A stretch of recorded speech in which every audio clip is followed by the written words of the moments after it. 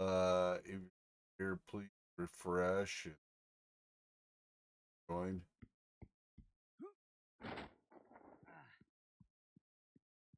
If not, then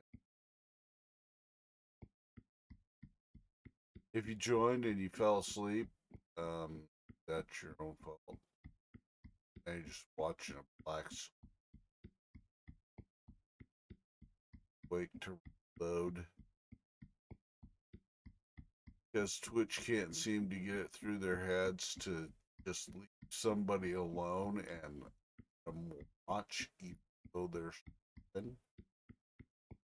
want to support whatever stream they happen to be in.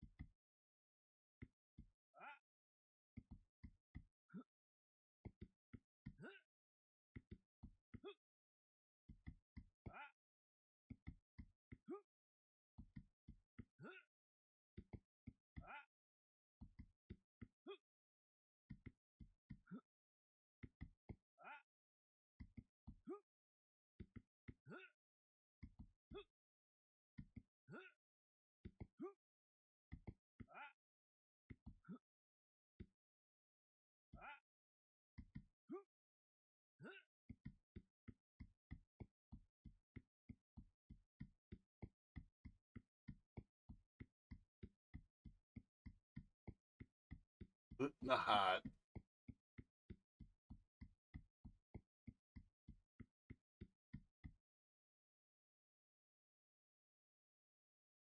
For my section on Scotland, I made quite a lot of use of Scottish Fairy Belief, A History by Lizanne Henderson and Edward J. Cowan, available on Kindle. I also referred a lot to The Secret Commonwealth by Robert Kirk, available on sacredtext.com. The Romance and Prophecies of Thomas of Ercildoune by Sir James Augustus Henry Murray, available on Internet Archive. For the Ballad of Tam Lin, I use Ballads of Mystery and Miracle and Fits of Mirth by Frank Sedgwick, available on Project Gutenberg. Demonology by King James VI of Scotland, available on Project Gutenberg. Yes, we finally got it. I've been waiting for an excuse for someone to mention that book on this series, but since we basically started. A Tunshay Films will be proud of us. Yay! he does the Witchfinder General character, doesn't he? Yes, yeah. you have the correct person in mind. Congratulations. I know my history YouTubers. I've watched more than one. That's I was going to make a joke about that. That's one more than me, but no. I have seen a good chunk of Andy's work. Yeah. And for some of the later fairy stories, I use Scottish Fairy and Folk Tales by Sir George Douglas, available on sacredtext.com.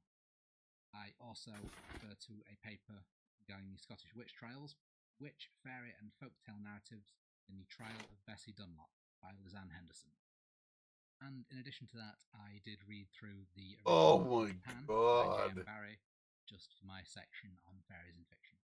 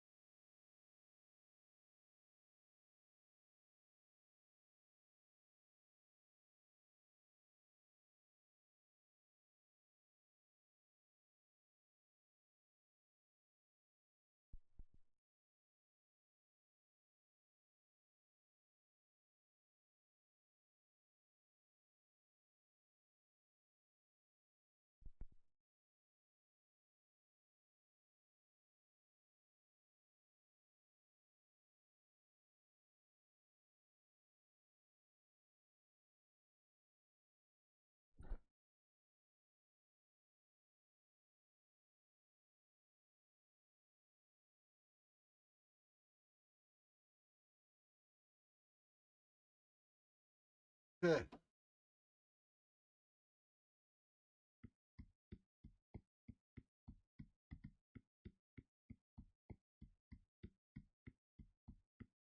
Looks like I'm operating on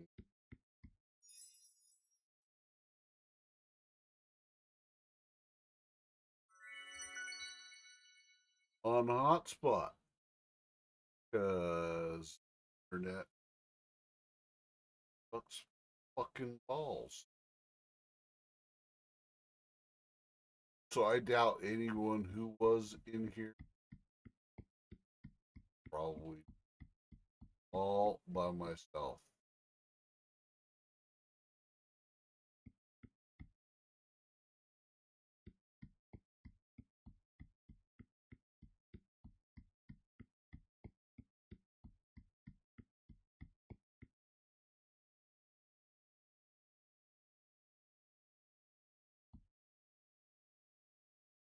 Saddened.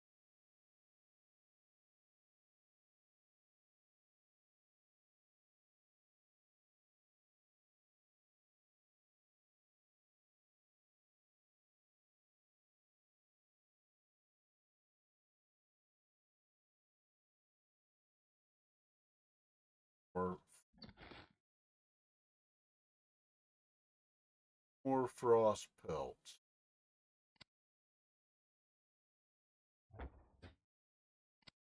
I don't need any more of these.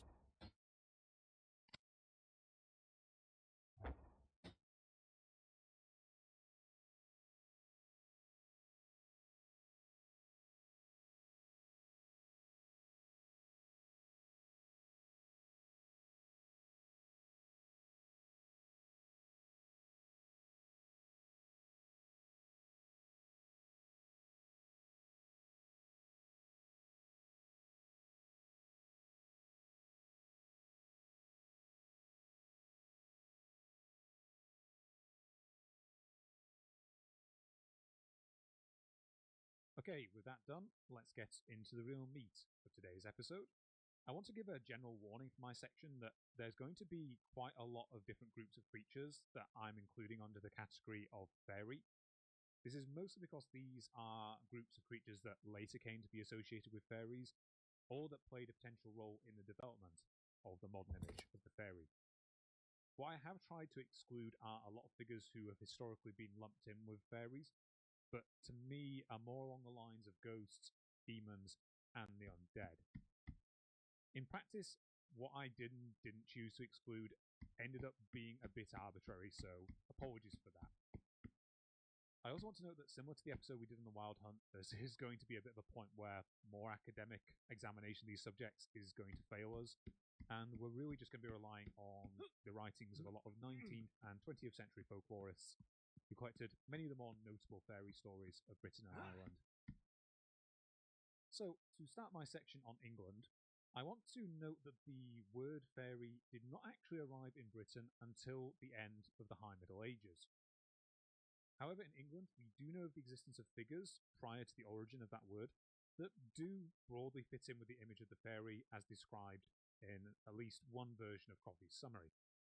And these are the figures of the elves, or in Old English, the Alvas, who have been known in England since at least the Anglo-Saxon period.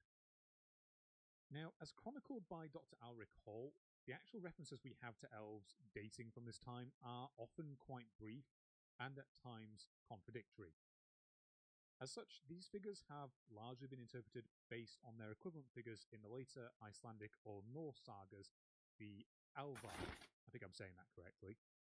I'm not going to go into these figures too much, simply because the many varied mentions of the Alvar and their Germanic equivalents of the Alps throughout their respective groups of mythologies could probably take up an entire episode by themselves. Briefly, however, in the Icelandic sagas, these figures are marked by being otherworldly, but still human-like creatures, who are held to be separate from more monstrous beings, such as the Jötnar, or the giants, the Furs, or ogres, and I didn't write down a pronunciation for this, the Dwergar, or Dwerga, which are often equated to the dwarves. In Snorri Sturluson's Poetic Edda, An interesting distinction is made within the Alvar between the Yosalvar, or light elves, and the Dokalvar, which are the black or the dark elves. In particular, the Yosavar are said to dwell in a place known as Alfheim or Alfheimer, and to be more handsome than the sun in their appearance, whilst the Dokalvar live beneath the earth. So, one suggestion that I'll recall made for this dichotomy is that this may have been a way of accommodating the kind of Christian principles of angels and fallen angels into these figures. So by comparison, there are currently no known examples of Anglo-Saxon stories that feature elves. This may well be due to poor survival of these stories in their manuscript forms, rather than them not existing at all, but sadly we have no way of knowing if this is true. Instead, the most common appearance of this word is as a name element, so for example as part of names like Alfred, Alfric, and Alfwine. In these cases, its use can be quite ambiguous.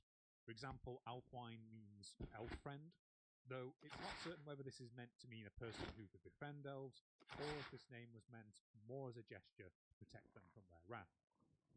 These figures also frequently appear in medical texts from the time, and the main characteristics that we can pick up from these is that elves were generally feared, and that they were seen as a potential source of misfortune and illness to humans and livestock. So an example of this can be seen in a text known as the With Feristis, which is a charm meant to cure a violent twitching pain which is inflicted by Elfshot, or alternatively by seers, or the Aesir of Norse mythology. Outside of these two pieces of evidence, perhaps the most notable mention of elves from this period is in the poem Two-thirds up Beowulf, done. where they are included amongst the evil descendants Or more of the biblical cross. Cain. To quote from Seamus Heaney's translation, "Out of his exile there sprang ogres and elves and evil phantoms, and the giants too who strove with God." This passage does stand somewhat at odds with the later Norse idea that elves were somehow separate from more monstrous beings. It may well be the case that either these traditions varied between the regions, or the idea that elves were distinct from more monstrous beings had not yet developed.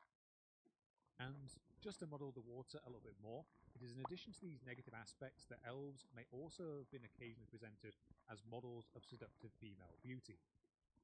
So the main example of this that Alric Hall cites is the use of the word elfshine, or elf beautiful, in Old English glosses that are written to explain the Latin word nymphs in texts, which in classical mythology were a group of beautiful supernatural women. However, despite this, both Alric Hall and Ronald Hutton have argued that it is not clear that elves were considered inherently supernatural at this time.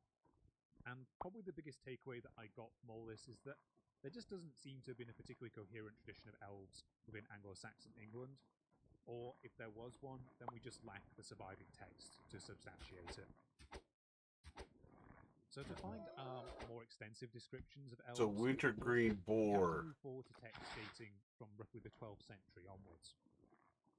These include folk stories collected in the works of figures such as Giraldus of Wales, Walter Map, William of Newburgh, Ralph of Coggleshaw, and Gervase of Tilby, each of which relates stories of encounters with supernatural beings that fall somewhat outside of Christian concepts of angels and demons.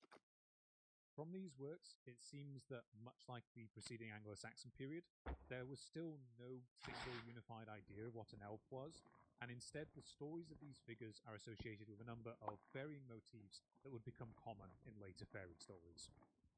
These include the belief these figures are longer lived than humans, and in some ways superior, that they inhabit a parallel world from which they are able to enter ours, and which humans are in turn occasionally able to visit, and of course they are associated with the colour green.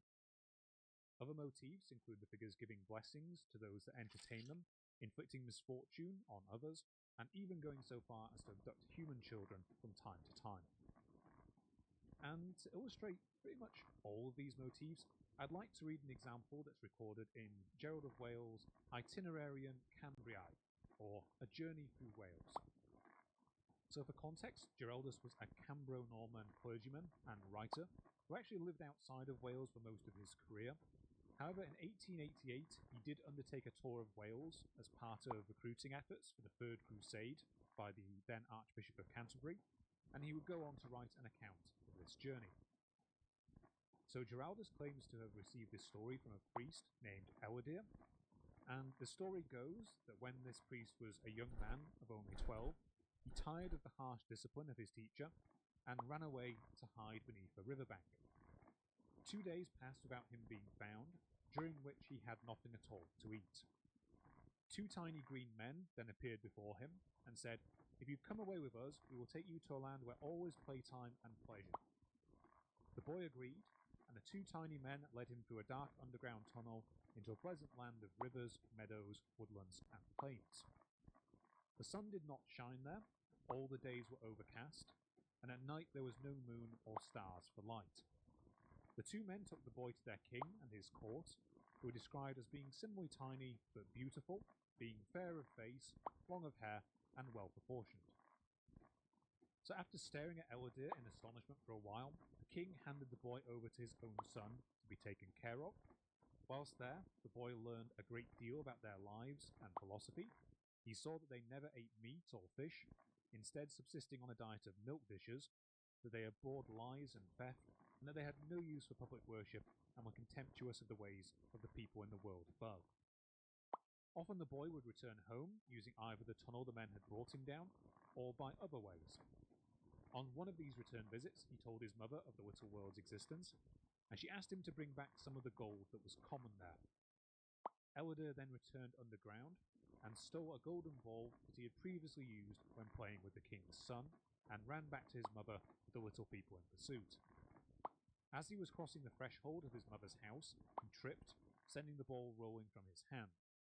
2 of the little men rushed past him and seized it, showing him every sign of contempt and anger, and then ran off with it.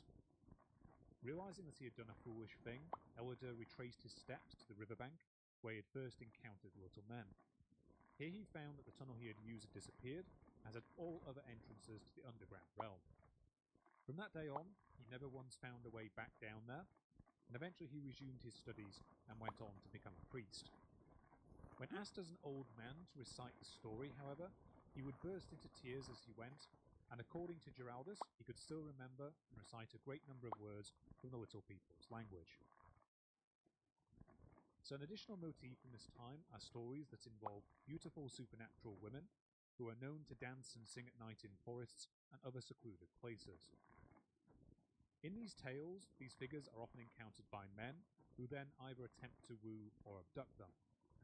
In the end, however, these stories usually end with the woman either escaping the man and returning to her original world, or with a more alarming variant where, as the 2 are having sex, she turns into a monster. So, that scene from The Shining, but a few centuries in advance. So I have a short example from the opening of a story contained in Walter Map's De Nugis Curialcum. So again, to give a bit of context, Walter Map was an English courtier who, similar to Giraldus of Wales, was of Welsh descent, who travelled widely throughout Western Europe, and who wrote a work of anecdotes regarding his experiences. In this story, we are told that a man named Wastinuach, which is an interesting name, stayed one night by the lake of Brechinauch, where on 3 clear moonlights he saw bands of women dancing in the oat fields. On each night he followed them until they escaped by plunging into the water of the lake. On the 4th night, however, he succeeded in capturing one of the women, who yielded and agreed to marry him, promising that, quote, "I will gladly serve you and obey you with all devotion, till the day when you are about to rush out at the shouting beyond the Levan," which is a river that was near the lake, "and strike me with your bridle." Many years later, after the couple had had many, many children, we are told that this is exactly what happened. The woman fled with their children after being struck by Wastin with his bridle, and he was only able to catch one of his sons whilst the rest escaped. A short account of the second variety I mentioned is also found in Giraldus of Wales' work again. Here he mentions that in the neighbourhood of the town of Caerleon in southern Wales, there lived a man named Malarius who had acquired knowledge of future and occult events from an encounter with such a woman. We are told that on the night of Palm Sunday, he met a woman who he had long loved in a pleasant and convenient place. Whilst making love to her, he suddenly found in his arms a hairy, rough, and hideous monster, sight of which turned him quite mad. He remained this way for many years until eventually he was cured by the Church of St. David's. However, having always had an extraordinary familiarity with, quote, unclean spirits, he found himself able to foretell future events through these spirits' assistance. So what I find kind of interesting about this group of stories is that not all of them condemn the spirits or entities seen within their stories. So Right. that last story I mentioned from Giraldus did have some hints of disapproval, but in both his earlier accounts and in others, these beings are often presented in pretty much a neutral light, often been reported in more of a here's the thing that happened sort of fashion. As noted by Alric Hall, we also see no signs of the earlier Anglo-Saxon tradition that elves could inflict illness on humans, and indeed this would not really become another common trope associated with the later fairies until the Elizabethan period. The last thing I want to say about these accounts is that it's notable that there seems to be little formal attempt in them to give any sort of origin story or explanation to these creatures, beyond just vague mentions of them being spirits of some type. In the case of the kind of supernatural lovers archetype that we saw, there is the occasional tendency to equate these accounts with male and female versions of creatures known as incubi and succubi. So, for anyone unaware, these figures are said to be demons that seek out sexual intercourse with men and women. And probably the most famous literary example of this from the period is how in Geoffrey of Monmouth's work, the Historia Regum Britanniae, the wizard Merlin is said to have been sired by an incubus, which is the source of his prophetic powers. So, figures following these general archetypes continue to appear in folkloric accounts in the centuries after these authors. At this point, however, what I really want to do is to branch off and examine the development of the more literary figure of the fairy, with which we are all kind of more familiar. That's because at the same time that these early authors were writing their accounts, we also see a significant development of fairy figures in Romance literature throughout northwestern Europe. In these works, we see encounters between mortals and what are described as somewhat human-like creatures, who are seen to possess wealth and magical powers, and who function as lovers, counselors, and protectors. A particular importance has been placed on the appearance of these figures in a number of French works that date from this period, such as Tidorel, Clarice et Laris, and The Bell in Connu. And it's because it's these works that really represent the linguistic root of the word fairy, coming from the word fae. According to Ronald Hutton, by the way, or Professor Noel Williams, this word was used in these works more as a verb than a noun, to denote something that was strange and magical, and the derived term of fairy similarly was initially used to refer to strange phenomena rather than to beings. The most influential work from this period, however, is the work Huon de Bourdieu, a 13th century epic poem that features a dwarf king named Oberon, whose name I knew I should have said something. For the king of the fairies. In this tale, Oberon is presented as the ruler of a forest kingdom, and he is described as having an angelic visage and possessing great wealth and magical power. However, he is also described as only being 3 feet tall, and also as being possessed of crooked shoulders. This is interesting because, as we kind of touched on in Coffee's opening summary, diminutive stature is a common trait of some types of modern fairies. In Oberon's case, though, this is not due to him being a fairy or an elf, but is due to a curse that is laid upon him at his christening. Despite this example and the earlier story I gave from Giraldus of Wales, as far as I can tell, the common trope of fairies being tiny in literature and folklore is in fact a late development from kind of the Elizabethan period onwards, and particularly becoming a formal aspect of folklore from the Victorian period. So, the final thing to say about these works is that, like the earlier appearances of elves in English literature at the time, they don't really go out of their way to provide an explanation for these figures, and the closest thing that we have to an origin is that some of them are described as humans who somehow acquired magical powers, rather than being supernatural themselves. So, to move us along a little, in the centuries ahead, things do begin to evolve. By the end of the late medieval period, the term puck, which had existed since at least Anglo-Saxon times, started to become a name for an entity that would lead nocturnal travellers into bogs, as did the term bug and a bunch of derived terms that I will talk about a little bit later. This period is also marked by the arrival of the similar term of goblin from France in the 14th century, and during this time a number of works do appear that attempt to formalise the origins of these creatures within more of a Christian framework. These include works such as the South English Legendary, Robert of Gloucester's Mythical Chronicle, and the preacher's manual The Fasciculus Morum.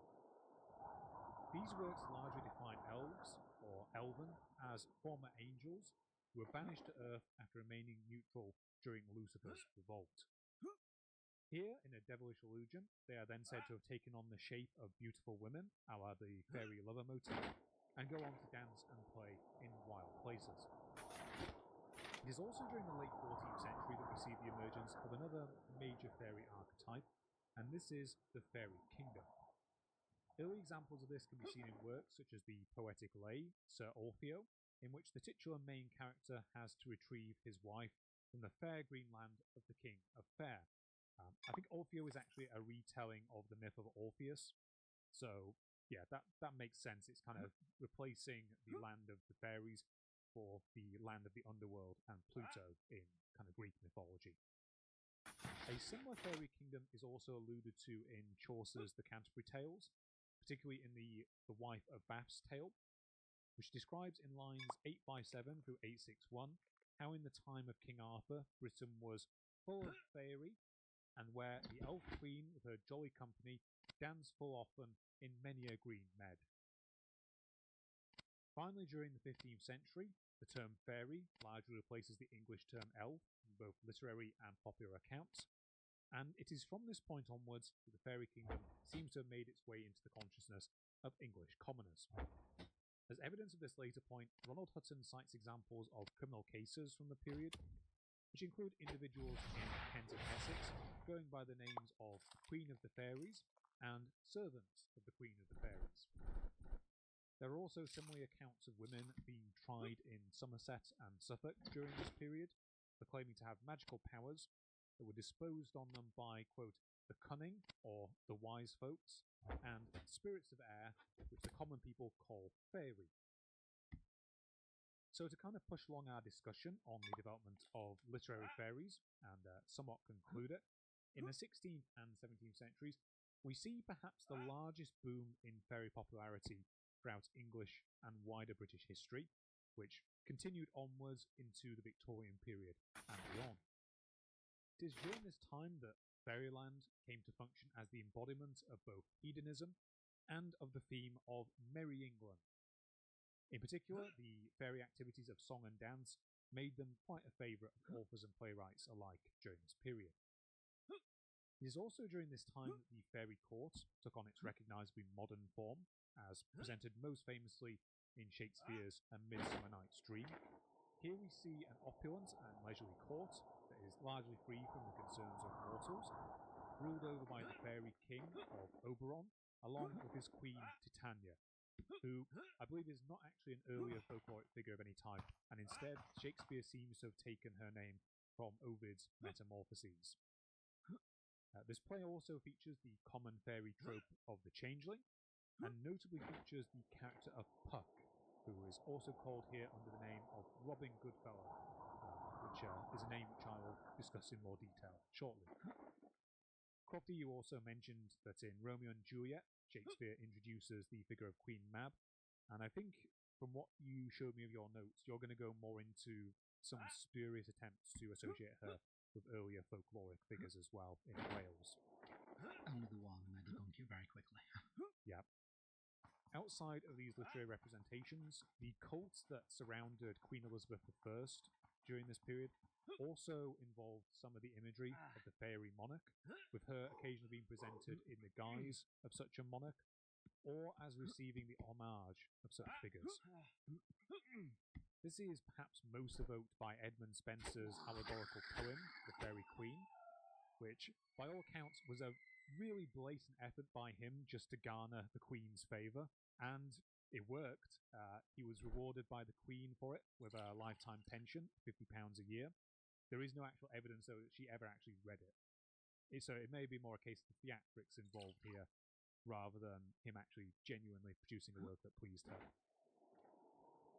These trends also continued into the reign of their successor, James I, who, despite having spent a good chunk of his previous rule in Scotland persecuting people for their association with fairies, he was apparently well enough inclined towards the cultural interest in fairies, after he acceded to the throne there, that he raised no objection to his oldest son and then heir, Prince Henry, playing Oberon himself in the performance of the entertainment at Althorp.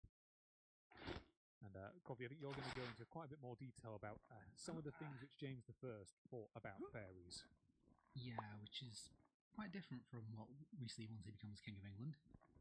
Yeah, there's a kind of a thread alongside all this which I kind of had to leave out the time, which is that there is also a history of people being persecuted for association with the fairies. That's really going to be more of a part of your discussion in Scotland. Yeah, it has a big impact on the history. So.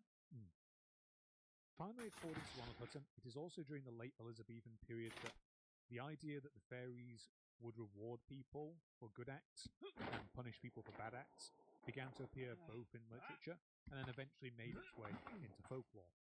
So, for example, the older motif of a household helper kind of evolved, so these fairies would generally reward people who did their chores whilst punishing the lazy, whilst creatures such as Puck were said to aid the victims of wrongdoing and to punish and waylay those who inflicted harm on others. And it's also kind of during this period that the idea that fairies can be catered by an offering kind of takes form as well, which we'll talk a little bit about later. So that wraps up everything I have to do with the literary figures of fairies going into at least the early modern period. From here on out, I want to turn my attention to the more modern practice of collecting folkloric fairy tales in England. Now, as best I can tell, modern interest in collecting English fairy folk tales largely began in the early 19th century and coincided with the rise of the Romantic movement, which led to an increased interest in the cultural value of folk tales and legends. As with many other nations, this interest was greatly influenced by the 1816 and 1818 publication of the two-volume work Deutsche Sagen, or German Legends, by Jacob and Wilhelm Grimm, which contained over 300 tales that included figures such as the Wild Hunt, Frau Hol, dwarves, giants, kobolds, ghosts, oh my. In folklorist circles, people tend to focus on the importance of their earlier collection, Kinder- und Hausmärchen, now generally known as Grimm's fairy tales. However, we should note that during their lifetime, they were more commonly cited for their work of German legends, along with various medieval poems and their translation of the Poetic Ada. The popularity of this volume led to the publication of similar collections of legends and fairy tales over the next couple of decades in places such as Denmark, Norway, and Ireland. These collections usually drew upon a mixture of written and oral accounts, and as the decades went by, a greater emphasis came to be placed on the oral accounts. The popularity of translations of the Nordic tales in particular also led to the publication of similar collections in Scotland during the 1860s, such as John Francis Campbell's Popular Tales of the West Highlands. In many of these countries that I previously mentioned, these tales were explicitly organised into what have been termed national collections, to kind of emphasise the idea that these tales in some way belonged to and were part of the essence of the country from which they were compiled. For anyone wondering at home, this does kind of coincide with the emergence of ideas of European nationalism, which I'm not really going to go into here, but that is one of the reasons. By comparison, there was no equivalent collection of quote-unquote national English folklore that were published during this time, despite a few efforts by various scholars. Instead, the various collections that come from this time tend to focus purely on local legends that were collected in England's individual regions. Translated versions of many of the other European collections I mentioned before also became widely popular in England during this time, which in turn helped fuel something of a boom in literary fairy tales for children during the Victorian period. So this is really where the idea of children's literature being entertainment for children kind of took off as well. Beforehand, it was kind of viewed more as a moralistic or educational form of literature.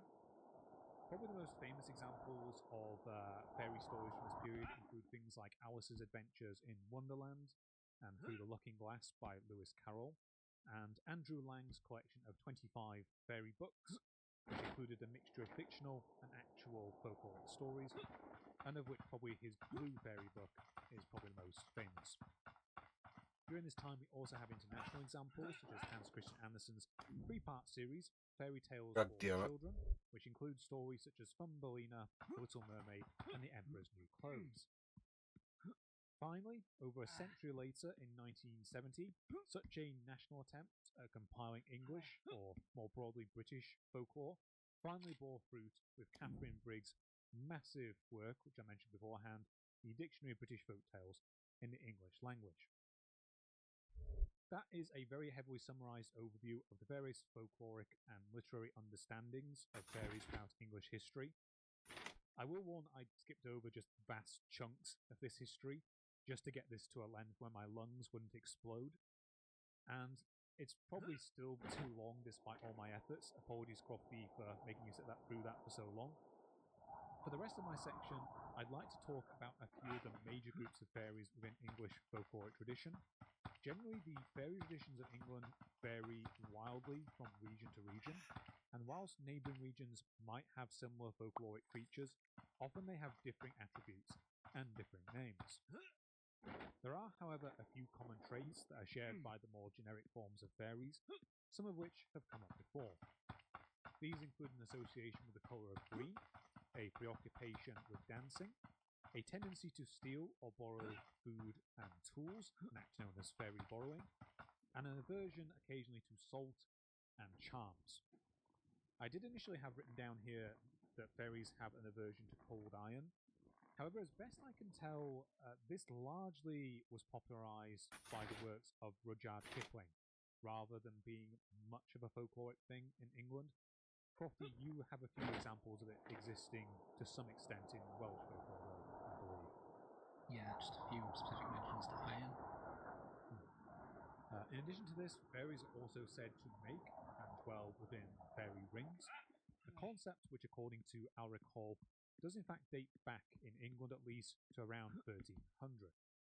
These are commonly said to take the form of circles of odd-coloured grass created by fairy dancing that are often marked by rings of daisies or mushrooms.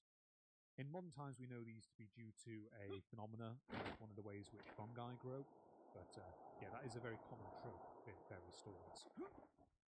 In addition to these rings, they are also often associated with ancient ruins and monuments. I'll go into this in a little bit more detail when we talk about various Irish fairy tradition, as their version of fairies are also strongly associated with these sorts of structures, and their examples also tie in a bit more with wider Irish mythology. Finally, fairies are often said to be both winged and diminutive. So one thing I was surprised to find out in the course of my research is that whilst we're very familiar these days with the ideas of fairies having wings, in the case of both English literature and folklore, this is in fact something of a late development. According to Dr. Simon Young, outside of a few examples of Elizabethan and Jacobean is the word? I think so, yeah, Jacobean. Yeah. Outside of a few examples of Elizabethan and Jacobean illustrations, there is actually limited evidence for winged fairies prior to the 19th century. The big exception to this is that in the 18th century, we do have the examples of winged sylphs, drone form of air spirit. This image is one that was largely popularised by Alexander Pope's work, The Rape of Loch. However, the literary image of the winged fairy only really appears to have become broadly popular in the Victorian period, where it developed in line with the increased popularity of children's fairy tales. It's one of the kind of moves that was made to make these figures less quote-unquote scary to children, and this trait has then seeped into folklore from that point onwards. With regards to fairies being small, the story is a bit more mixed. We do have the example I mentioned before, dating back to Geraldus of Wales, of the elven figures being extremely small, and it was not uncommon for fairies to be imagined as insect-sized creatures in the early modern period. However, the widespread adoption of their diminutive stature, again, seems to be largely a consequence of their literary depictions in the Victorian era. So, to demonstrate many of these generic fairy tropes, I'm going to discuss them through the lens of a creature that is commonly equated to the fairy. This is the pixie, also known as the pigsy or the pisky, which historically is the term used for fairy-like beings in the West Country of England, particularly in Cornwall, Devon, Somerset, and occasionally southern Wales. Like other fairies, these creatures assume a number of forms. Often they are described as having pointed ears, red hair, short faces, and upturned noses. In some tales, they are described as handsome, in others plain, and they are often described as diminutive, or at least as being clearly recognisable even when they are not small. According to Dr. Patricia Monaghan's The Encyclopedia of Celtic Mythology, in Cornwall the Pisky was generally described as being shorter, older, and more wizened than the broader regional interpretation of the pixie. Of all their different variations, however, they are almost always said to be associated with the colour of green, and similar to creatures such as Puck, they have a fondness for waylaying travellers and leading them into bogs and other dangers. Individuals who are tricked in this manner are said to be pixie-led, or fairy-led in more broader traditions, and a common way to avoid this is said to be to turn your coat or shirt inside out, or to carry a piece of bread or a Wiccan cross with you. A common story of these creatures' origins is that they are the souls of unbaptized children, and they are said to dwell within prehistoric monuments which are often described as fairy forts, as pixie holes, or piskies crows. Crow in this case meaning shed or hovel. Pixies also have a somewhat unique way of forming their fairy rings, or gower traps as they are known, which is that they are said to steal horses at night and to ride them around in circles. If anyone is to be misfortunate enough to place a single foot within one of these circles, then they will be able to see the pixies dancing, but if they make the mistake of putting both feet in, then they will almost certainly be captured. This is part of a broader theme of fairy circles generally being a dangerous thing to associate with. And on a slightly more grim note, it is said that any criminal who puts his foot within a gower trap will instead be hanged. So to showcase pixies in their more mischievous bent, I have a quick couple of stories that I have summarised from the work Tales of the Dartmoor Pixies by William Crossing. The first tale is named Rewarding a Pixie. This is a trait of a lot of these early folkloric collections where they just have extremely simple titles. So one morning, a moor farmer goes to his barn to thresh the corn that he had left there. On opening the door, however, he finds that someone else has already threshed a good day's worth of his corn and has also swept the floor clean. He goes to his wife and asks her if she knows what caused this, and she unhesitantly states that it was a pixie. The man felt much obliged to this creature, who had relieved him of the burden of work for that day. The next day, he goes to the barn once more, and he again finds a day worth of threshing had been done. After pondering this for a while, he decides to keep a watch on the barn, so that he can see how these folk have been accomplishing this task. In the small hours of the morning, he went to the barn and hid himself in the straw. As daylight began to appear, he heard a rustling sound in the corner, then suddenly saw a small figure who commenced to thresh and stack the corn with, quote, great speed and gusto, before quickly disappearing. The farmer then rushed to tell his wife of what had occurred. To reward the pixie for his help, the couple decided to make him a new set of clothes to replace the green rags that he had been wearing. By supper time, the little suit was ready, and the next morning before daybreak, the man placed it on the barn floor and hid himself again in the straw. At the first sign of daylight, the little man then appeared as before, and the man watched him from the straw, picturing the pleasure that the little man would no doubt manifest on seeing his labours so rewarded. Indeed, the pixie went right up to the clothes and quickly put them on. Looking down at himself with pride, he said, "New tote, new waistcoat, new breeches, you proud, I shan't work any more." He then vanished, never to be seen again, and the farmer was obliged to thresh his own corn from then on. As it turns out that, much like various figures that we're going to be talking about later, gifting a pixie with clothes is in fact a surefire way to get them to leave. The second story I have is titled Nanny Norrish and the Pixies. So many decades back, we are told that there was a woman named Nanny Norrish who was married to a village schoolkeeper in Widdicombe parish. Unfortunately, Mr. Norrish was disabled, and as such, Nanny would work as a washerwoman so that they might make ends meet. Nanny was known far and wide for her good temper and strong work ethic, and she was happy to walk many miles across the moor to find work, be it summer, winter, or even night. Often her neighbours would ask her why she was not afraid to go out late at night and risk being pixie-led, and she would scoff at them, saying, "Piskies indeed. I can't believe what they say about mun. I never seed one, and what's more, if I did, I shouldn't be afeard." So one night, when Nanny had finished her work at a farmhouse, the family she had worked for bade her farewell and told her to be careful not to be led astray by the pixies. Nanny replied by saying, "Oh, drat the pixies. I don't believe there's one left. I've heard of folks having seed one. I can't believe it, so I see one for myself, but I know I shall never do that." The pixies heard this, as they had heard her jeer at them before. On those occasions, they chose to let her be, as despite her words, she had done them no actual harm. That night, however, they decided to teach her a lesson, so that she might speak more respectfully of them in the future. As Nanny trudged on, she was suddenly startled by a loud hubbub of numberless shrill voices, quote, "making such a clatter as you have never heard." She stopped, but before she could collect herself, a great crowd of little people appeared before her, standing on each other's heads and forming a pyramid that towered above her. On and on the pixies climbed higher, chattering as they went, and that night Nanny Norrish knew that she had met the pixies at last. The story then ends by simply saying that the records don't tell us if Nanny ever got home that night, but presumably she did so, as the pixies only wished to teach her a lesson rather than harm her. And the moral of the story is that if you don't want to be waylaid by the pixies, maybe don't pretend to despise them. So, I think the pixies are kind of a good lens from which to view the more generic forms of English fairy. To round off the remainder of my section, I'm now just going to give a quick couple of examples of more solitary creatures that I feel contribute to the flavour of England's various varieties of fairy. So the first of these is the figure of the fairy changeling, which according to Dr. Catherine Briggs is one of the most common types of fairy story throughout Britain, which are found throughout northern England and the Scottish lowland region.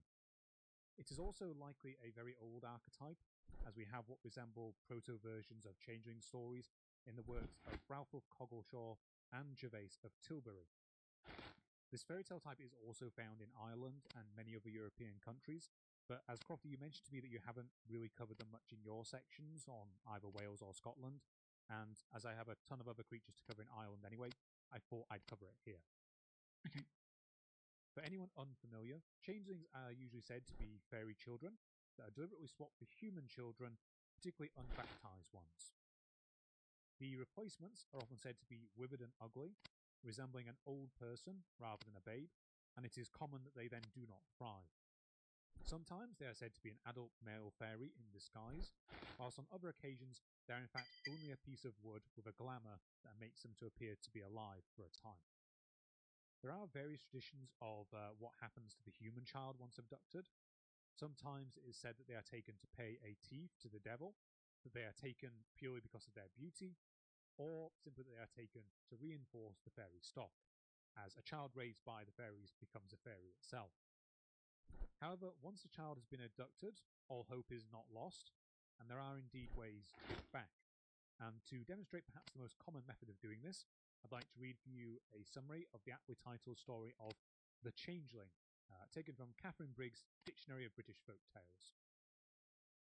So one day, a certain woman, who had put out her child for nursing, came to take it home, but found it so greatly altered and unpleasant that she scarcely knew it.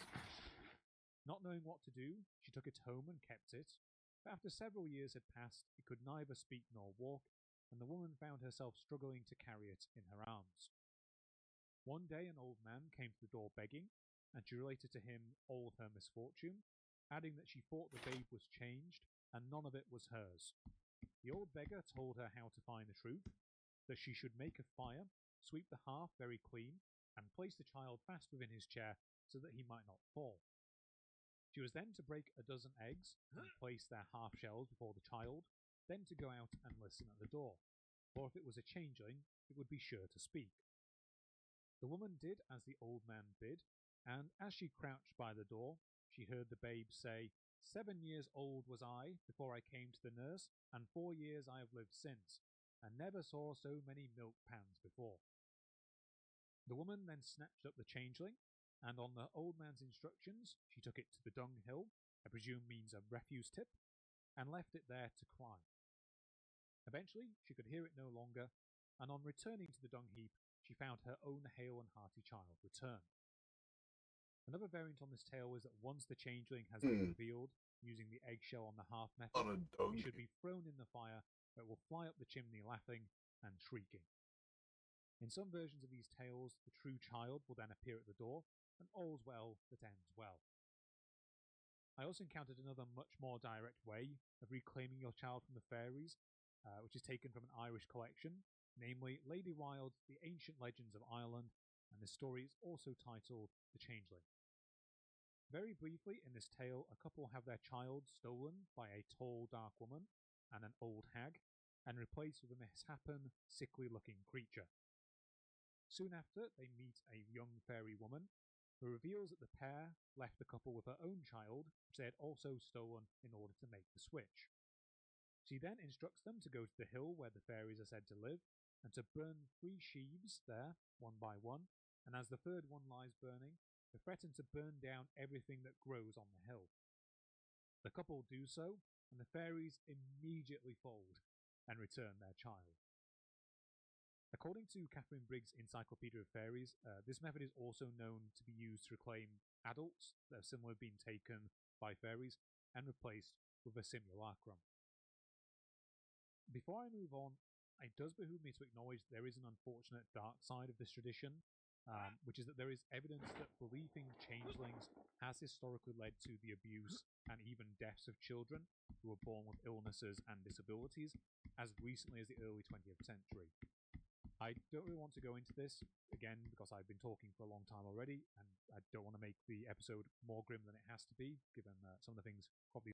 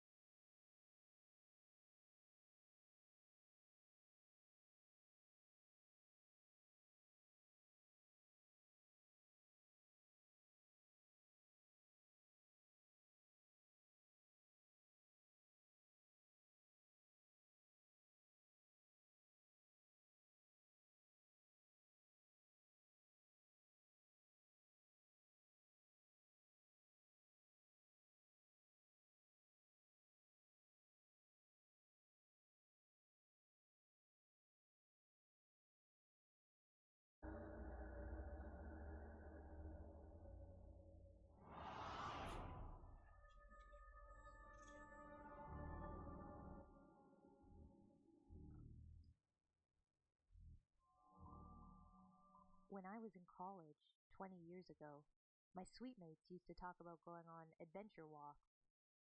The idea was you leave the house with nothing but a quarter and just start walking. You go as far as you can go, and when you're done, you use the quarter to call someone to drive to your location and pick you up. There were fewer cell phones and more payphones back then. Late one evening, one of my suite mates, call him Mike, told me we were going on an adventure walk. I reluctantly agreed. He told me to change into dark sweatpants and a sweatshirt. I protested that I wouldn't have any pockets to carry my quarter, but he told me I wouldn't need it. In fact, he said, don't bring anything metal. I thought this was strange, but didn't argue. And so, a short while later, we were trekking across the campus under a full moon, with nothing but the clothes on our backs. We left campus and ended up at an outdoor shopping mall, maybe a mile from the dorms. The mall is built on a hill. There are several two-level parking garages built right into the incline, with shops on the top level and garages on the bottom. We were walking through the lower level of one of those garages when we noticed a gap in the cinder block wall built right up against the hill. It went from ceiling to floor and was maybe 2 feet wide. It looked like whoever built the wall had intentionally left a small doorway. Mike said we should investigate. I didn't want to, but he said it would be fine and walked into the hole. I didn't know what else to do, so I followed him. As soon as I stepped through the hole, I saw another person standing just inside. My heart skipped a beat. I thought it was a homeless person using the place as a makeshift home. I was afraid of being attacked for intruding, but Mike said, "Don't worry, he won't bother you as long as you're with me." And the guy ended up just kind of standing around and didn't interact with us at all. The area behind the hole was not finished in any way. The floor was just dirt. The only light was seeping in from the parking garage. I told Mike I didn't think we should be here and that we should just leave. He said, "Look, it goes further back. Let's see where it goes," and disappeared into the darkness, encouraging me to follow him. So, I followed Mike through the earthen tunnel. I could hear him just up ahead, but I couldn't see him or touch him. As I walked forward, the ceiling got lower and lower. At first, I was just crouching, but before long I was crawling on my hands and knees. I could still hear Mike ahead, encouraging me forward. Before I knew it, I was belly crawling into an ever-tightening space. It got to a point where I was clawing the dirt with my hands stretched out in front of me, trying to move forward another inch. I was suddenly worried I had gone the wrong way. I didn't hear Mike anymore. I tried backing up, but couldn't get any leverage to move backwards either. I felt like I'd wedged myself into my own grave. I was stuck in the darkness, buried underground behind a wall in the back of a parking garage. How could I have been so stupid to get myself into this situation? Because you're a nitwit. Consign myself to death. I felt a hand on my wrist and a sharp yank. I found myself being pulled through a hole into an open space by Mike. Now I was in a tunnel with concrete walls, with light coming from somewhere. I think there must have been electric lights, but they weren't bright. Maybe like emergency exit lights. I looked for the hole I'd come to. There were fairy lights. Mike told me that we couldn't go back that way anyway. Then he warned me, "If we run into anyone, do not let them see you. You aren't supposed to be here." Mike started leading me through the tunnels. I assumed they were similar to the maintenance tunnels that crisscrossed underneath our school campus, but I was kind of surprised they were also under this shopping center. I asked Mike if he knew where we were going. "We're going to meet someone," he said. "Who?" I asked. "Someone powerful," he said. We walked for about 10 minutes before entering a circular room. Mike suddenly looked worried. "This is where we were supposed to meet, but he isn't here. He isn't normally late. Something bad must have happened," Mike said. Mike told me we would wait for 5 minutes and then we would go back. We waited for a few minutes and another one of my suite mates, call him John, walked into the room. Mike suddenly looked relieved. They stepped away from me and talked quietly for a bit, occasionally glancing over at me. I got the impression that neither of these people were the friends I lived with, and that they were only disguised as my friends. And yet, I didn't feel threatened by that. After they talked a bit, they walked over to me. John looked at me directly in the eyes and, with a very serious expression, asked, "Do you want to meet someone?" "Who?" I said. "He's the king under the hill, who is also known as the man in the mountain. but I must warn you that once you meet him, you can never unmeet him. With those words, I was struck by the idea that meeting this king would open a door for me and I would be aware of things that I wasn't aware of now. I also knew that those things That would be able sounds to like bring a me out. load of I crap. was If opening I myself up to danger that I was not currently exposed to. I felt a deep sense of dread and fear and could only give one answer. No. As soon as the word left my lips, I felt all of the energy drain out of my body. I could barely stand, let alone walk. My friends got on each side of me, put my arms around their shoulders, and started supporting me on the way back home. I had a need to get out of those tunnels and asked them if we could walk back up above. They tried to explain to me that the tunnels were the most direct route back home and that if we went topside, we would have to cut back and forth to get back home. I guess I accepted that answer, but I don't remember anything after that. I don't remember returning home. In fact, I had completely forgotten the entire adventure until 3 years later. I'd been reading White Wolf Games' source book for the dreaming and fell asleep, totally believing in fairies. I woke up the next morning absolutely convinced that the story I just told was a real memory, and I absolutely could not understand how I could have forgotten it. I also had a sense that I shouldn't tell the story to anyone, and I didn't, for several years. But over time, the memory started to fade. I don't even remember it anymore firsthand, really. All I have now are memories of memories, and the story as I told it to myself over and over. The warning not to tell faded too, but now I've shared it with you in public for all the world to hear. Thanks for watching, and thanks to the anonymous Reddit user who agreed to share this creepy true story. I just can't help wondering what would have happened if you had said yes instead of no and actually met the king under the hill. If anyone has any theories, I'd love to hear them down in the comments. In the meantime, I have many more true fairy encounter stories to share with you, so be sure to subscribe if you're new and like, comment, and share to help this new channel grow. I really appreciate your support. And if you have a true fairy encounter story to share, please send it to me. I would love to hear it. My email is in the description. Until next time, this has been a visit from your scary fairy godmother.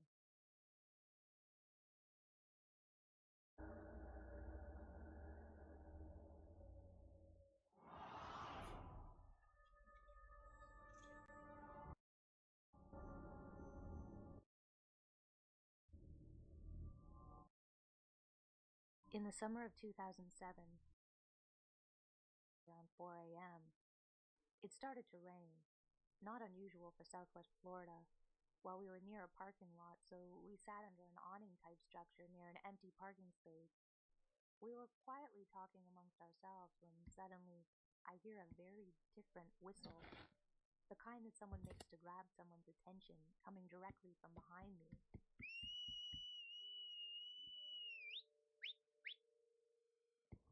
Startled, I turn my head around and this thing flies at me and brushes my hair.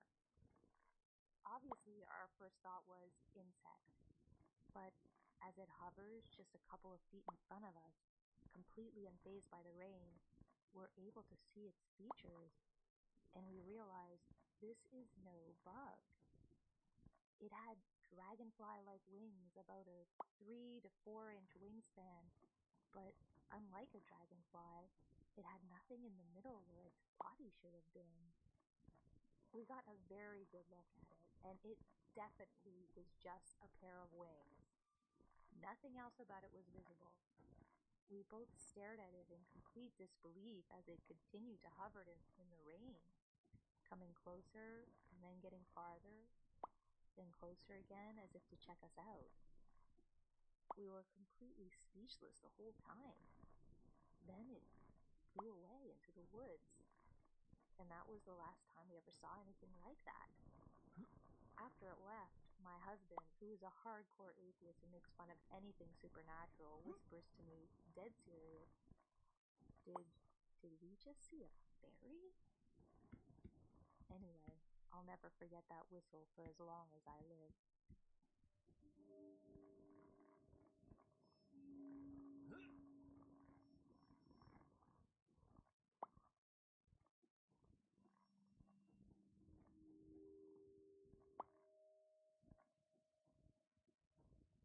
Okay, I have to admit, I've never been a believer of paranormal stuff, and I really don't have any knowledge about it. But I thought I would share my experience. When I was 5, we moved into a house that was basically half old, half new. One half of our house is over 100 years old and used to be a farmer's house, I think. It was here before our town was even established. About 30 years ago, when the suburb was being developed, they didn't want to just tear the old half down since it was in good shape.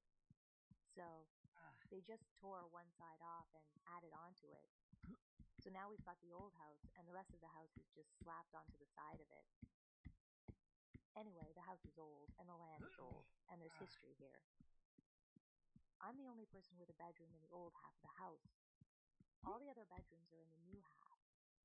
The very first night we were all sleeping in the new house, I woke up in the middle of the night. This was odd, since I've always been a ridiculously heavy sleeper, even when I was little. But I just woke up, and it was like someone had put knowledge into my head. I knew that there was something I had to do, that it was on me.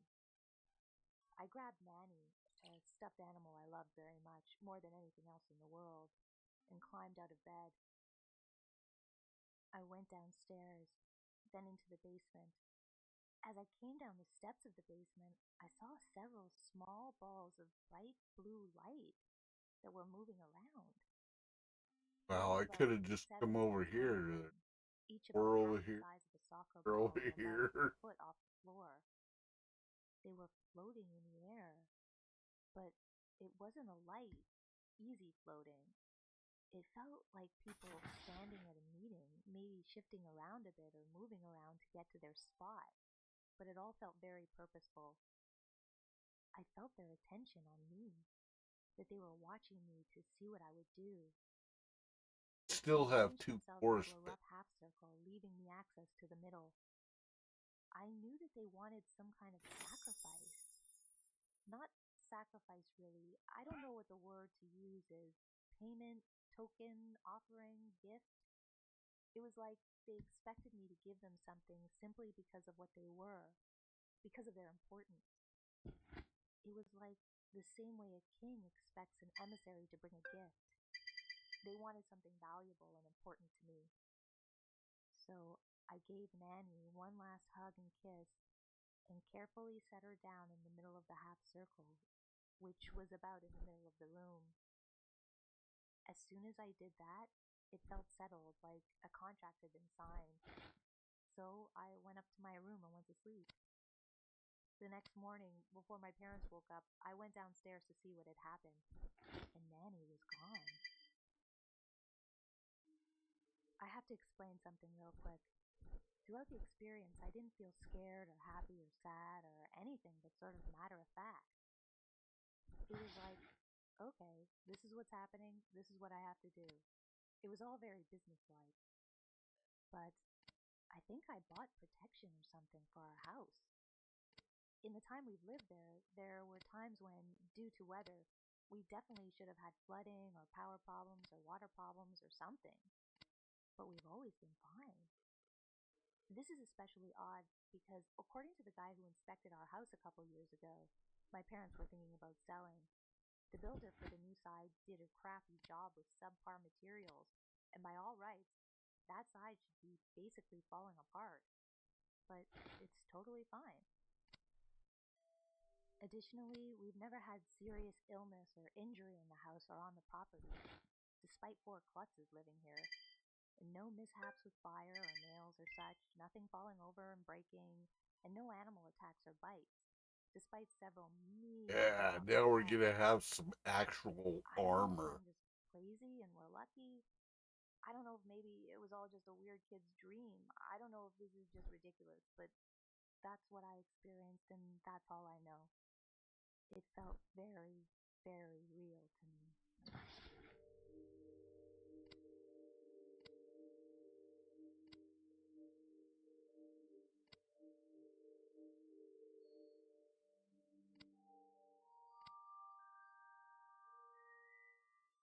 My friend just told me this recently. So, my friend had a grandfather that was super into paranormal things. He used to regularly offer food to the supposed fairies and dwarves near his house. Well, a year or two ago, he died while offering them food. He was putting a bowl of food under a banana tree beside his house, then he suddenly collapsed and died right away. Then, during his funeral, one of his psychic friends was looking at the body of my friend's grandfather and said, "That's not him, that's a banana tree." My friend's family, being skeptical and rational, unlike the grandfather, became confused. The psychic then says, "It may look like him outside, but that's really not his body." So, the next few days after his death, my friend tried to debunk the statement. Then he happens to find this really well-known psychic and asks about his grandfather. Note that the psychic doesn't know him or his family. The well-known psychic just says, "Oh, you can't do anything. He's gone." My friend then says, "Yes, he died a few days ago." The psychic immediately says, "No, he's not dead. His soul's just been swapped with a banana tree." After this, my friend instantly got shivers down his spine and remembered his grandfather's friend saying something similar. Then, while my friend was just staring blankly, the psychic says, "He was close to these spirits near his house, right?" "Yes, how do you know?" my friend asked. Completely disregarding my friend's question, the psychic says, "His soul's been trapped by those spirits near his house and he won't be able to leave. I'm sorry." After this visit with the psychic, my friend checked if the banana tree beside his grandfather's house was still there, and it was. But it was knocked over. My friend then entered the old house of his grandfather and spent the night there. As he was about to sleep, he heard a knock on the door and he got up to answer it. When he opened the door, he saw his grandfather, looking very pale and emotionless with a fake-looking smile. His grandfather then said in the Whoa. most plastic way possible, "I'm okay. I'm happy here. Don't worry about me," while still holding his fake smile. As he was saying this, dark, shadowy figures faded in behind him. The grandfather closes the door, leaving my friend shocked, confused, and scared in the very house where everything happened. As soon as my friend went to the bedroom, he got holy water and sprinkled it all over the room and prayed the rosary that night. Apparently, during the same night this happened, my friend's uncle's dad and cousin also got a visit from the grandfather. Can this actually happen? Spirits, fairies, or dwarves or whatever swapping souls and trapping the soul with them? I don't know, but my friend was convinced it was all true.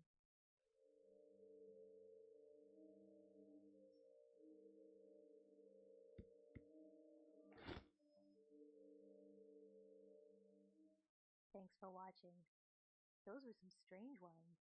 That last one took place in the Philippines. I've always wanted to visit, but I'm pretty sure I won't be going near any banana trees if I do. In the meantime, if you have a true fairy encounter story you'd like to share, my email is in the description below. I'd love to hear from you. And don't forget to like, comment.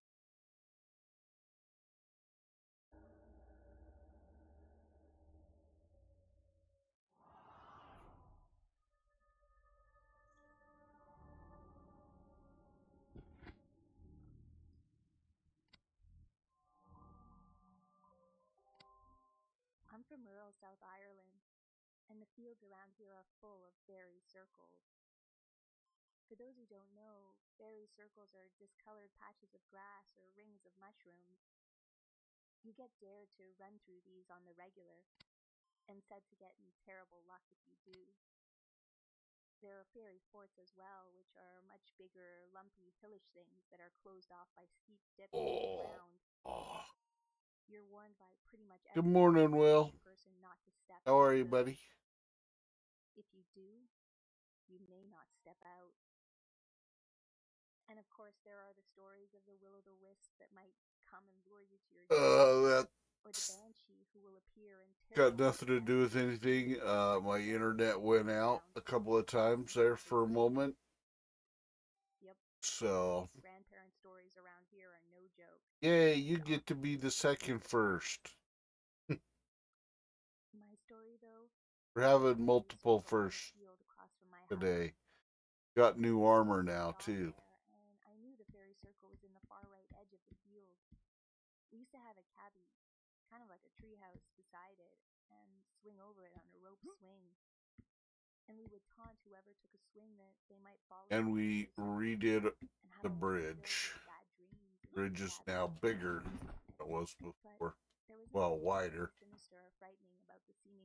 Wider, and now have guardian. One day, when I was in my early teens, Like they got a turtle head poking it. Yeah, he runs like he's got a stick stuck up his ass. then I happened to emotional, damn it! And was shocked to find the largest black dog I had ever seen. Got a really sore buttolio.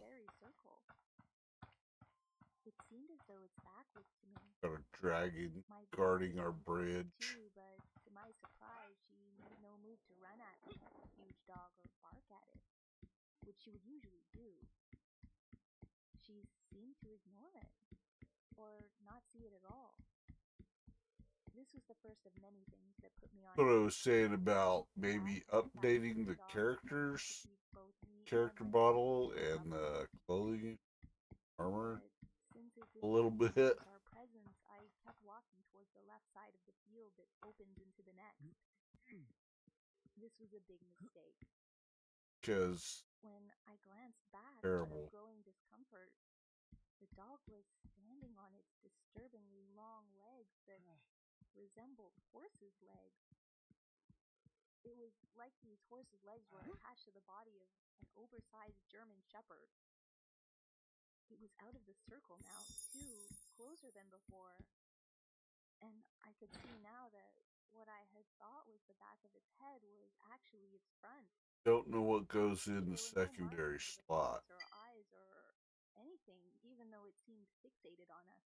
Yes, field goes there. I turned and ran for the next field, terrified that my rather old dog would keep up, and each time I glanced back, the thing was increasingly closer. Its ears perked up like a dog called by its owner. And armor, into the main road outside the temperature. field, and when I looked back, it was gone. I couldn't see it anywhere. I have zero luck. I haven't been back to those fields since.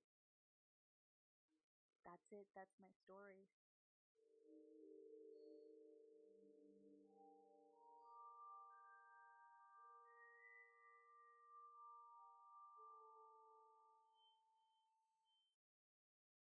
There are places we know to avoid because of them.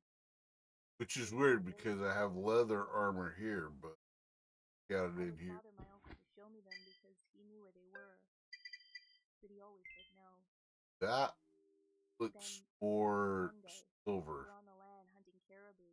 more like actual armor. We had ventured close to one of these areas we were supposed to avoid.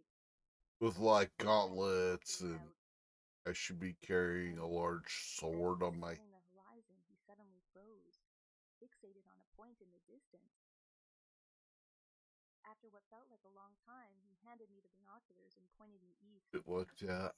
He seemed worried, and I was nervous when I took the binoculars from him. I looked through them, and I saw, in the distance, the body of a caribou, moving slowly up a hill. I could tell it was dead, and it looked like it was being carried. The only problem was I couldn't see anything carrying it. There was just nothing there, like it was floating. The body would stop every 100 feet or so before it would start slowly moving up the hill again. We watched it for a bit to make sure our eyes weren't playing tricks on us before we finally decided to get out of there.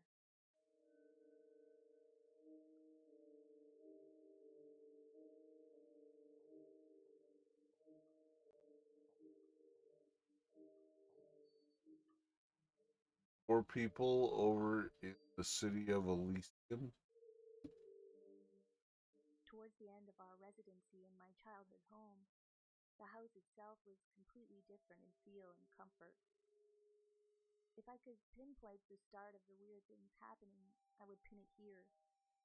On a summer night when my grandma and aunt visited us randomly, I opened the front door to let them in, but before closing it again, I noticed something attached to the doorknob with rubber bands. I pulled it off and took it inside. When I examined it, I found this scentless, light green, putty-like substance inside, with what appeared to be yellow, red, and black little seeds or balls. At first, I thought it was crap, but it didn't Thunder smell. Base. Hell, it might have been. I don't know. Anyway, it was wrapped in several leaves and Showers sealed with by there. twine, which If had we then been wait secured 6 to our front minutes, door with we a can rubber band for some unknown reason. No note or anything, just that. I brought it to the kitchen where my family was seated and asked them what they thought it was. When I told them where I found it, my aunt started acting really paranoid, and my grandmother looked really upset. My aunt said something about this being bad, and she told me to take it outside and pee on it. Yeah, pee on it.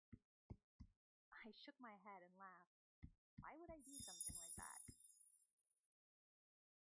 But, not allowing this thing to not get peed on, she took it from me and went outside. My grandma said something in Spanish to my mom, who rolled her eyes. When my aunt returned, my mom was thoroughly disgusted with my aunt and told her to knock it off with that. That our house was protected by God and that superstitious crap like that wouldn't be allowed. Since then, my brother and I started to see figures in the hallways, doorways, and outside.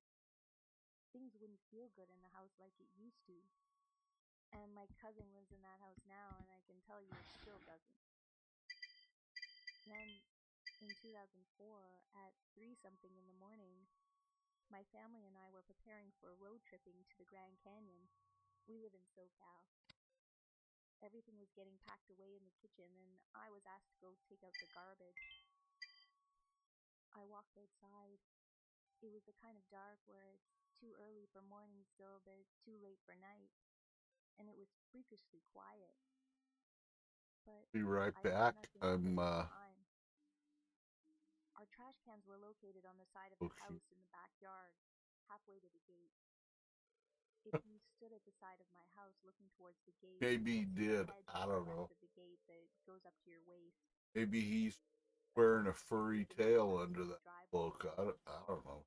One of those blaring I'll white be right security back. lights. Anyway, I got to the trash can to throw away the junk when I looked over towards the gate. That's when I saw it. Whatever it was. I could only see the outline of it because the security light was in my eyes, but it was the most smooth and round head I've ever seen, connected to very slouched shoulders. At first, I didn't know what I was looking at, just an odd shape, the same height of the hedges. It wasn't until it moved, silently and slowly towards the bottom of the hedge and to the neighbor's yard, that I saw the head. I was 14 at the time and just stood there, waiting for more movement or sound. After about 1 minute of not hearing anything, I stepped backwards until I was able to sprint back towards the kitchen door. I don't know what it was or why it moved so silently, but it wasn't much longer before we moved out of that house. My brother and I were having recurring nightmares of someone telling us we were unloved and unwanted, and that was too much for my devout Christian mother. But the strangest part was the feelings of sadness and regret I felt on our last day there. I thought I would be happy to leave, but I wasn't.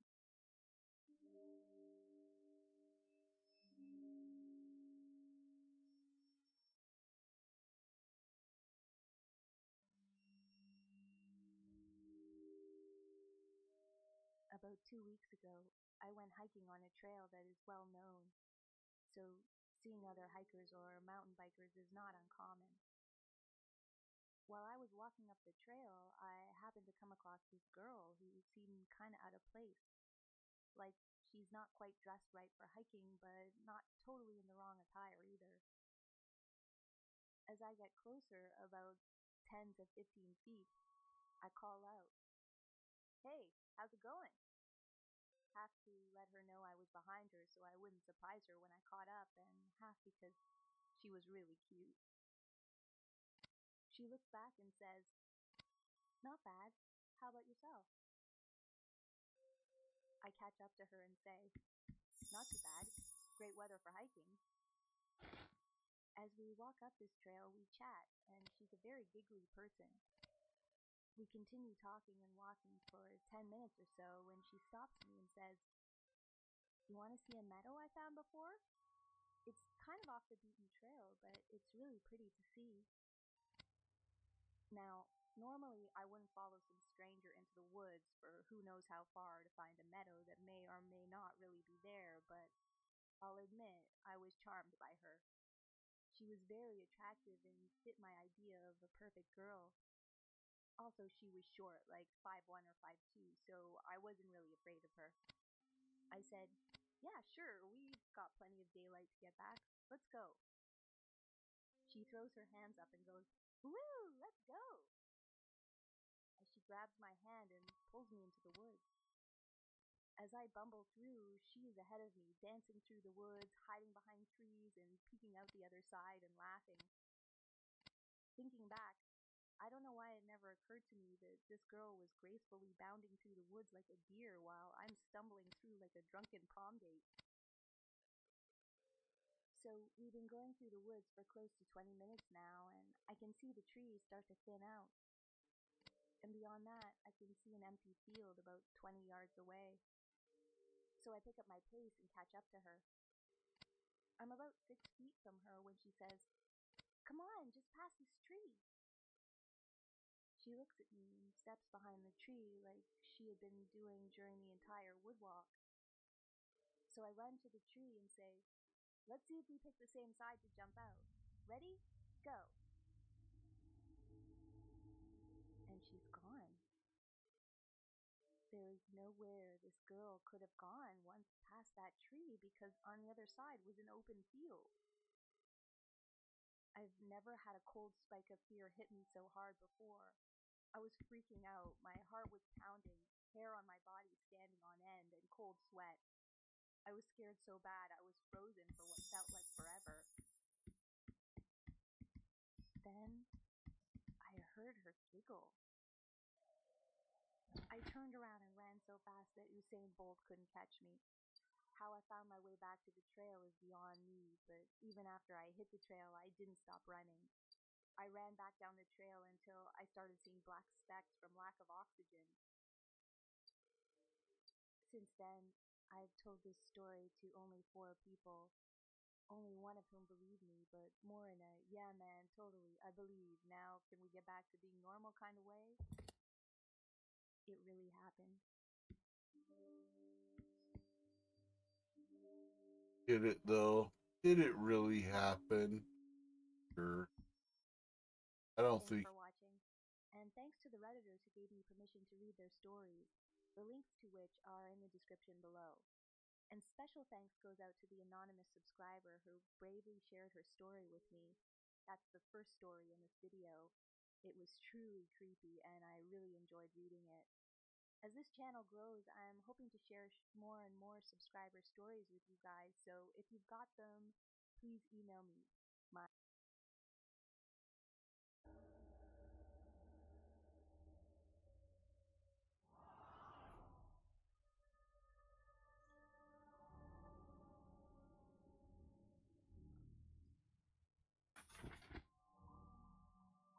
When I was around 4, we lived in a 5-story building with a basement that could only be accessed by a trap door.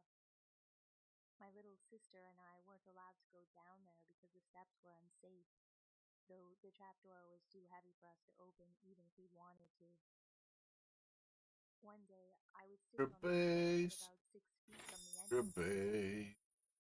when the trapdoor began to open. At the same time, I found myself suddenly paralyzed. I couldn't move or speak. As I sat there, an elf-like creature climbed out of the basement.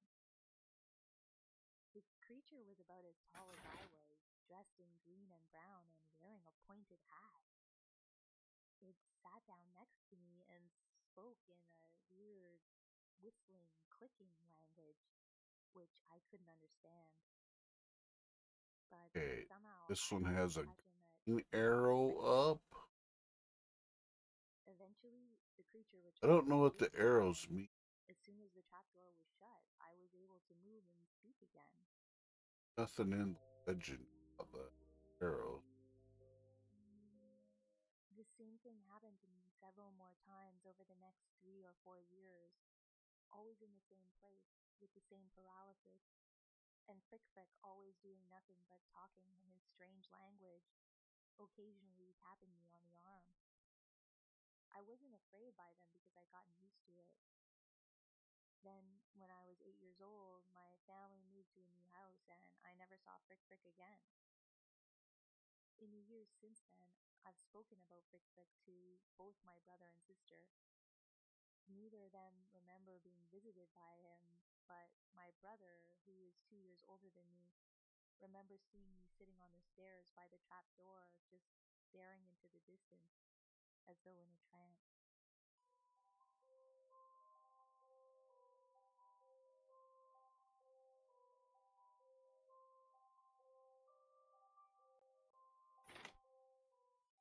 I am now in my late 60s. The experience I'll relate took place on the southern Gold Coast, Queensland, in 1984. At the time the event took place, I was divorced and lived in the house with my 2 young children. I'm neither a drinker of alcohol nor a user of drugs. They've never been a part of my life. I had no interest in fairies, goblins, gnomes, elves, or the like, nor had I been reading about them or watching anything about them on TV. If asked if I believed in little people, I would unhesitatingly have replied, no. I attended a seminar in New Zealand along with several dozen other Aussies. After the trip, a colleague of mine drove me home. My children were in the care of a neighbor. It was very rare to have a night to myself. Being well rested and relaxed, I was looking forward to spending a few hours reading or watching TV. First, I made a cup of tea. The television was on. The front main door was open, but the security screen was locked at the catch. As I sipped the tea, I decided I might as well unpack. I carried an armload of clothes to my bedroom and hung them in the wardrobe. At the same time, I noticed the light in the room seemed unusually bright, and something was strange about the atmosphere. I had no time to analyze this before I was overcome with an exhaustion so intense that I only had time to stagger backwards to the bed. I lay face up, but looked down to make sure my shoes weren't making marks on the bedspread, and that was that. I must have lost consciousness. Next thing I knew, I could hear the sound of several voices. They were argumentative voices and seemed to be telling each other to hurry, hurry. I managed to lift my head and look Doggy, around. doggy, doggy. And there were several small people trying to pull me from the bed, feet first, and into the wardrobe. The wardrobe was only half a meter approximately from the foot of the bed. I saw that the left-hand side of the wardrobe was open. The wardrobe had 2 sliding doors. I'd hung clothes in the right-hand side, which had required that both wardrobe doors be pushed to the left. And now the little people were trying to pull me into the left-hand side, which would have required someone to push both doors to the right. I should explain here that during the event, I must have been operating similar to a video camera in that I saw and heard only, and what I saw and heard must have been committed to memory. At the time, however, I did not experience normal thought processes. So what I remembered afterwards and now is the product of my mental video camera. At the time, it did not dawn on me that the doors had been moved. I simply saw several small people trying to pull me from the bed and into the half-open wardrobe. I experienced no shock or alarm. Instead, I told myself I had lots of time to continue sleeping because I was far too big and heavy for them to move very far. Now, I'm of the opinion that those thoughts were not my own, but were in some way suggested to me. Whatever the case, I must have lost consciousness again because the next thing I remember is waking up to find several people crowded around me. They didn't speak as far as I know. I was now lying with my head at the foot of the bed, so my feet must have been at the head of the bed. I have a very clear memory of how the people appeared. There were males and females. I can't remember how many, but at least 6, possibly more. One, a male, was larger than the others and appeared to be their leader. He was closest to me. At first, he stared into my eyes with both of his eyes. Then there's a blank, and his position had changed, and he was looking at me with only one of his eyes. Something happened there, but I can't remember. I suspect he was imparting something to me. The creatures appeared as typical gnomes or peasants from storybooks. Based on the height of the bed, their height was perhaps 2 to 2.5 feet tall. They were overdressed. Their clothing was suited to a much colder climate. I can remember it in considerable detail, possibly because in those days I did a lot of home sewing. They were Caucasian. Their skin looked weathered, as if they worked outdoors a lot, and their skin had a muddy cast. They had strong facial bones, wide cheekbones, wide jaws, strong chins and noses. Their eyes and mouths were long horizontally, but vertically narrow and seemed recessed between the strong facial bones.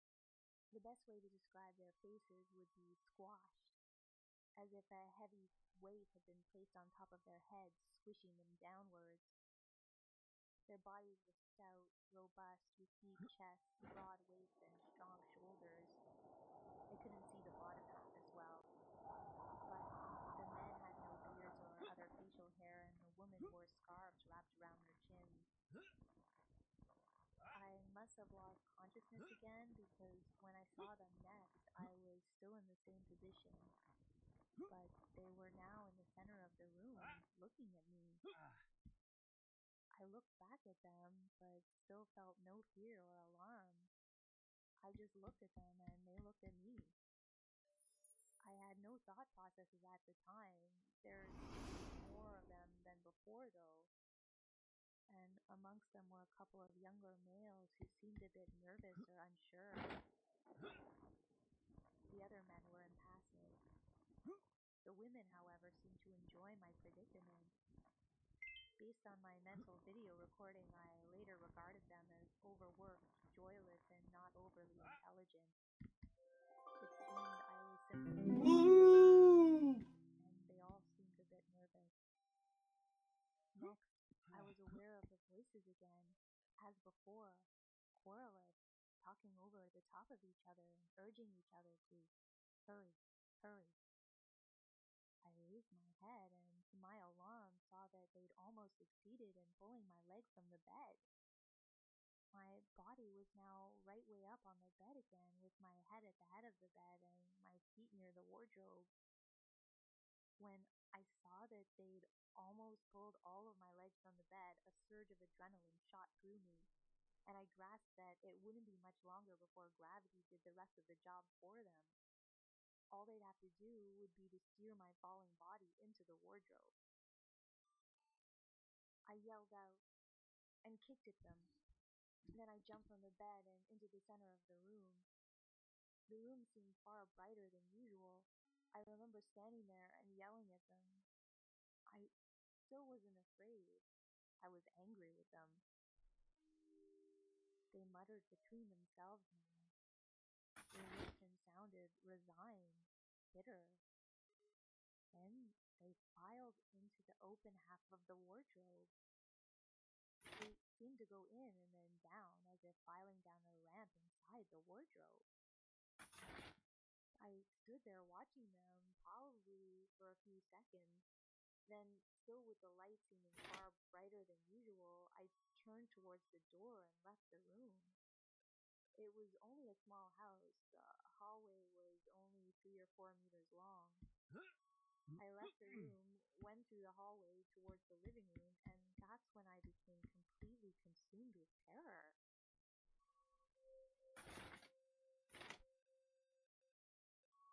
Nothing happened between yelling at the creatures and making it towards the living room. But in those few seconds, I was overtaken by sheer terror, which seemed to escalate with every instant. I've never known fear like it, yet there was no real reason for it. I suspect now that when the creatures departed, they removed whatever calming influence they'd subjected me to during the ordeal itself. After phoning the colleague who dropped me off earlier that evening, I stumbled out of the house and into the middle of the road. Here comes the column. And was moaning in the hope that someone would come out and rescue me. I was completely without shame and must have been reduced to the level of a small child. But I must stress that I wasn't afraid, consciously at least, that the little creatures would return to attack me. There wasn't a real focus for the terror, it just was. The terror was feeding more terror. Not long afterwards, my colleague returned and drove me to his house. He didn't speak to me. I didn't care. I was just glad that he was getting away from the house. When we arrived at his place, I got into bed, but I couldn't get warm. He put a pile of blankets on top of me, but I was still freezing. I realized now that I was in shock. I wouldn't let him leave the room or turn off the lights after that. Eventually, I must have fallen asleep. When I awakened, he wasn't there. And the next morning, he wouldn't discuss any of it. I was anxious. He thought I'd gone insane and tried to explain what had happened. He didn't want to talk about it, but he did say he'd never seen anyone so terrified as I'd been when seeing me in the road. We never discussed it again, despite that we married the following year.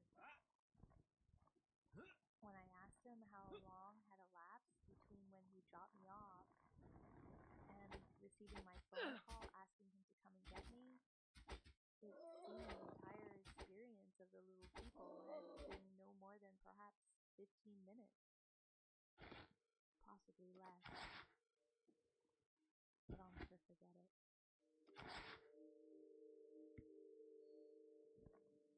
Thanks for watching. Those two stories come courtesy of Malcolm Smith from over at his blog Malcolm's Musings. He posts a lot of weird encounter stories like this, and I encourage you to go and check it out.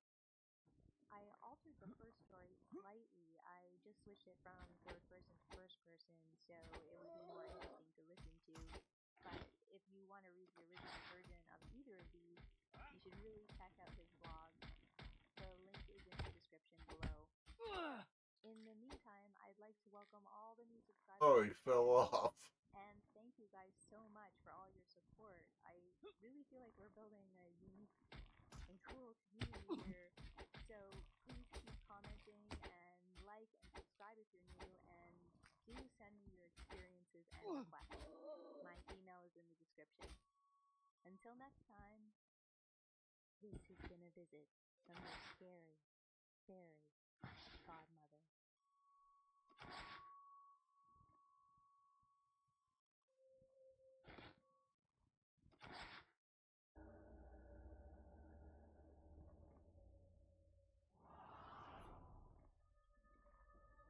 Bunch of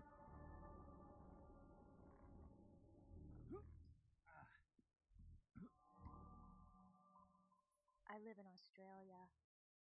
Roughly a year ago, I For was sitting at a bench in a park you. surrounded by woodland. I was watching my daughter play on the equipment until some movement to my right caught my eye. Something darted behind a tree trunk.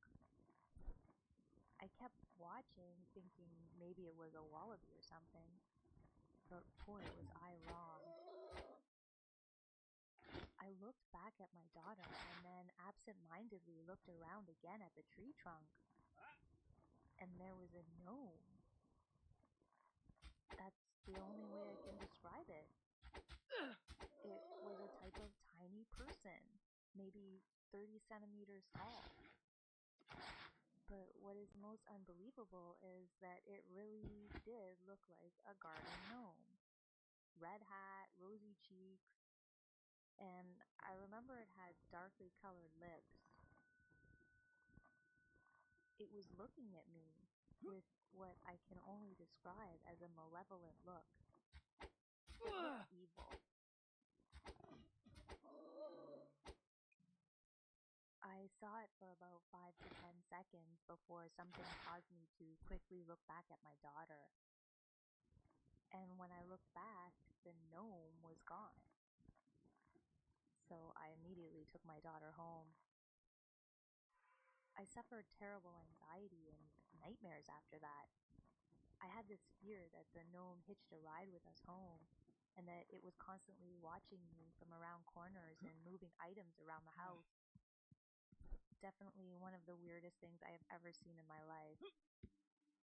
I don't know if my mind created the image of the gnome or what, but what I felt was not friendly.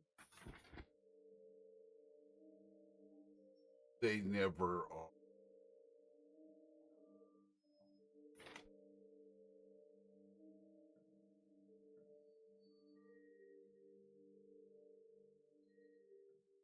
When I was around 17 in the late 90s, my best friend Jenna and I went camping with a bunch of friends in Algonquin Park, which is a huge conservation area in northern Ontario.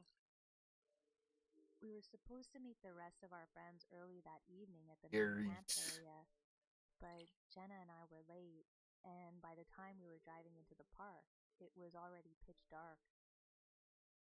There are no streetlights or any lights at all out there, so we couldn't see anything at this point but what was directly inside the light of our car's high beam, which was basically just the dirt road a few feet in front of us and the odd sign that told us to continue on to the camp area and keep to the road. We were driving very slowly. If I strained my eyes, I could just barely make out the outline of trees on either side of us. It was pretty spooky, but we weren't worried about anything at this point, and we're just excited about our trip. But then something entered the light of the high beam. At first, I thought it was a wolf, but when Jenna slammed on the brakes, it reared up and looked right at us. And I'll never forget this. It was definitely not a wolf. It looked more like one of those Not a monsters from the wolf. first Ghostbusters movie, except it was walking on its hind legs. It was short, maybe 4 foot tall, and it seemed to be wearing clothing. A dark coat and a small pointed red cap. I can't remember its face that well, but I remember having the strong feeling that it was evil. Right away, Jenna yelled out, "What the hell?" And the creature shot back into the darkness. At this point, Jenna was about to turn the car after the thing, but I grabbed the steering wheel and said, "No way." Jenna was a bit annoyed after that. She's always been an adrenaline junkie, and I know she would have gone after that thing if I hadn't been there. But luckily, I was able to convince her to just let it go. We met up with the rest of our friends at the campsite soon after and told them what happened, but no one believed us. Of course Jenna not. They has always had all this on prankster drugs. personality and would sometimes make up far-fetched stories just to see if people would believe her, and then tease them if they fell for it. So it was basically a boy who cried Sucker. wolf situation. I felt very uncomfortable now about sleeping overnight with that thing loose in the woods. I hardly slept at all that night, and at one point I thought I heard shuffling and scratching noises outside our tent. I guess it could have been an animal, but I had a really bad feeling, like something was watching us. The next day, we took a canoe out to another campsite further away, and this one didn't give me that same anxious feeling, but I was still on edge. After a few days, I told Jenna I wasn't feeling well and wanted to cut the trip short. So Jenna and I packed up and headed back along the same road we came in on, but this time during the day, so we could see the forested road clearly. And what I saw on the way back made my blood run cold.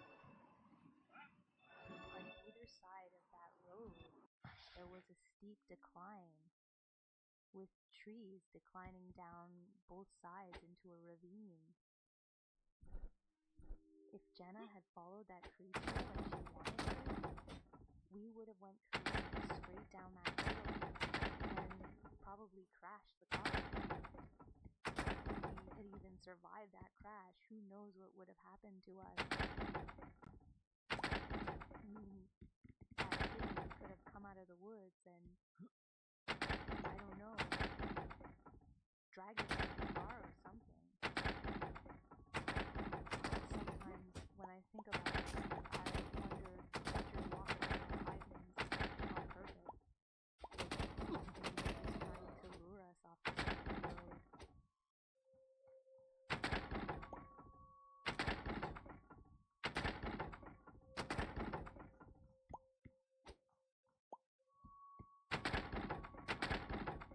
A little backstory. When I was 15 years old, I lived in a farming town in northern New York. My father is a hardworking and productive member of society, even though I grew up fairly poor. We spent our fall season in the woods hunting for a hefty white-tailed deer to feed the family for most of the winter. We would usually go out around 3:30 p.m. once I got home from school and he from work, and stay out until dark, which would come around 6 o'clock. One night of the season of 2006 particularly stands out in my mind. Fast forward to around 5 o'clock. As the sun got lower in the sky, the snow-covered woods took on a hazy grayish color, and it became increasingly hard to distinguish shapes. So I descended my tree to sort of refresh my vision. As I carefully and quietly descended, I heard a crunching sound coming from my left, just about the area my father was sitting. I thought, awesome, we can get out of this creepiness now. So I picked up my pace, making as little noise as possible when I hit the ground, though all hope of going home shifted to worry. I looked over in the direction of the crunching snow and expected to see my father.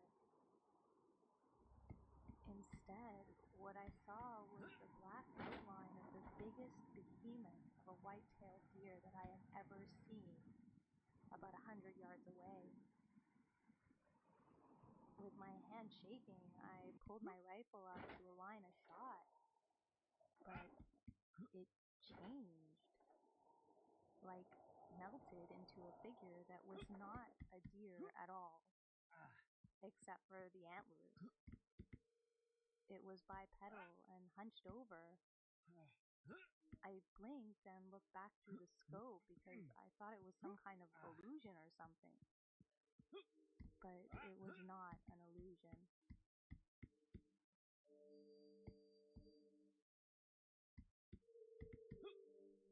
was gangly, hunched over and not moving, with fur all over, and an elongated head with antlers. Still doubting what I'm looking at, I shouted, "Hey!" with sight still on it. It stood up, and when it did, I saw just how huge it was. Probably around 7 feet tall or so, and really skinny with long arms. Also, it had a snout like a deer and fang-like teeth, big. It startled me. I took a hurried shot and jumped out of there, not looking back. Then, about a quarter of the way home, I heard yelling and 3 shots coming from the woods. So I stopped and looked back for the first time to see my dad bursting out of the woods, yelling for me to run home. When we got there, we waited to catch our breath before going inside to see my mother. While we were catching our breath, she told me never to talk about whatever I saw. But I wanted to share this because a few months ago, a friend of mine asked me, "Have you heard anything about a huge black deer someone spotted on your road?" Just wonder if it's the same thing. Annihilate everything.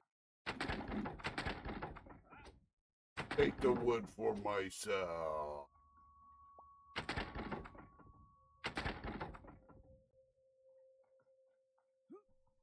I grew And all up the in a giddy. small rural New England town, and during the summers of my teenage years, out of sheer boredom, I would take long walks out by myself, sometimes lasting from sunrise to sunset. One of the great things about living in New England is that you can pretty much go anywhere. The landowners and farmers don't care if you cross their fields or go in their woods as long as it's not hunting season. If they see you do it, they just wave and keep on making hay or whatever. That particular summer, I was growing bolder, going further and further out, and I explored a lot of cool places. But the weirdest by far was this old rocky hill I'd seen a few times in the distance, and I'd always wanted to climb since I was a kid. It had taken me a few hours to get to the base by following an old set of railroad tracks that had fallen into disrepair. I'd had an off day and was in a bad mood.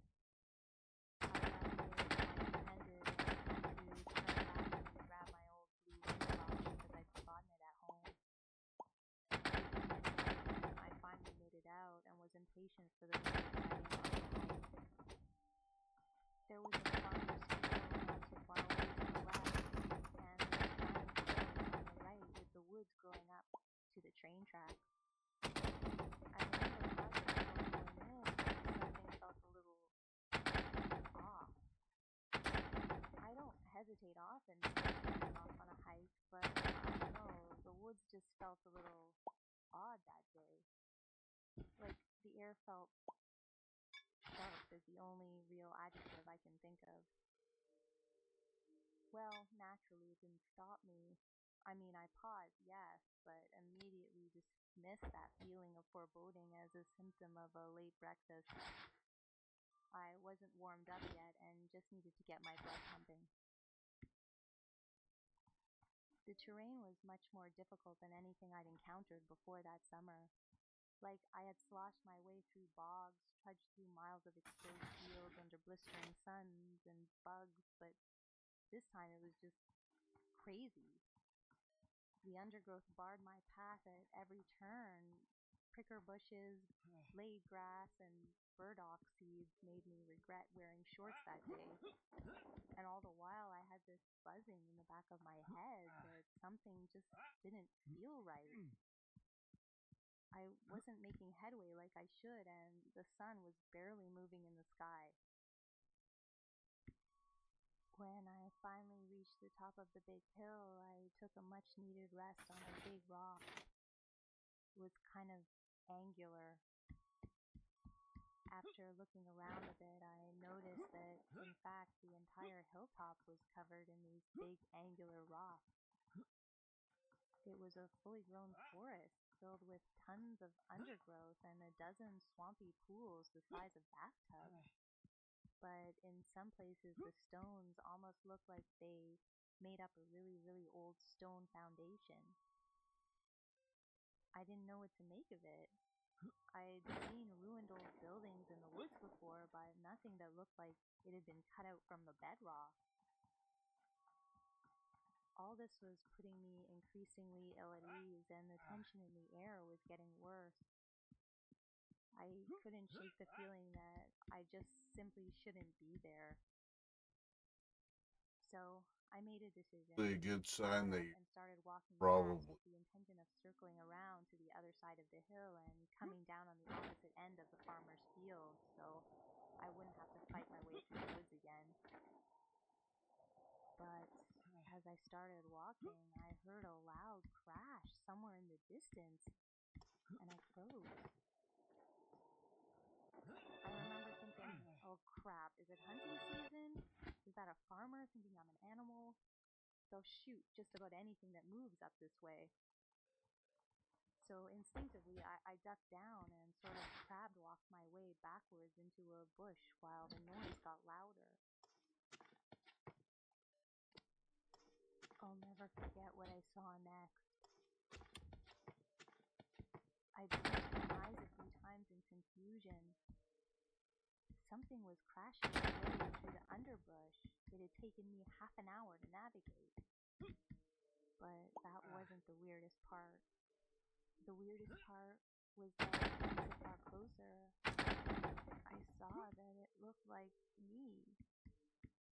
It was me, or I don't know, whatever it was, looked exactly like me. Right down to the blue jean cutoff shorts and red t-shirt I was wearing.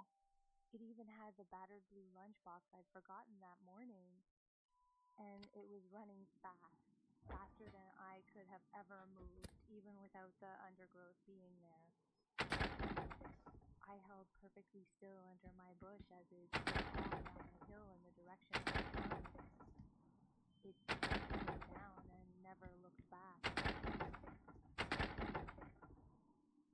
The entire encounter only took a few seconds from the crash till whatever it was out of sight, but I held still another 10 to 15 minutes before standing up and quickly moving in the opposite direction.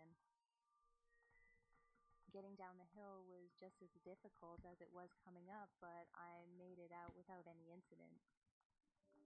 I spent the rest of the day looking over my shoulder, and the signs posted all over the trees saying "No trespassing" took on a whole new meaning for me. Looking back, I kind of think it might have been trying to catch up with me for some reason. I shuddered to imagine why. I haven't been back to the hill in years, but it remains one of the few places in the old town where the forest isn't being cut down for housing development. Sometimes I wonder if there's a really good reason for that.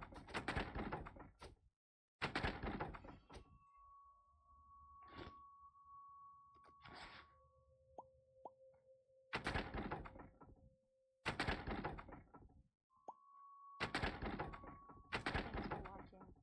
And thanks to the Redditors who gave me permission to read their stories, as well as the subscribers who sent their stories in to be read. In the description, you'll find more details about which story is which, as well as links to the Reddit stories. More and more of you have been sending in your true fairy / strange unidentified humanoid experiences, and I just want to give a special thanks to you guys. aliens More than the Reddit stories, and I hope you'll keep sending them to me, and they can all eventually end up in a video. So I'd like to thank all the new subscribers and welcome you guys to the channel. I've got a lot of new videos planned, so please like, subscribe if you're new, comment, and share. Until next time, this has been a visit from your scary Fairy godmother.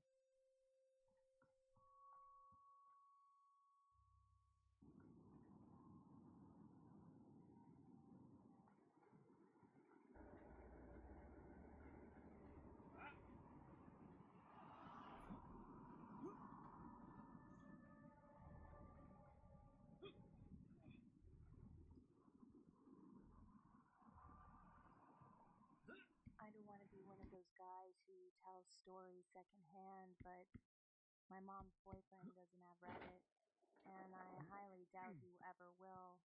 And his story is just too interesting to keep to myself. To start off, he is Nepali and grew up near the Himalayan mountains. The story took place there when he was a kid. When he told me this story, his eyes were as big as saucers, and he was speaking in a trembling voice. Near his house in Nepal, there was a huge open field that apparently no one ever walked in because of superstition. His grandmother had seen numerous lights and orbs running through the field at breakneck speeds. Even their oxen wouldn't go near this field. Kids were heavily advised to stay away from it. They weren't taught to fear it, it was just forbidden to go there. So, one afternoon, around 3, he got into an argument with his father because he didn't want to help paint the house. He wanted to play. So they were arguing, and he said something really disrespectful to his father and then ran off. Not paying attention to where he was going, he ended up walking along this stream and eventually sat down to rest. He sat there for a few moments staring at the stream, trying to collect his thoughts when he suddenly felt a hard whack on the back of the head. He turns around immediately but saw nothing. But since he was sitting under a small tree, he assumed a branch or maybe a bird or something had hit him. But then it happened again, and again, getting progressively harder. Frightened now, he got up and ran away from whatever it was that was hitting him. But as he was running, as fast as his legs could carry him, something was still smacking him on the back of the head. He turned Oh, no around and saw a way. pair of pale, disembodied humanoid legs chasing him. He tried to look up to where the thing's face might have been, but every time he did, whatever it was would slap him harder. Eventually he ran home and only managed to call out, "Mom, Dad," before passing out, drenched in sweat. He then slept more than 14 hours. Later, his parents told him he had been gone for over 4 hours, though to him it had seemed that no more than an hour had passed at the very most. They also said they had seen him coming from the direction of the forbidden field. Needless to say, he never went wandering that way again.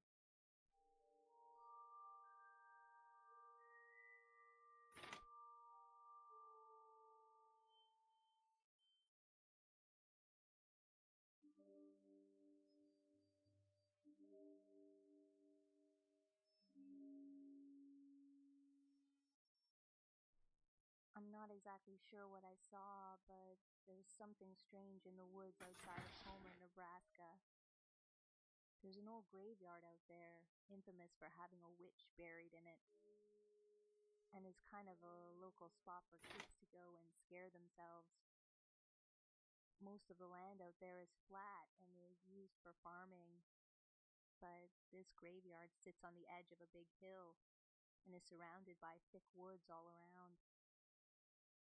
Anyway, one night at around midnight, me and 5 of my friends decided to go out there in the woods and find the witch's grave, because the one in the actual graveyard is fake.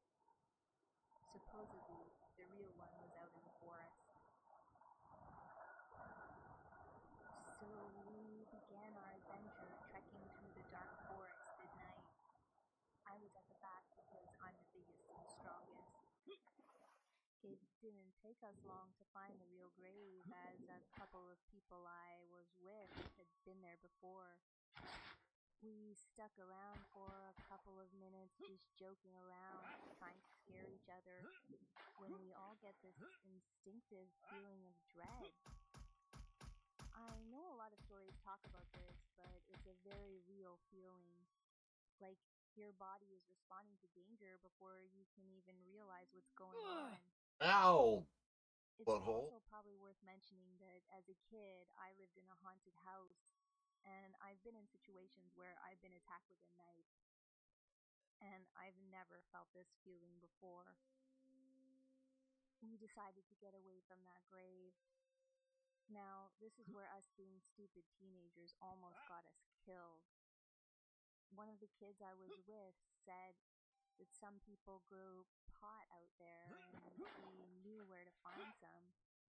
So even though we all clearly felt something was wrong, we decided, let's get high. As we We started were gonna walking be back smart, through the woods, but we got high. we began to feel like we were being watched. Because we were Every now dumb and teens. then I would hear the rustling of Got leaves high. or the crackling of the undergrowth behind me. I told my friends we needed to move faster, but they all thought I was pranking them. Eventually, as we kept walking, we stumbled upon a clearing, and we couldn't really see anything ahead of us. Then, all of a sudden, my friend started taking off to the other end of the clearing, and we all went after him. And all around us, we could hear cattle freaking the hell out. That might sound anticlimactic, but you try getting chased by a 1,200-pound bull. After we got a couple hundred yards away from the cows, something else scared them way worse than we did. I mean, I've never heard a sound like that coming from an animal.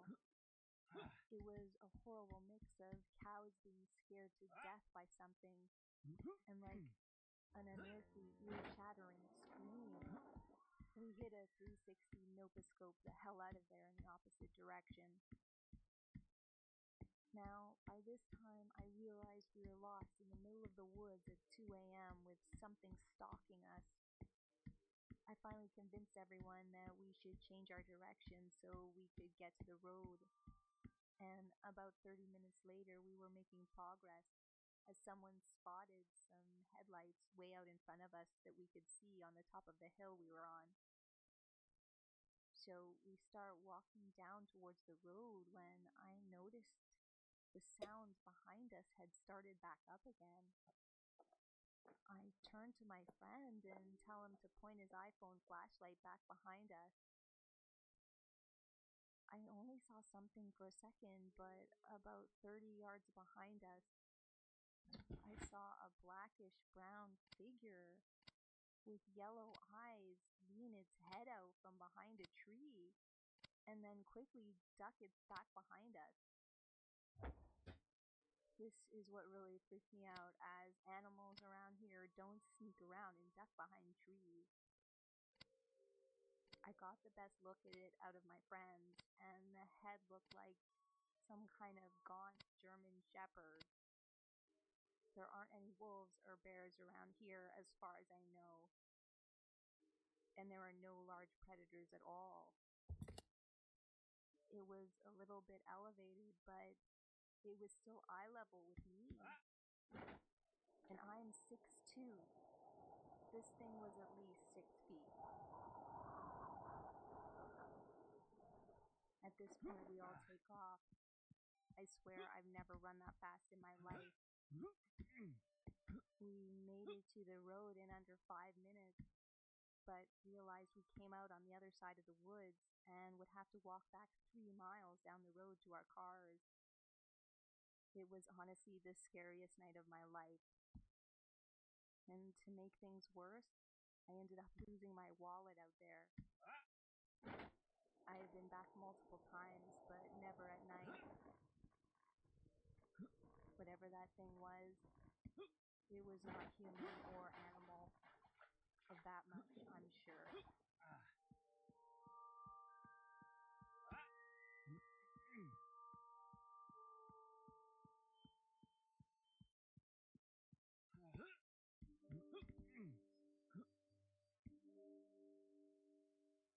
This happened about 15 years ago.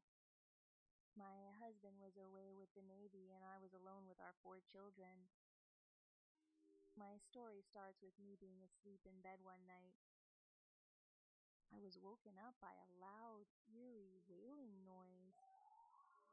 At first, in my half-asleep state, I thought it may have been a neighborhood cat, but it was so loud that it sounded like it was outside my bedroom door. So I got out of bed and walked towards the hallway in the dark. For some reason, I wasn't scared. The wailing now sounded as though it was in the direction of the lounge. So I followed it, just like in the movies, down the hall and through the dining room and into the lounge, still in the dark. It was still very loud, as if it was just in front of me, but it kept moving as if it wanted me to follow it, and so I did. Like It was an a very idiot. sad sound. Once I was in the lounge, it sounded like it was coming from outside, so I drew back the curtains, and over the road from my house was something I had never seen or heard of before. It was the head of a lady with hair that was about 6 feet or more across. She was white with a tinge of blue, and her hair was blowing slowly about, even though it didn't seem to be windy outside. Her hair looked like it would be if she was floating in the water. Her face was the saddest I've ever seen. She was an old lady, and I could see her wrinkles clearly even from the distance I was from her. It was pitch black outside, but she shone in amongst the trees as though she had a spotlight on her. She wailed so sadly, like she was crying for a lost family member. I pulled up a chair to the window and watched her for a good 10 minutes. And she slowly faded and disappeared. I had no idea at all of what I had seen, so the next day I looked through a few books. I found a picture of what I'd seen the night before. I thought it was funny that I'd never seen the picture in the book before, but didn't give it much thought. She was called a banshee. Apparently, these apparitions appear to you when someone close is going to die. I'm not a superstitious person, but I got scared and was so protective of my children after that they got sick of me. 3 weeks later, our extremely healthy family Labrador died from a heart attack for no apparent reason. I didn't tell my children what I had seen in case it frightened any of them, and they were all still very young. Eventually, I forgot about it. And about 10 years later, my daughter was telling me she had seen a thing just over the road from where we lived, in a different house this time and during the day. When she described it to me, I knew she was talking about a banshee.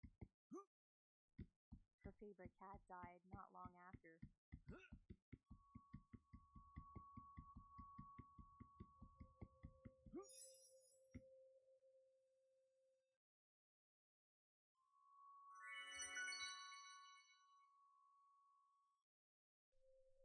I'll first start off by saying that I'm neither a skeptic nor a believer in a lot of this sort of thing. I try to keep an open mind and be fair to both sides. I will also mention I have looked into some rational explanations for what I will describe, but nothing fits. And yet, the only actual evidence I have to go on is circumstantial, in my opinion. I've been trying to figure this out, and I'm at a loss. I feel like I'm going a bit mad here. Anyway, on to the incident. Yes, this is completely true. At the time this occurred, I was living in Southern California. It was the evening before my birthday, and I was staying in that night. The I had done Hotel nothing special or California. thought-provoking aside from purchasing a new mobile phone and plan. You know, adulty stuff. I had plans to go hiking and to the beach on my actual birthday with some friends. All seemed well. At the time, I had roommates, we were all ladies for reference, who went in and out of the house. We were rather laid back. They happened to be out earlier in the evening and arrived home much later. In this time, I had decided to go to bed. I shut the door to my room and delayed the process by setting up my phone a bit more. Then, out of nowhere, I found myself in a dimly lit corridor with doors on either side of me. At first, my vision seemed a bit off, but then came into focus. The floor was a hard surface and I was barefoot. I began to take in my surroundings, and that's when I realized that I felt some sort of presence behind me. I felt the hairs on the back of my neck stand, chills run down my spine, and begrudgingly I dared to look behind me, still not sure what was happening. When I looked, I saw a tall figure with piercing eyes. It was all I could see in that horrid dimness. I felt the urge to run, and instinctively I did so. I looked behind me as I ran down the corridor, and I noticed this figure was gliding across the floor, gaining on me. I looked behind me once more as I reached what appeared to be an open space in that corridor. Only this time, I came face to face with this figure. It was at this time that he grabbed me, and as I felt the firm grasp, I blacked out. Just blackness. Nothing. I gradually awoke, slipping in and out of consciousness for a bit. When I had finally come to, he was on me. I felt his hair touching my shoulders. I felt his hands on me. I felt everything. But oddly, the initial fear I had was gone. I was not afraid. I was fully able to move, and I began to lift my head to see what was happening. When my eyes met his again, he was smiling, which was somewhat unsettling. I touched his hair and his arms. It all felt normal. Without a word, he got up and moved towards a window, which provided the only source of light. I also stood, noticing that although my feet were bare on the hard floor, I did not feel cold, and this was strange to me. At this time, for some reason, I decided to remember everything that I could, or where I was, and who or what had brought me there. In the dim light, amplified slightly by the window, I was able to observe him clearly. He was rather tall, pale, and had long hair. He was beautiful, so much so that he was quite terrifying. He appeared so unnatural. The area had very little furniture. He sat on a bench near the window, and he pointed outside. At this time, I asked what was going on. I asked who he was and what he wanted, what was going to happen. I even asked if this was all a dream. He laughed a little, but ultimately said nothing to help my understanding. I approached him a little closer, keeping a safe distance between him and myself, although I felt no danger.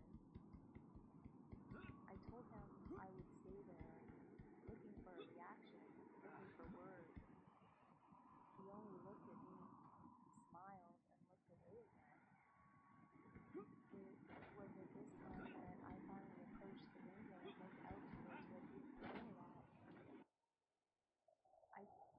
understand. All I saw were the stars in the night sky. They were bright, sure, but nothing seemed significant about them. He mumbled something under his breath, and I wasn't able to make out what he was saying. Oddly, I felt dizzy, and shortly after, I fell to the floor and blacked out again. When I woke up, I was sitting up in my bed. My light had been turned off at some point. I felt a soreness throughout my body. I remember running my hands through my hair, and that was when I noticed I had red hand marks on my wrist and forearm, from a hands larger than mine. My right side was sore, and there was a bruise on my hip. I thought I had fallen out of bed, maybe. During the waking hours, I asked my roommates if they had shut my light off when I fell asleep. One of them looked at me oddly for a moment and told me they shut the light off because I wasn't there. My car was there and my keys were there, but I wasn't. They said they figured I went out for a bit. I insisted I had not gone out. And no, I don't sleepwalk. We ended up just chalking it up to odd timing. Over time, though, more odd things kept happening. I used to wear this silly little quartz crystal necklace, and I found it snapped in half. And one piece was in the drawer I stashed it in, while the other was under a large framed art piece I had on the wall. They were literally across the room from each other. I have since had more marks on me, and an odd indentation on my hip that appeared out of nowhere. At one time, it seemed like a memory or an image of him, and that incident randomly popped into my head, and I had daily migraines for 6 months immediately after. Doctors could find nothing wrong. I have heard footsteps and felt the floor creak, accompanied with laughter up the stairs at night. And there has been more than one occasion when I was awake, and my bed would shake, and the door would close. The most unnerving part of it is this. When I moved across the country, I had a dream that turned into a nightmare. It was proceeding like any nonsensical dream would, and then, out of nowhere, he appeared. He looked at me with an unsettling smile, and he said calmly, "Go on. I will find you soon enough." I woke up immediately. A lot of this I explained away, a lot of little things I haven't included. It just feels so odd. I remember fragments about this incident here and there, but even that is questionable, I know. At this time, my fiancé told me he had seen shadowy figures in our current house, and I keep having strange things happen, and I've never mentioned any of this to him. I can feel his, whoever he is, presence. Not all the time, but there is no mistaking it, which is difficult to describe. I often feel like this has happened before, but for whatever reason, this time I remembered it. I know it sounds crazy. I do not think sleep paralysis fits. I also don't feel like it's a demonic type of thing. I don't know who to talk to.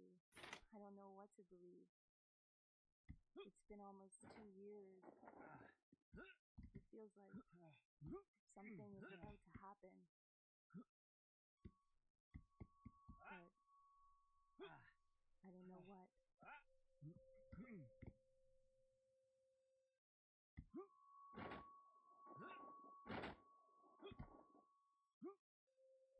Thanks for watching.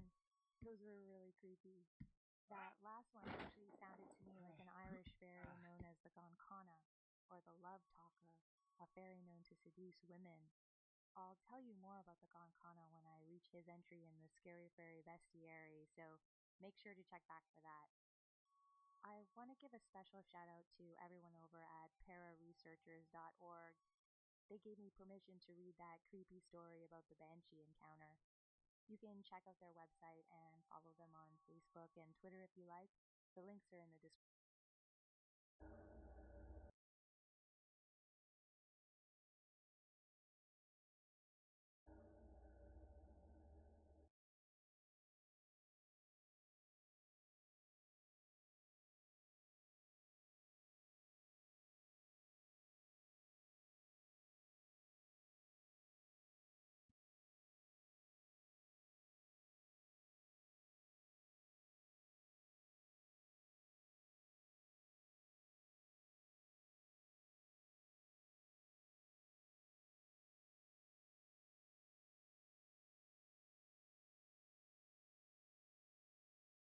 Fairy tales are usually easily digestible fables encompassing childhood innocence and fantastical worlds where magic reigns supreme, good triumphs over evil, and happiness is forever after. However, if you go back to the original stories that inspired our most treasured fairy tales, you'd probably be shocked at what you found. The stories we tell children have changed dramatically over the last 100 years. Many of the most famous and well-loved fairy tales that appeared during the 20th century are often modern, sanitized versions of older stories that would now be considered dangerously risque. Women are presented as helpless beauties who can do little but wait until their knight in shining armor arrives, while class distinctions over sexism, racism, and anti-Semitism are often not very hard to find. Many of these films now come with a warning aimed to protect you. Agree with these trigger warnings or not, the content we're giving our children today is becoming safer, more diluted, less controversial, and considerably more acceptable than ever in the past. It's easy to look that this is modern trends, but the truth is, those creepy fairy tales most of us grew up on are still worlds away from the original stories that inspired them. In fact, those stories were not even initially intended for children, but were part of an oral tradition that served to entertain adults and impart harsh moral lessons. The original versions of Sleeping Beauty, Cinderella, Snow White, and the Seven Dwarfs, and Rapunzel were at times horrific and included graphic scenes of violence, rape, child abuse, and incest that would leave modern viewers desperately scrambling to cover their children's eyes. They were indeed fairy tales, not as you remember them. One of the earliest versions of Sleeping Beauty, published by Giambattista Basile as Sun, Moon, and Talia, presents a narrative filled with truly disturbing overtones that gradually softened over time with several subsequent versions. Part of Basile's collection, Panthémérine, Sun, Moon, and Talia predates the more familiar versions of the Sleeping Beauty story by Charles Perrault and the Brothers Grimm. His rendition, written in the early 17th century, reflects the realities of its time, where tales were not merely for entertainment, but also served as cautionary tales with complex, often grim lessons about the darker sides of human nature and society. The themes of sexual assault, infidelity, and revenge in Basile's narrative highlight the adult themes that were common in folktales before they were adapted and diluted for a younger audience. Modern retellings of the Sleeping Beauty story, including those by Perrault, the Brothers Grimm, and especially the Disney adaptation, focus on themes of love, redemption, and magical intervention, all set within a moral and simple narrative framework. The protagonist is passive but pure. Her revival is an act of true love, and her ultimate fate is happily ever after. These versions have been almost entirely cleansed of the more violent and controversial elements in order to create a story that's suitable for children. Sun, Moon, and Talia begins in a traditional fairy tale manner, with a great lord learning from wise men and astrologers that his beloved daughter Talia will be put in great danger by a splinter of flax. Despite the lord's efforts to prevent this prophecy by banning flax from his house, You missed, you little goblin bastard. Who would get some? Her father leaves her in one of his estates. Sometime later, the king, hunting in the woods, stumbles upon the estate and finds Talia. Unable to wake her, he is overtaken by her beauty and rapes her while she is still unconscious. Talia later gives birth to Sun and Moon twins whilst asleep. She awakens only because one of the babies, in an attempt to suckle, draws out the flax splinter from her finger. Unlike the passive and romantic awakening seen in versions like Disney's, Talia's return to consciousness in Basile's story is accidental and has nothing to do with love or destiny. When the king's wife, the queen, learns of his infidelity and the existence of his illegitimate children, her vengeance is directed not only at Talia, who she views as a rival, but also at the innocent children. She orders the cook to kill the twins and serve them as a meal to the unknowing king. Though the cook substitutes the children with other meat and hides them, the queen's plot adds a bizarrely cannibalistic, macabre layer to the tale that is disturbingly graphic compared to the relatively mild punishments meted out in sanitized versions. The story concludes with the king discovering the queen's wickedness and condemning her to death by burning. He marries Talia, but the narrative provides little closure regarding her feelings or perspective, focusing instead on the queen's actions and decisions. The most shocking difference between Basile's version and later tales is what happens when the main character is asleep. In the modern versions, the princess is awakened by a kiss, an act symbolizing romantic love and mutual consent. In contrast, Basile's story involves a violent act that today would be recognized as nothing less than sexual assault. Who did fall in love with the 1950s Cinderella? It's a charming, uplifting tale of a downtrodden maiden destined for more in life. It's a simple story. A gentle and beautiful girl is now treated by her evil stepmother and stepsisters, attends the royal ball with the help of the fairy godmother, and wins the princess' heart, ultimately escaping a life of servitude. Simple, easy, not too complicated. But that's just what we have today.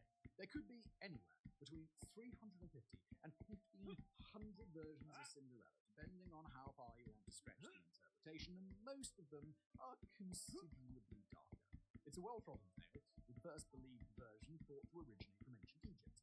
Our friend Giambattista Basile wrote Cenerentola in 1634, but it's very different from what we know as Cinderella. In it, the young heroine, Zola, actually decapitates her own evil stepmother, but soon after realizes that she's been tricked by her governess, who becomes the new queen and has Zola ostracized. In Perrault's tale, Cinderella, or the Little Glass Slipper, dark and complex subtexts relate to 17th century social hierarchies and gender roles. At the outset, Cinderella is depicted not just as an orphan girl, but as one betrayed by those closest to her. Her father, though still alive, turns a blind eye to the abuse she suffers under her stepmother. This neglect and emotional abandonment by a father contrasts sharply with the modern interpretations, where the father is usually absent or dead, removing any complicity. It's much harder to accept when you know a father is in the picture, but just doesn't care. Perrault's choice reflects a critique of aristocratic fathers who, obsessed with their own social standing, often disregarded their familial duties under the pressures of social appearances. But good luck including a father in a modern fairy tale who turns a blind eye to his new wife and his child. In Perrault's tale, the stepmother and stepsisters are not simply cruel, but are symbolic of the cutthroat competition for wealth and status among the aristocracy. Their treatment of Cinderella reflects the ruthlessness required to maintain or improve one's social standing. The Brothers Grimm spun Cinderella with their own particular style of dark magic in the mid-19th century that saw the stepsisters cut off their own toes and heels in an attempt to fit into the hallowed glass slipper. Little Red Riding Hood is a tale of caution that has evolved considerably through the ages. In Charles Perrault's version, which predates the Brothers Grimm's more familiar adaptation, there is no happy ending where the woodsman comes to save Little Red Riding Hood and the grandmother. Instead, the story ends with the wolf devouring the younger protagonist after she naively disobeys her mother's warning about talking to strangers. The Brothers Grimm version, which they titled Little Red Cap in their collection of folktales first published in the early 19th century, while a little more upbeat than the tragedy of Perrault, is still notably darker and more menacing than the often sanitized contemporary version of the tale. It follows the basic premise, familiar to me. A young girl is sent by her mother to deliver food to her sick grandmother and is instructed not to stray far from the path in the woods. However, the Grimm's narrative has a dark edge that is impossible to miss. In the Grimm's tale, the wolf is not just a cunning animal. He symbolizes the dangers that lurk outside the safe confines of family and community. When Little Redcap meets the wolf, she naively tells him where she is going, showing her innocence and the wolf's predatory nature. The wolf's intentions are sinister from the outset, planning not just to eat her, but to deceive her and lead her further into danger. Unlike more straightforward renditions of this tale, the Brothers Grimm elaborate on the wolf's deceit. He cunningly suggests that Little Redcap picks some flowers for her grandmother, distracting her and giving him time to reach the house first. When the wolf reaches the grandmother's house, he devours her. Then, in a gruesome twist, he dresses in her clothes to trick Little Red Cap. When Little Red Cap arrives, she too is deceived and becomes dinner. The tale then takes another dark turn before the resolution.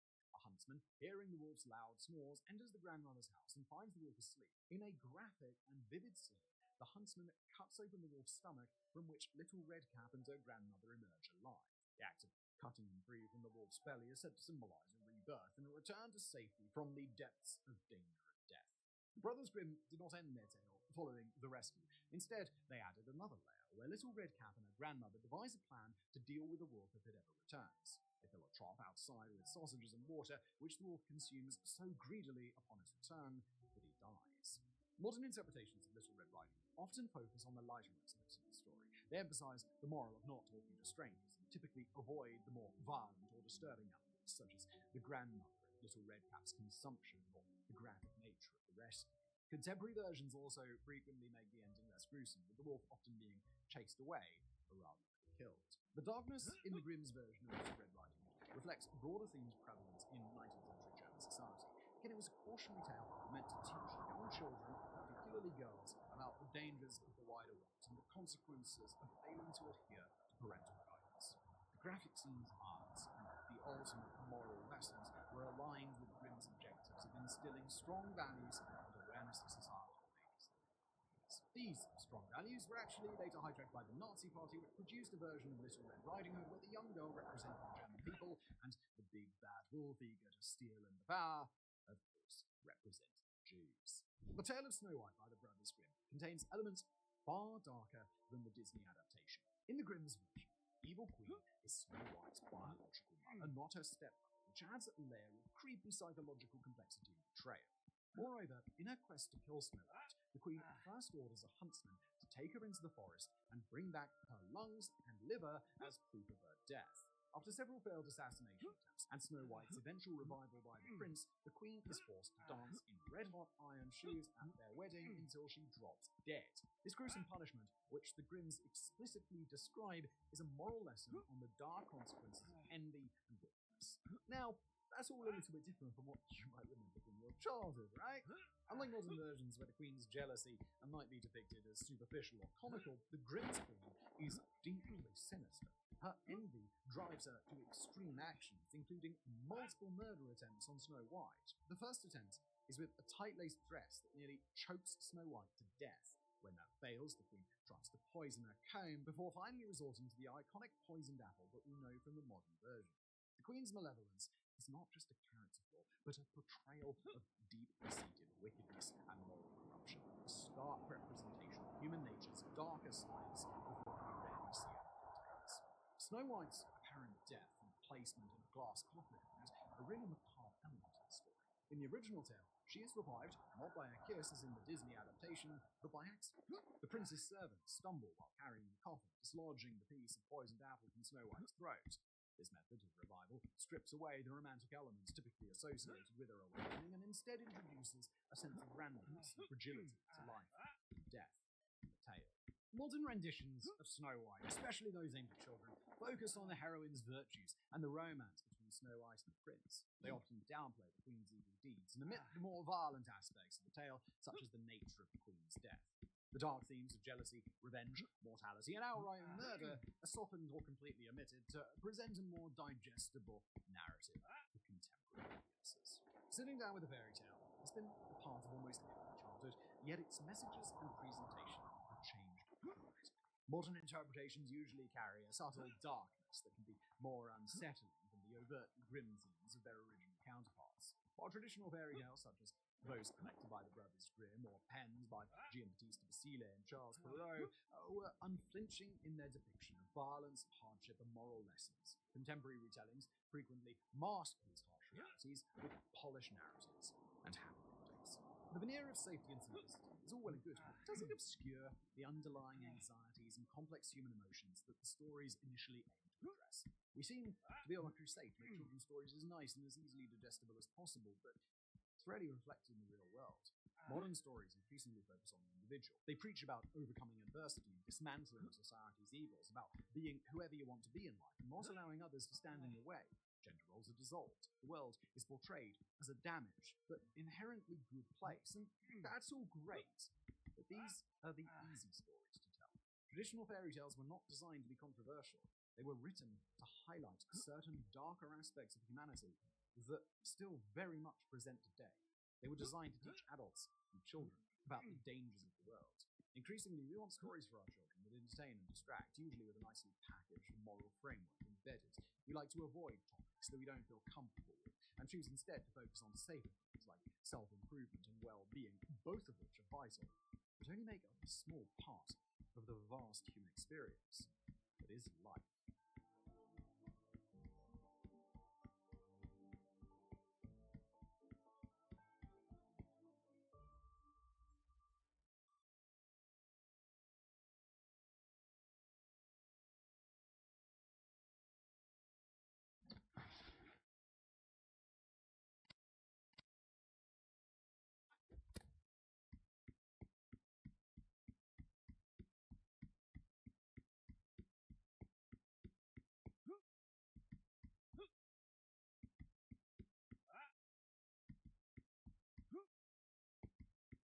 Much more natural looking movement without it.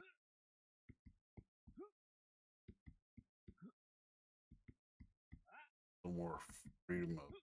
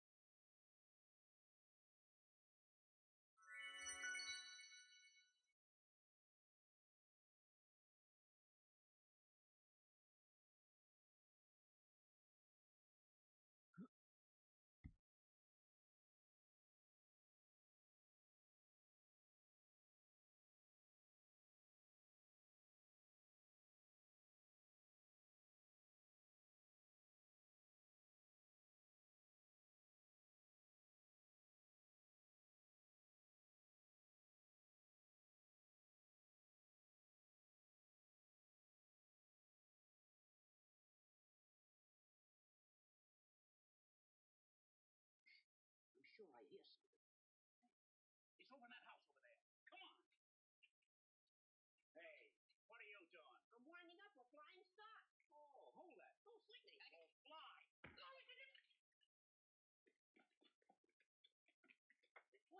locked. Come on. 1, 2, 2.5. Wait a minute. 3.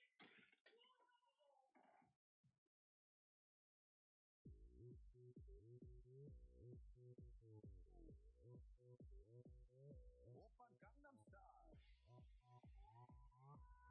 Gangnam Style. 낮에는 따사로운 인간적인 여자 커피 한 잔에 여유를 아는 품격 있는 여자 밤이 오면 심장이 뜨거워지는 여자 그런 반전 있는 여자 나는 선어해 낮에는 너만큼 따사로운 그런 선어해 커피 식기도 전에 원샷 때리는 선어해 밤이 오면 심장이 터져버리는 선어해 그런 선어해 아름다워 사랑스러워 그래 너 그래 바로 너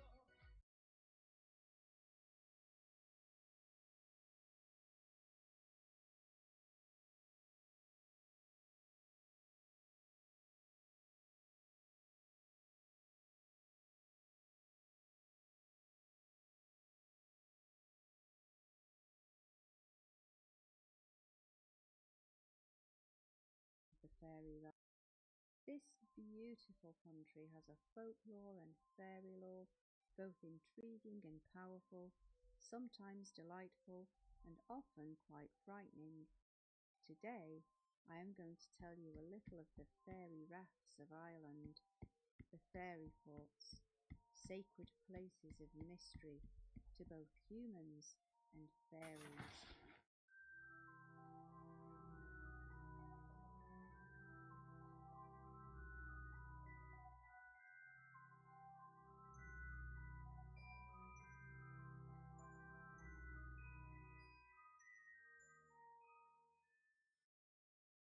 To say Ireland has fairies Like, is to make it sound like a mere drop in the ocean. yeah. And Hi, yet Gluggy. this incredible country has far more than that. It has fairy lore at its very birth. The fairies held this country until it was moved into by the humans. This is indeed a fairy isle, fairy to its very core.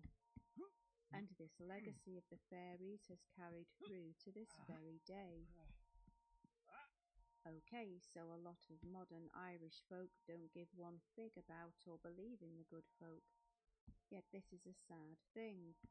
These supernatural creatures are what made and what make Ireland the strange land it is today, and give it a unique historical heritage in the world.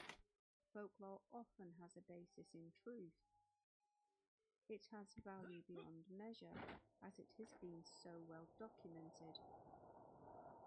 From the ancient sagas that wrote of the birth of the country, to officially collected accounts of folk for whom fairies were a part of everyday life, straight to today with the folklorists who collect the last scraps of fairy lore and accounts from the people, such as the brilliant Eddie Lenihan, himself a national treasure.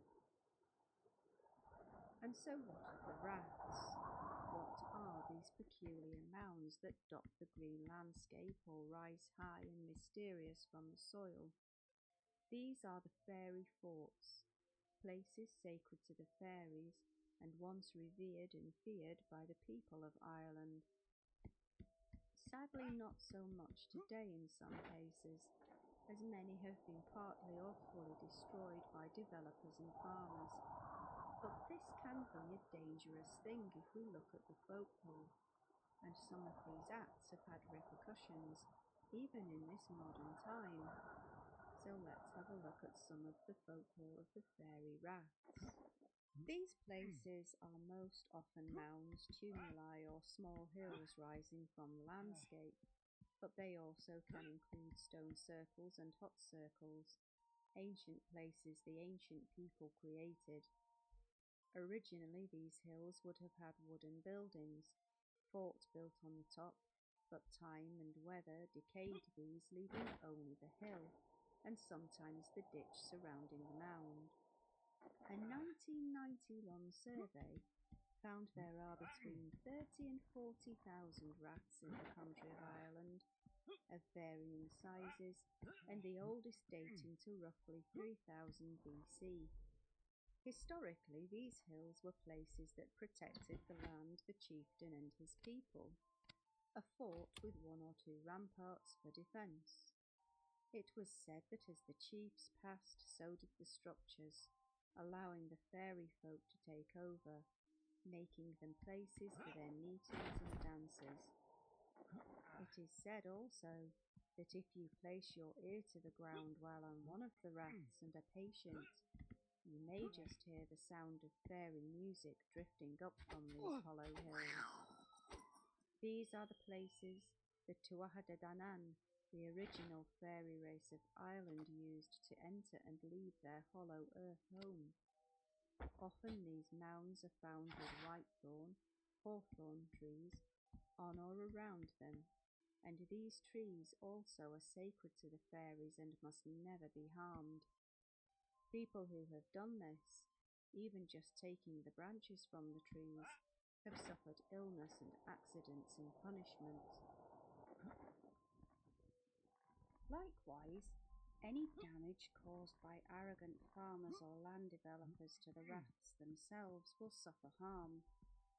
In 2017, one politician from Kerry hinted that an incidence of constant road collapse An unnatural number of accidents and freak weather at one point on the road between Killarney and Cork was because of the rafts in the area and the damage done to them during the road development.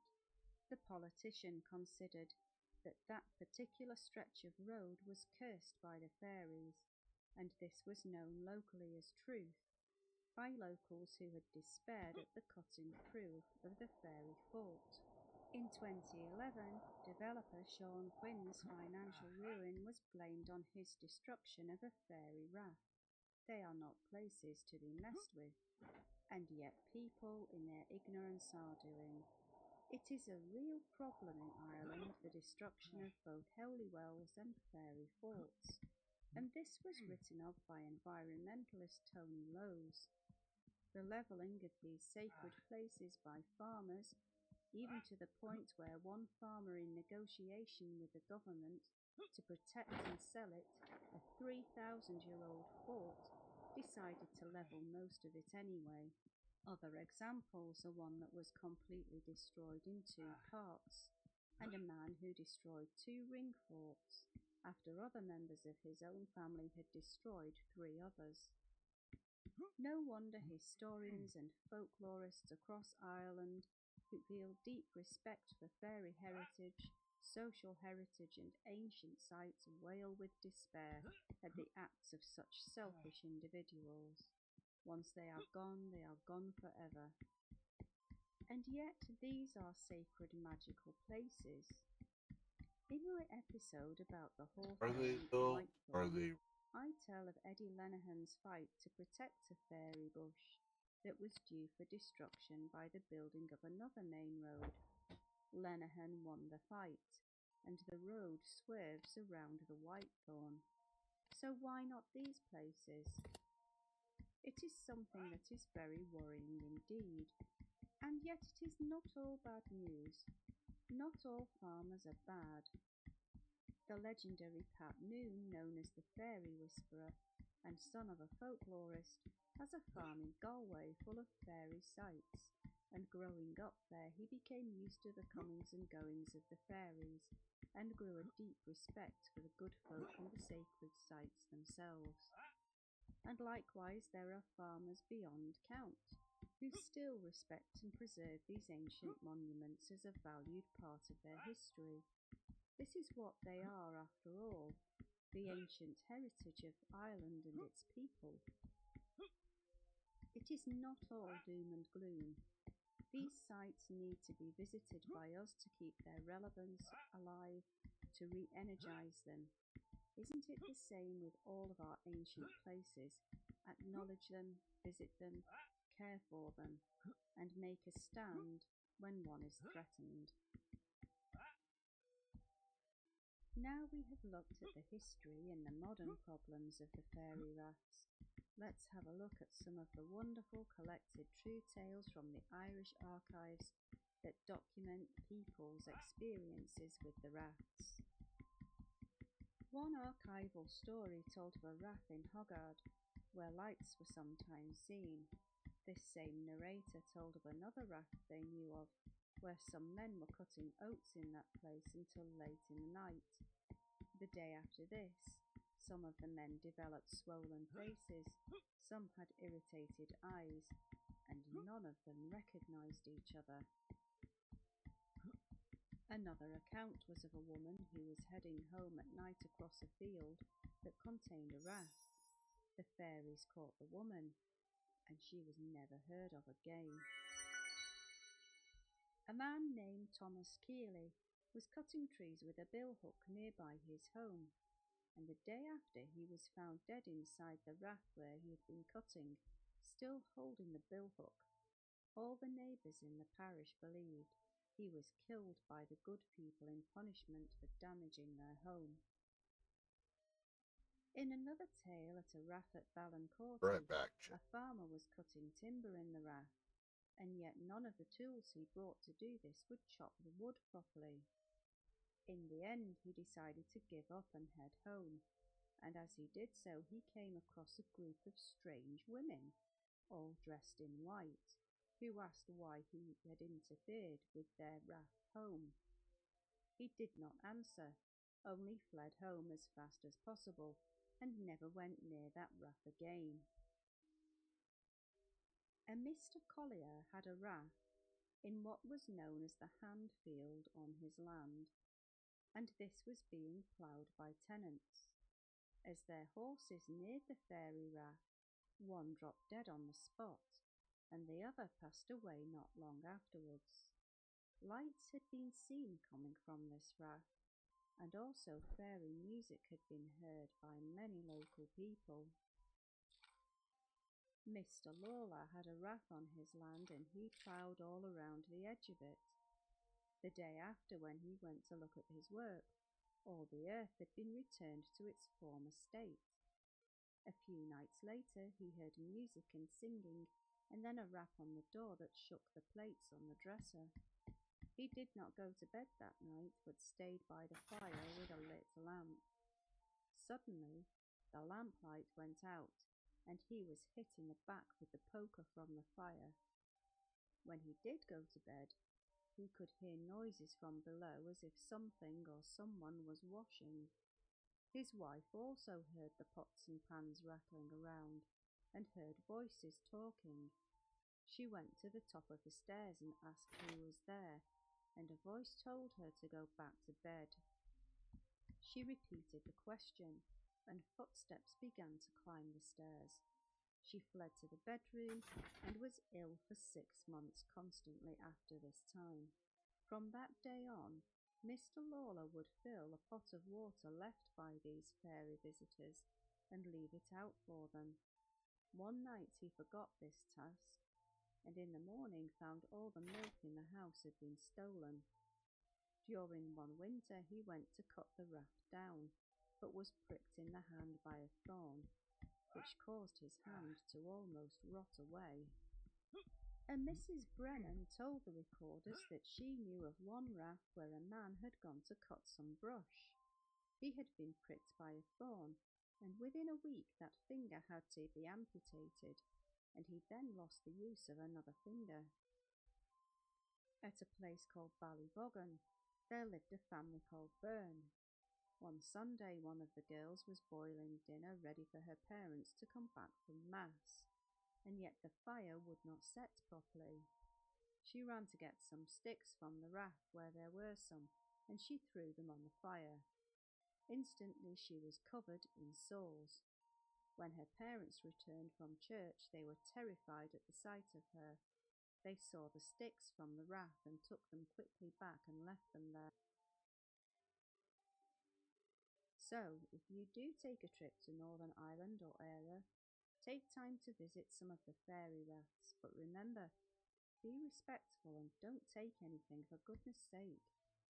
Soak up the atmosphere and just see if anything strange happens. I hope you enjoyed this time's telling of tales. If you have, Fairies are please not like and very subscribe. nice. And if you would like to hear more tales, hit the notification bell symbol. All of these things help grow the channel.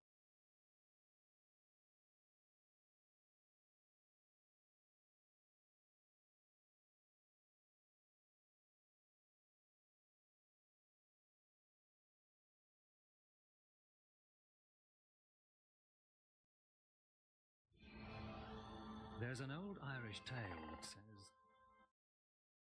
somewhere between heaven and hell, there lives a race of magical, mischievous beings. Of course, we don't believe in such things anymore. But beware. The tale has a cruel twist. The less we believe, it says, the more we have to fear.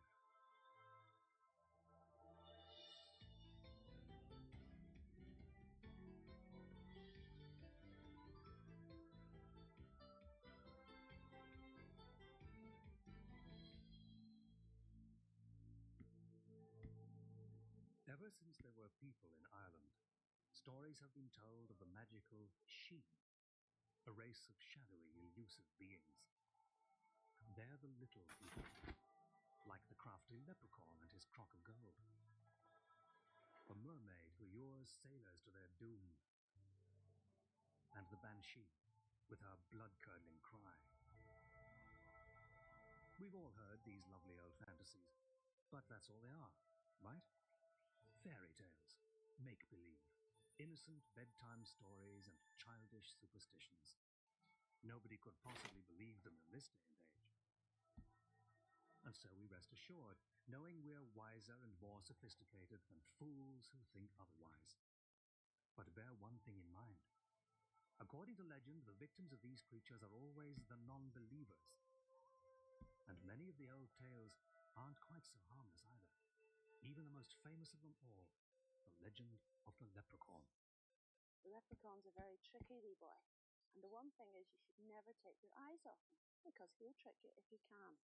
There was a young fellow called Michael O'Grady one time, walking through the fields, and he heard the tap, tap, tap. Suddenly, as the story goes, Michael caught sight of the leprechaun. Quick as a flash, he grabbed hold of the little fellow and demanded his pot of gold. Now the leprechaun knew he was trapped, so he took Michael to a certain tree in the middle of a nearby wood. Beneath this tree, he declared, was the treasure. All Michael had to do was dig it out. Michael knew his tiny captive would escape if he left, so he made the leprechaun swear an oath. I'm going to do something and you have to make me a promise. You have to make me a promise. If I mark that tree with this red garter around my leg, you'll keep that ribbon on it. A promise, said the leprechaun. Now, are you sure? A promise on the pot of gold. Right, said Michael. He set the wee man down and tied the ribbon round the tree. And on So off Michael ran to fetch his spade. Into his own house, grabbed the spade, away came. When he returned, the leprechaun was gone. But the little fellow had kept his promise. A red ribbon was tied to every tree in sight. He'd never find out which one the pot of gold was under unless he dug up the whole forest. Sure, all he could do was laugh. It just goes to show, never trust a leprechaun. They're tricky boys.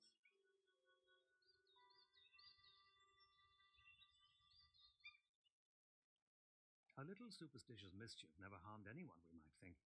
And yet, some would say that mischief is the least of our worries. For these creatures are said to have a much darker side. All across Ireland are places linked to this dark side of fairy magic.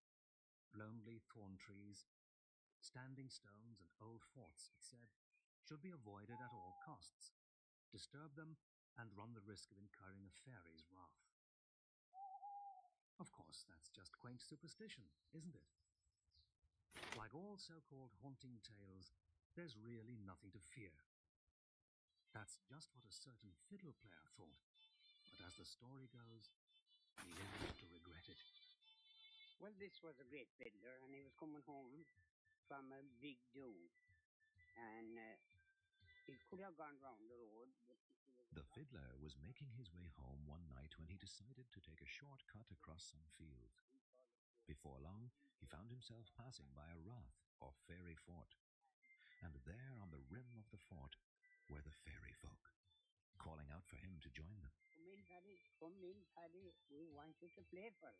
Hardly able to believe what was happening, he entered the ring and began to play for his strange hosts. He went, and the first thing they gave him was some great drink, and he loved it. And on he went playing, and they kept dancing all round him. And it went on for a The hours passed, and as the fairies danced around him, urging him to play faster and faster, they filled his pockets with gold and his belly with drink. And it went like that for Paddy thought of the night. And at last he said, Finally, as dawn began to break, they sent him on his way, bewildered but happy, his pockets filled with glittering coins.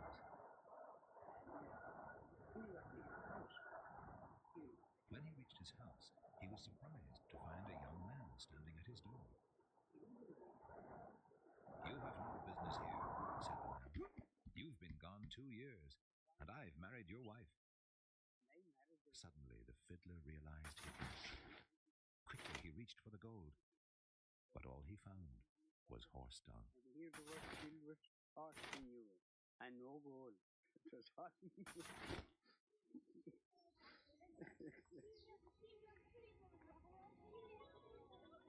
Still, a pocket full of horse manure and a little stolen time seem harmless enough. And besides, it's all in fun, right? Just a fairy tale. There's really nothing to fear. Or is there? Like thieves, it's said, the fairy folk covet what we treasure most. Many believe they are harbingers of death, in league with the grim reaper himself. It is said that those who have heard the cry of the banshee, or the tap of her nails on the window pane of the dead of night, will soon know the true meaning of loss. Even the most innocent, many claim, have reason to fear. Those who believe the old tales say the fairies are stealers of children. In cradles where infants are put down for the night, they leave changelings, withered creatures who quickly waste away and die. According to legend, the stolen child will never grow old. Instead, it will live forever young in a realm without time. Discount it at your peril, because this realm, like the fairies themselves, has always been a mystery. Its existence has never been proved, but most mysterious of all, it has never been disproved either.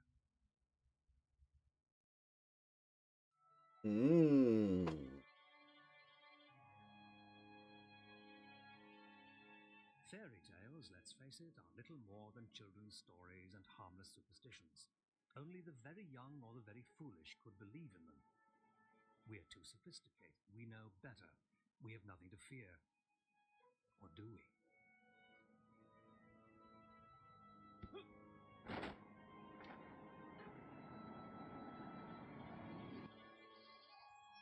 To many, even today, fairies are not the cute, gossamer-winged creatures of children's fiction.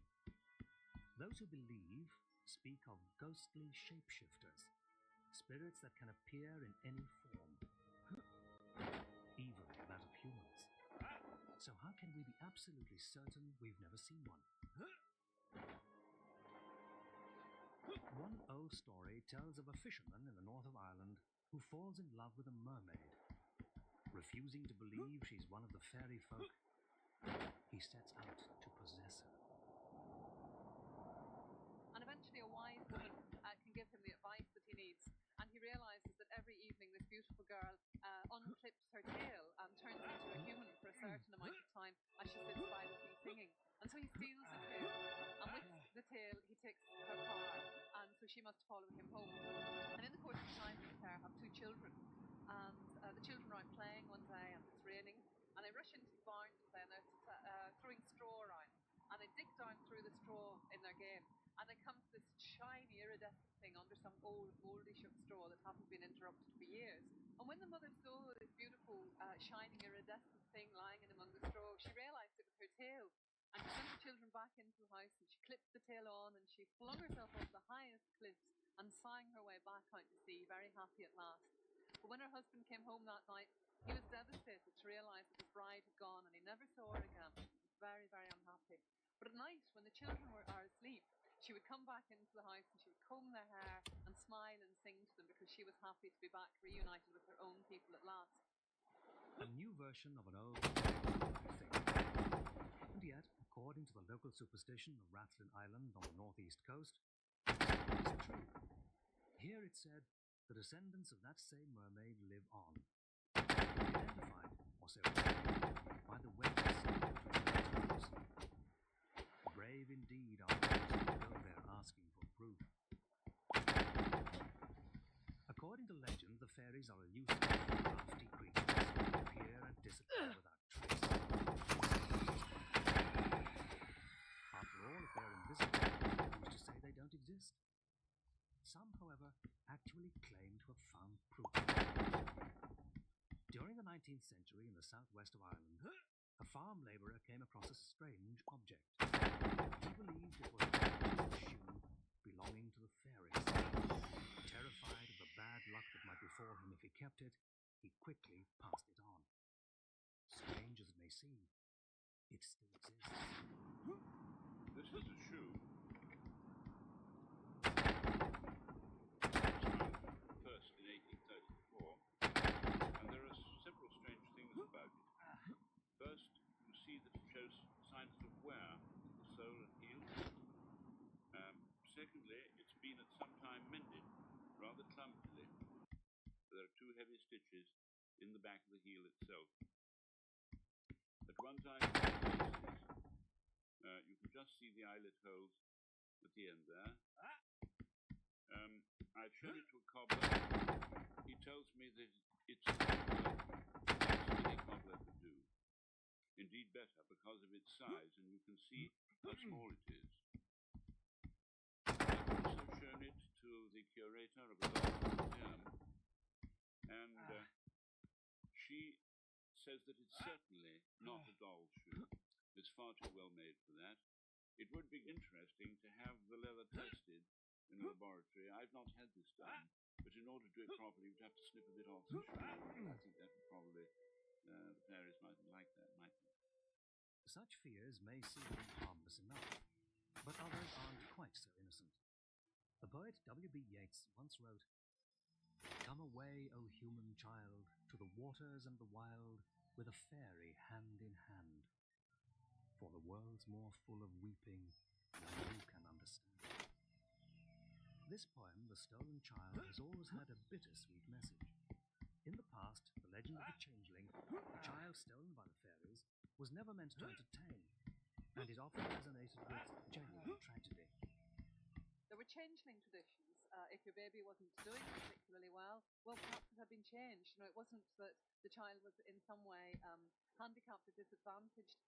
The wee folk were to blame. They had substituted one of their own. Women in childbirth were often taken away by the fairies. Again, maternal mortality being an extraordinarily high, with an extraordinarily high risk of maternal mortality here. And so fairies came to interact directly in people's lives in this kind of way, and could be blamed for all sorts of mishaps or things which might naturally go wrong, which were otherwise difficult to explain.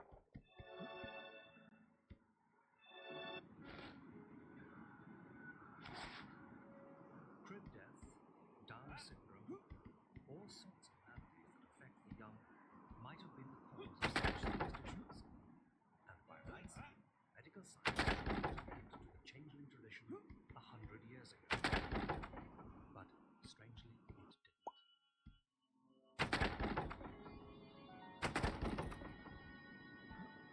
Even today, there are many still alive who remember acting on the faces of the children to ward off the According to the Chinese legend, the fairies were meticulous thieves and filthy gangsters were worst. Once, customers were common. The little folk was spoken of in hushed voices. What Certain places the? were said to be inhabited by the fairies. Wow. Thorns and trees. Those who interfered with them, according to local superstition, Okay. innocent nonsense, we might assume these days. But one fact remains. These places still exist. And to this day, even those who say they don't believe will never destroy them, dig them up, or even till the soil nearby. Why? What could they possibly have to fear?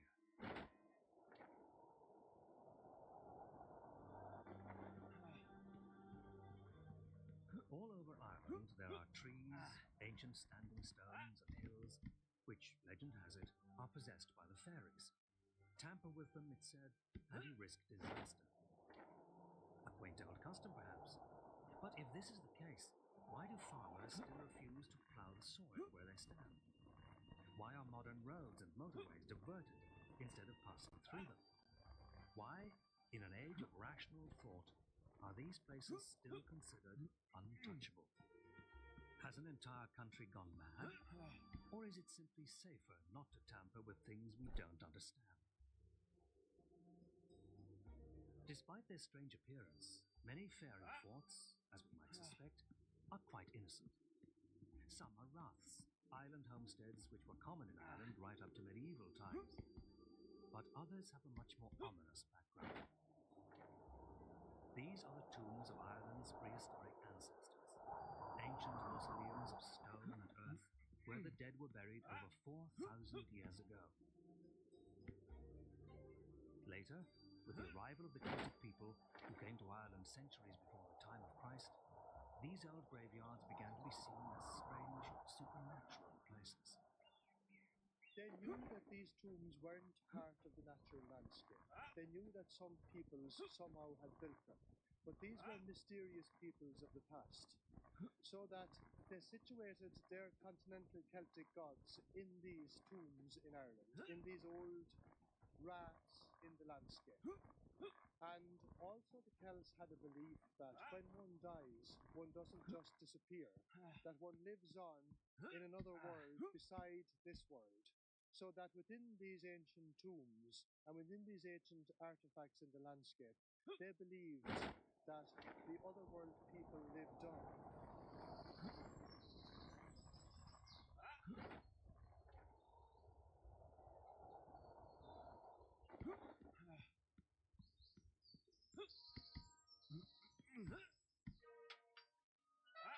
Even with the arrival of Christianity in the 5th century, belief in this mysterious world of the dead survived.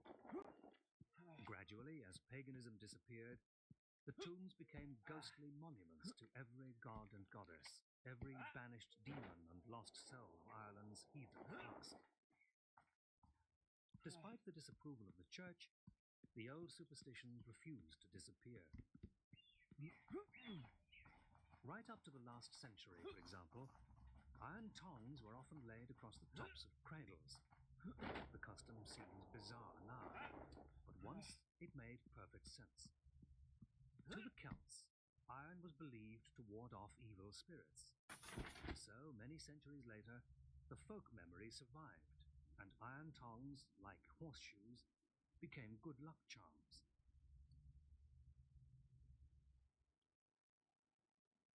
Strangely, even now, in a time when such beliefs are considered totally irrational, they linger on.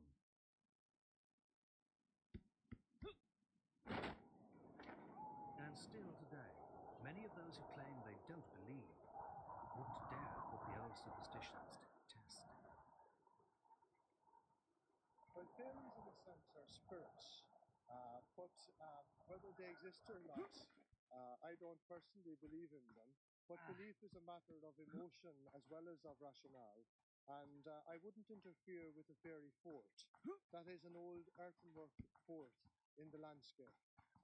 We are told that if you dig up one of these forts, or if you cut down a fairy tree, a tree standing all alone in the landscape, if you cut that down, some bad luck will befall you. So that even though rationally I wouldn't believe in them, I wouldn't like to interfere with these places nevertheless. Even when fairy forts occupied valuable land, which could be used for farming, roads, homes, they were never disturbed. And there are many who are still convinced of their magical power. I know a man, I went to school with him in fact, and he would swear that he saw a leprechaun seated on the edge of a fort one morning, shaving himself. And no matter how hard he was questioned, he still persisted in the belief that he did see a leprechaun in the vicinity of the fort. So, you know, that belief was very, very strong that they were the abodes of fairies, hence the name Fairy Fort.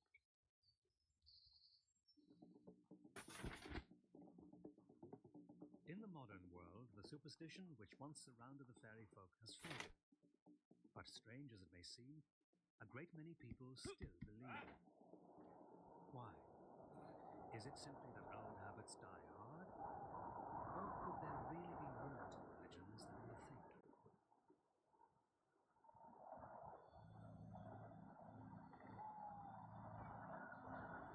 These days we are tempted to dismiss fairy legends as tall tales and harmless superstitions. But why then do so many cling to the old ways? Is it just force of habit? Or could it be something more sinister? Fear, perhaps. So even if people are inclined to say, oh, I don't believe in fairies, they're still very aware of the power of the fairies. And so they function in all kinds of ways. They can directly or indirectly actually govern people's behaviour. And on a more symbolic level, they reflect the fact that there are great environmental and supernatural forces which play upon people's realisations in all kinds of ways that perhaps they don't always account for. In the past, people's behaviour was governed in more earthly ways too. And And certain fairy tales had very little to do with magic. A returned emigrant, for instance, a cheating husband or wife, even a drunken farmer, could always blame their mysterious disappearance on the fairies. They hadn't simply gone missing, they had been lost in a fairy field, or kidnapped by the wee folk. Certainly at times, little people provided an all too convenient alibi. Most today say the fairies no longer exist. Christianity, they claim, has long since stamped out all trace of their existence and banished the pagan beliefs which kept them alive. According to some, the last of the fairies died out around 30 years ago. Since then, it is said, there have been so many masses and prayers offered up for the dead that Ireland has been cleansed of all superstition. Christianity, it seems, has finally banished the fairies.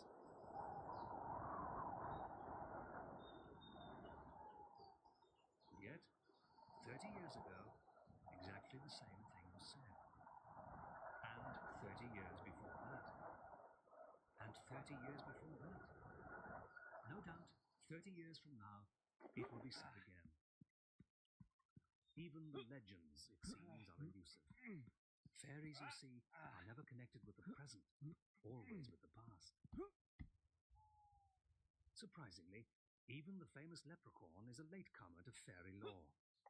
Like the mermaid, this mischievous elf-like figure was only introduced to Ireland during medieval times. Although few will risk bad luck by admitting it, the king of the fairies is little more than a colourful impostor.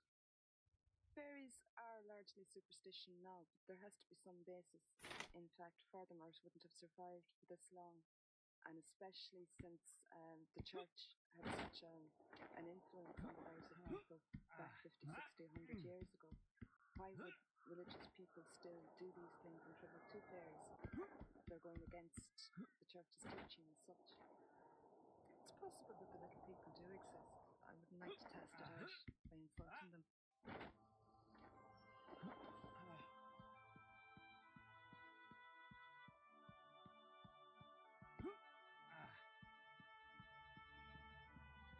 But what of the fairies' most intriguing legend, the elusive crock of gold? It's just a myth, of course.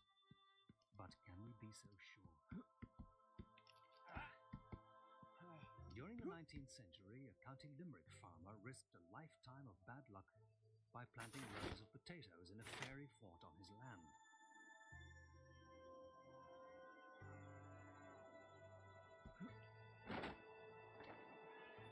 But later, as he tilled the soil, he unearthed a goblet of solid gold, encrusted with jewels. It was the Ardagh chalice, a priceless piece of 9th century church art which had been wisely hidden in the fort to protect it from theft. For 10 centuries, people's belief in the fairies had kept it safe. Since then, things have certainly changed. The original fairy fort is all but destroyed now, but the chalice is displayed in the National Museum of Ireland as the nation's most valuable treasure.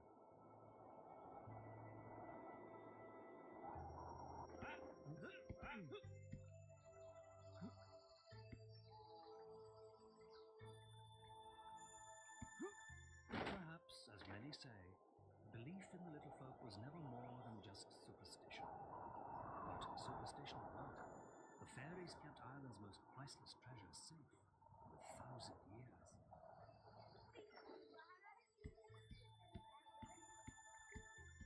And even today, many people, whether they say they believe or not, are still not willing to defy the little people or go against the old taboos. Because, heaven forbid, they might actually be real. Are you prepared to take that risk?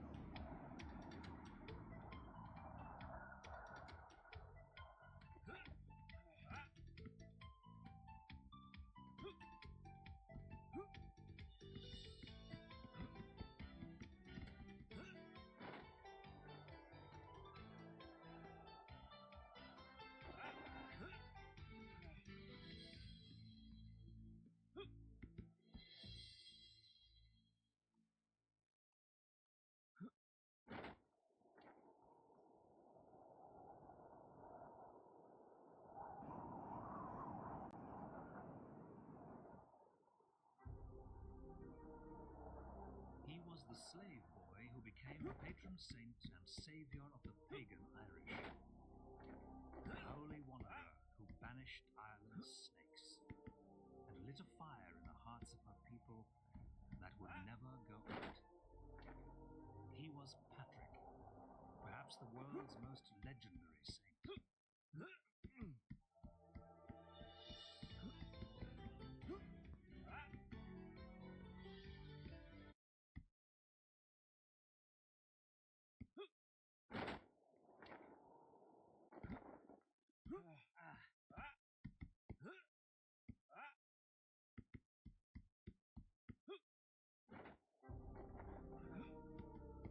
He was the slave boy who became patron saint and saviour of the pagan Irish, the holy wanderer who banished Ireland's snakes and lit a fire in the hearts of her people that would never go out.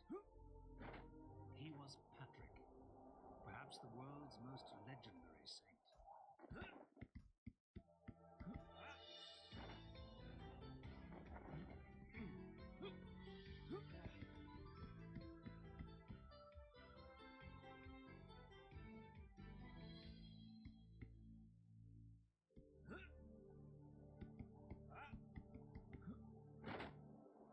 The legend of St. Patrick, Ireland's patron saint, has been woven through the ages into a rich and colourful tapestry that has come to symbolise that land the world over. As the story has been passed down, it was he who walked the hills and the valleys of Ireland, preaching his gospel of love and redemption. He who banished all the snakes from its shores. He who, with a bishop's crozier in one hand and a sprig of shamrock in the other, converted the pagan Irish to Christianity over 15 centuries ago. And yet, beneath this glorious mantle of legend and superstition was a real person. And in his confession, the oldest surviving writings in the annals of Irish history, he tells us himself who he was and where he came from. I am Patricius, a sinner, the most unlearned of men. My father was Count Pornius, a deacon. He ministered in Bernarvin Tavernier, where he had a country residence nearby. It was here that I was taken captive.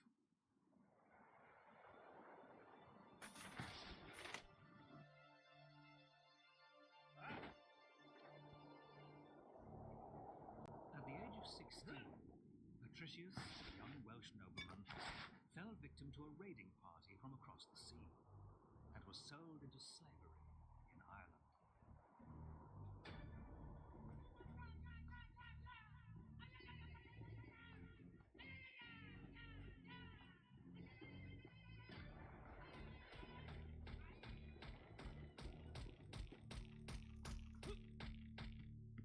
He got his first sight of the land that would one day take him to its heart through the planks of a pirate ship's hold.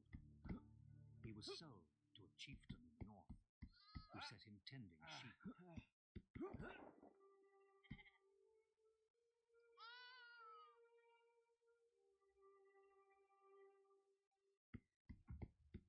The young captive found himself in a very different country to the one he had left behind. Here, the High King ruled with his druids, the ancient and mysterious priests of the Celtic people. The people Patrick met were pagans, with strange customs and superstitions.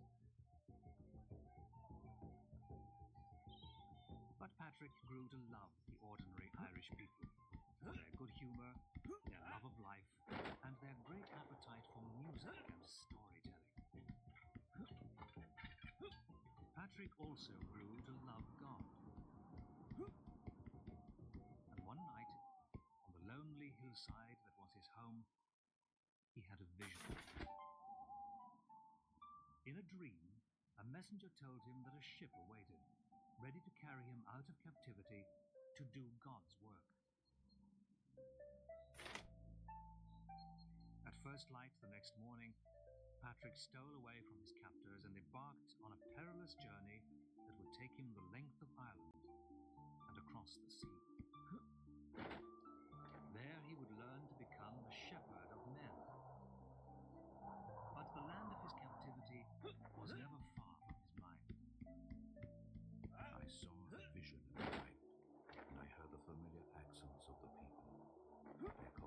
as if they had one voice. We beseech you, come and walk once more among us. And so the shepherd boy returned a bishop, sent to make God's children out of the pagan Irish.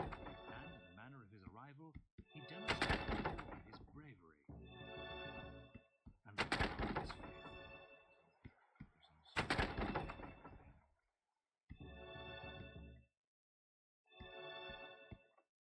The day that Patrick arrived back in Ireland, whether by luck or design, was the Feast of Light. Across the land all fires had been extinguished, for the king was giver of light, and the people lit their fires only after the great beacon of the royal hill Tara had been lit by the king himself. And as the king prepared to set the sacred beacon ablaze, a cry of dismay went up from his warriors and druids.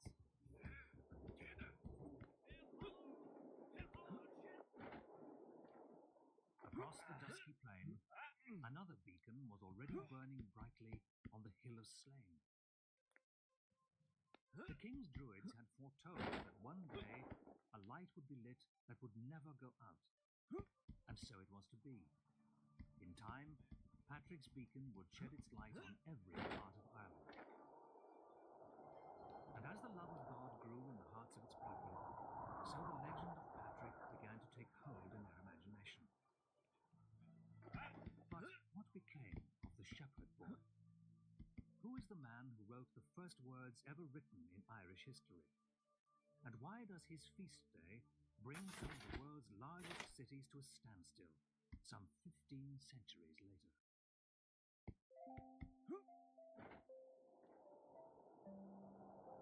The Confession of St. Patrick, penned towards the end of the 5th century, is the first written document in Irish history. It begins with an account of Patrick's early life, where we discover that the great patron saint of Ireland was not himself Irish. He grew up in a town somewhere along the west coast of Britain. The islands of Ireland and Britain, lying at Europe's western edge, were very different places during the 5th century. At that time, slavery was a normal practice, and Patrick was taken as a slave by Irish people who were raiding Roman Britain. Because when the Romans came to Britain in 1st century AD, Roman Britain became wealthy, and so it was a source of wealth for the Irish, and they raided along the coast of Britain, particularly in the 4th century and early 5th centuries. We have many examples of that through the archaeological record, the objects that they brought back with them and so on, and indeed references in the sources, the Roman sources, to the Irish raiding Britain. And on such raids, they brought back slaves. 5th century Ireland was home to the last Celtic civilization in Europe. After they had been subdued by the Romans elsewhere, this proud pagan race of warriors, poets, craftsmen, and druids survived unchallenged in Ireland. Patrick, the young nobleman turned shepherd, spent his first years in this strange land on Slemish, a wind-swept mountain in the north. It was there he learned the ways of his captors, and there his love for the Irish people took root in his heart.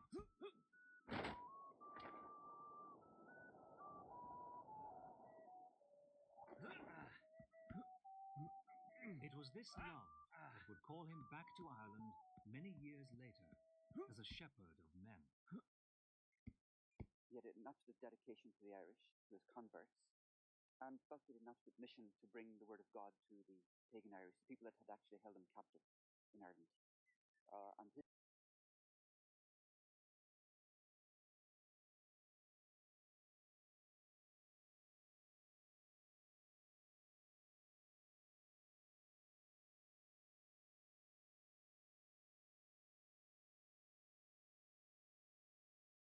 Bones.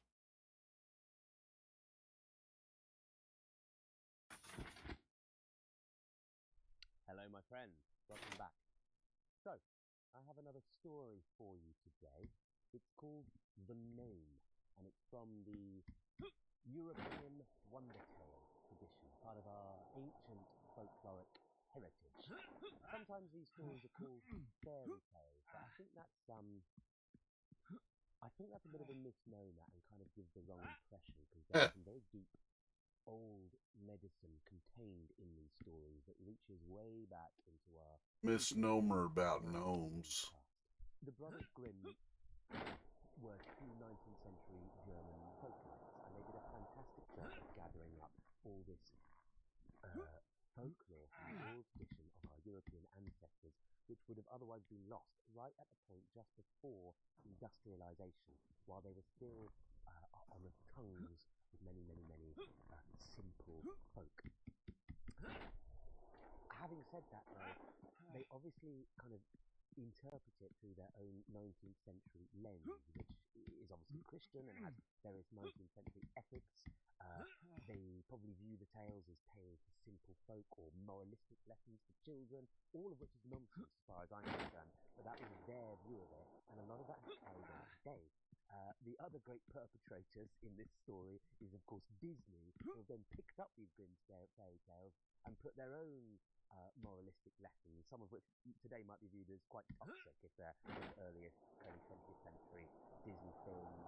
And even today, people are still retelling these fairy tales and stuck their own contemporary socio-political points into these ancient wisdom tales, which are very much deeper than that. And I really feel we're doing them a disservice because what we have here in these stories is, as I said earlier, part of our really early shamanic heritage of Europe, where these stories are used not just as entertainment or as simple science or as stories to scare children, maybe some of that, but not really. These are medicine tales. These are medicine tales that speak to us on a deeper level, not here, down here, the level of the soul, of the psyche, of the deep mind, of the unconscious, and the imagery is the imagery of dreams of the underworld, which is why this story is particularly pertinent to the concept of the European wonder tale as a whole and myth telling. So this is a very important story, and if while listening to this story any images seem to resonate with you, then just sit with that for a while and have a think why that might be, and do feel free to let me know in the comments and tell me about it because I'll be interested to know. And of course, if you like this sort of content on myth and magic and storytelling and folklore in the oral tradition, then do please give me a like and a subscribe. It really helps my algorithms. And if you really like it and want to support me, you can always follow me on Patreon. Right, here goes. The Gnome.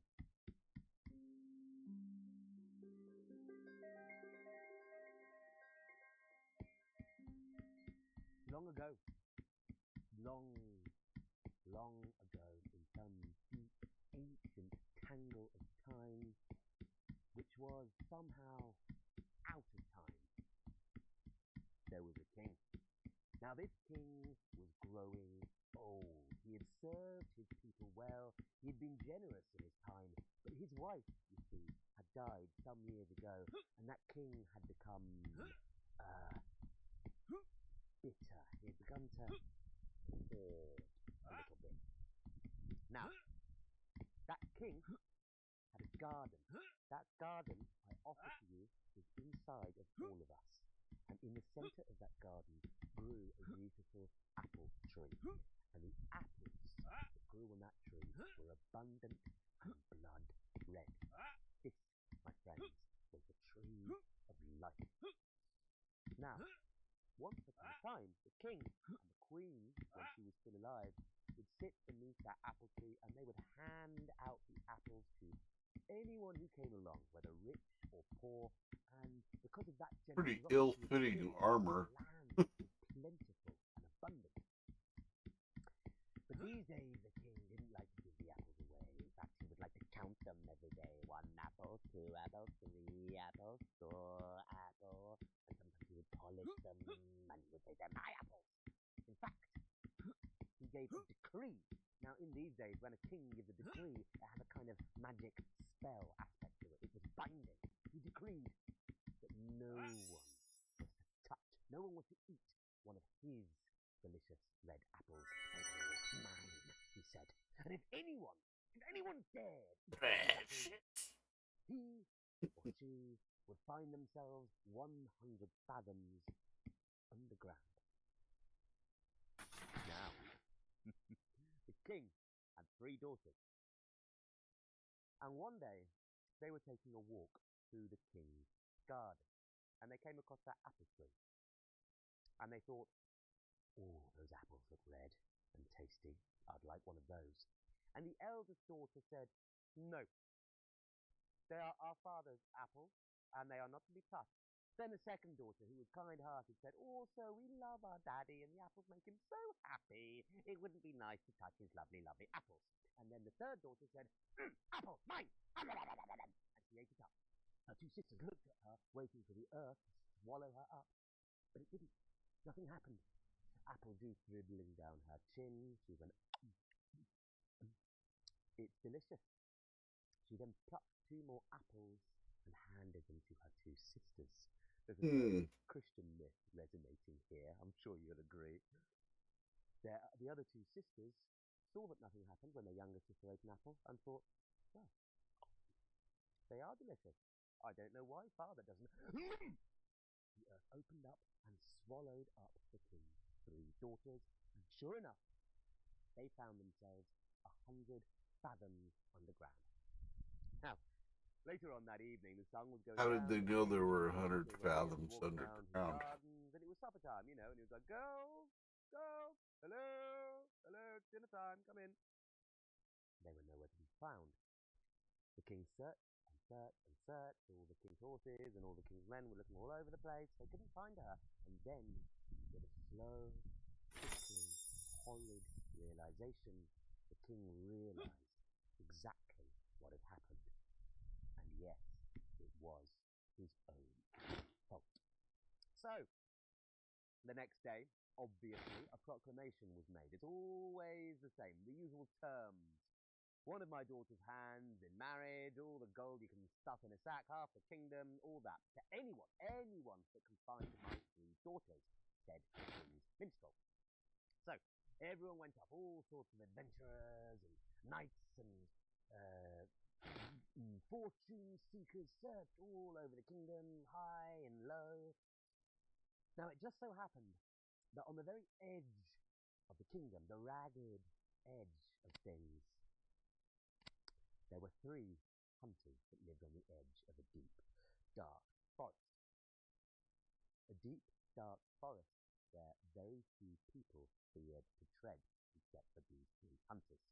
And they were a little bit rough around the edges, these 3. They lived at the edge of the kingdom, of course, the ragged edge of things.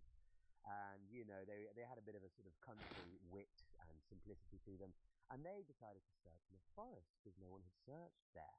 So they went by secret trackways and pathways and places only they knew until they came into a part of that forest where they saw something they had never seen before, even though they had passed this way once or twice. It was a castle, a ruin of a great castle, all overgrown with ivy and trees. You know exactly the one. You've seen it in your dreams, probably. And they said to themselves, strange, we haven't seen this castle before. And as you do if you're that kind of slightly wild hunter type of young lad, the 3 of them went round the back of the place and, peered in the windows. There was a fire burning. They could see fire lit, and they could smell coming through the sort of, windows, smell of, was that venison cooking? Delicious smell. Well, as they did, they kind of scrambled up over a wall, as you do, space hacking, and found their way inside that castle. Odd thing is, the castle was deserted, completely empty. There were no servants, and they walked through all the rooms and corridors, their feet just echoing. And they came to a great banqueting hall and kitchens, and there were chickens roasting on the spit. The table was laid with all sorts of wondrous things. There were cups of wine and mead. There were frosted glasses filled with beer. There were oysters. There were anything you like to eat. It was all laid out there perfectly. And they sat down, and they might have been sort of country folk, but they still, they had their manners. So they sat down and waited for someone to, tell them to go away or help themselves. But no one came. The minutes and hours ticked by, and eventually they decided to help themselves. So they did. Taking big bites of chicken, having a, apple pie, pouring the beer down their gullets. It was delicious. And then, it being late and their bellies being full, they sloped off to the upstairs rooms and laid their heads on silken pillows and went to sleep. Strange thing happened. While they slept, the very rooms of that castle seemed to shift and rearrange themselves around those boys and their wishes, desires, and imagination. So when they came downstairs, things were just a little bit different. Maybe the fridge was a bit closer to the door so the elder brother could get his beer quicker. Maybe one of the lounges had like an Xbox in it. Things like that, It was sort of slightly... The castle moulded itself to the wishes of the brothers. Now, next day, the brothers still found themselves in an empty, slightly changed castle, and they didn't really want to give up the digs they'd found. Would you? I wouldn't. So they drew lots. Two brothers would go out and carry on searching the forest for the lost princesses, and the other brother would guard the castle. They drew lots, and the lot fell to the oldest brother, who would stay behind, and the other two would go and search the forest. Now, it was about, noon time. The elder brother was pottering around that big castle on his own, and suddenly there was a knock at the door. Strange, he thought. My brothers are back early.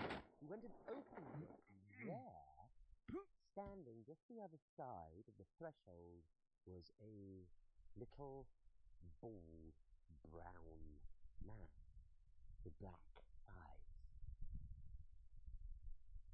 And he asked that older brother the age-old question: can I cross the threshold? May I come in?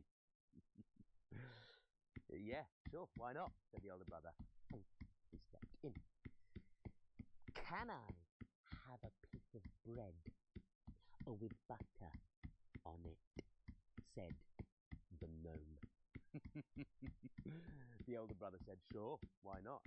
Went to the kitchen where there was still oodles of food, sawed up a little bit of bread, buttered it, handed it to that earth gnome. The gnome took it in his hand, and then very deliberately, while looking that older brother in the eye, turned his hand like that and let it land on the ground, butter side down. The gnome said, oopsie, I've dropped my bread. Will you pick it up for me? The elder brother thought this was a bit weird, but said, yeah, sure, mate. Bent down to pick it up. While he was bending down, that gnome, that earth spirit, grabbed that older brother by the head, got a stick, and beat him over the head, black and blue, and said, idiot, idiot, idiot, need him, and booted him across the room, and then disappeared out the door with the bread giggling. Right. Next day, of course, fairy tale, rule of three. Same thing happened again. The lot fell to the second brother. He was going to stay at home this time. The youngest brother and the eldest brother went out. The eldest brother, you need to know, didn't say any of this to his other two brothers. He was embarrassed, He just put on a nice, hat to cover the bruises and didn't say anything.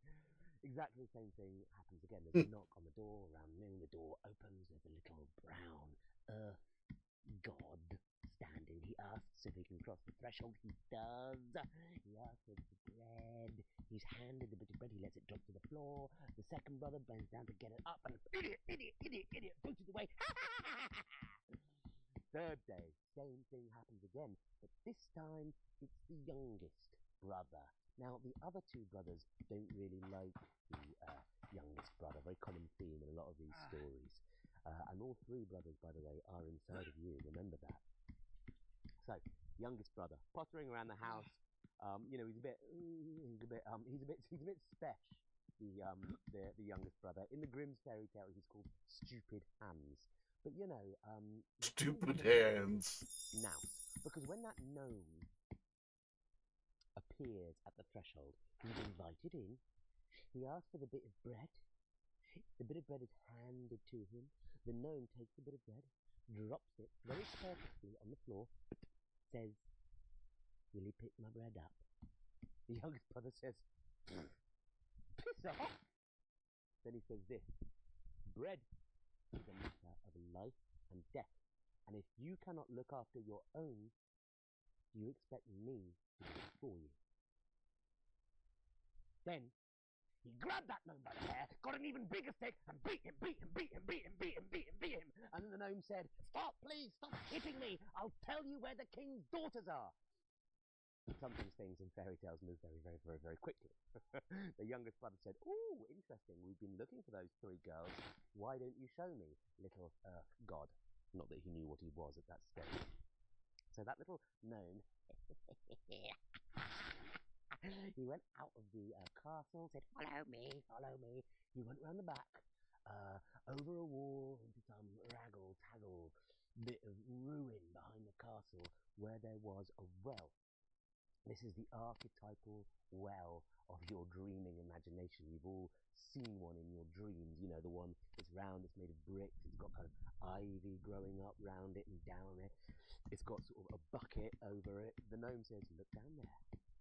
And the youngest brother peers down, and the chasm goes all the way down into the dark. There's no water, just a line going all the way down, deeper down.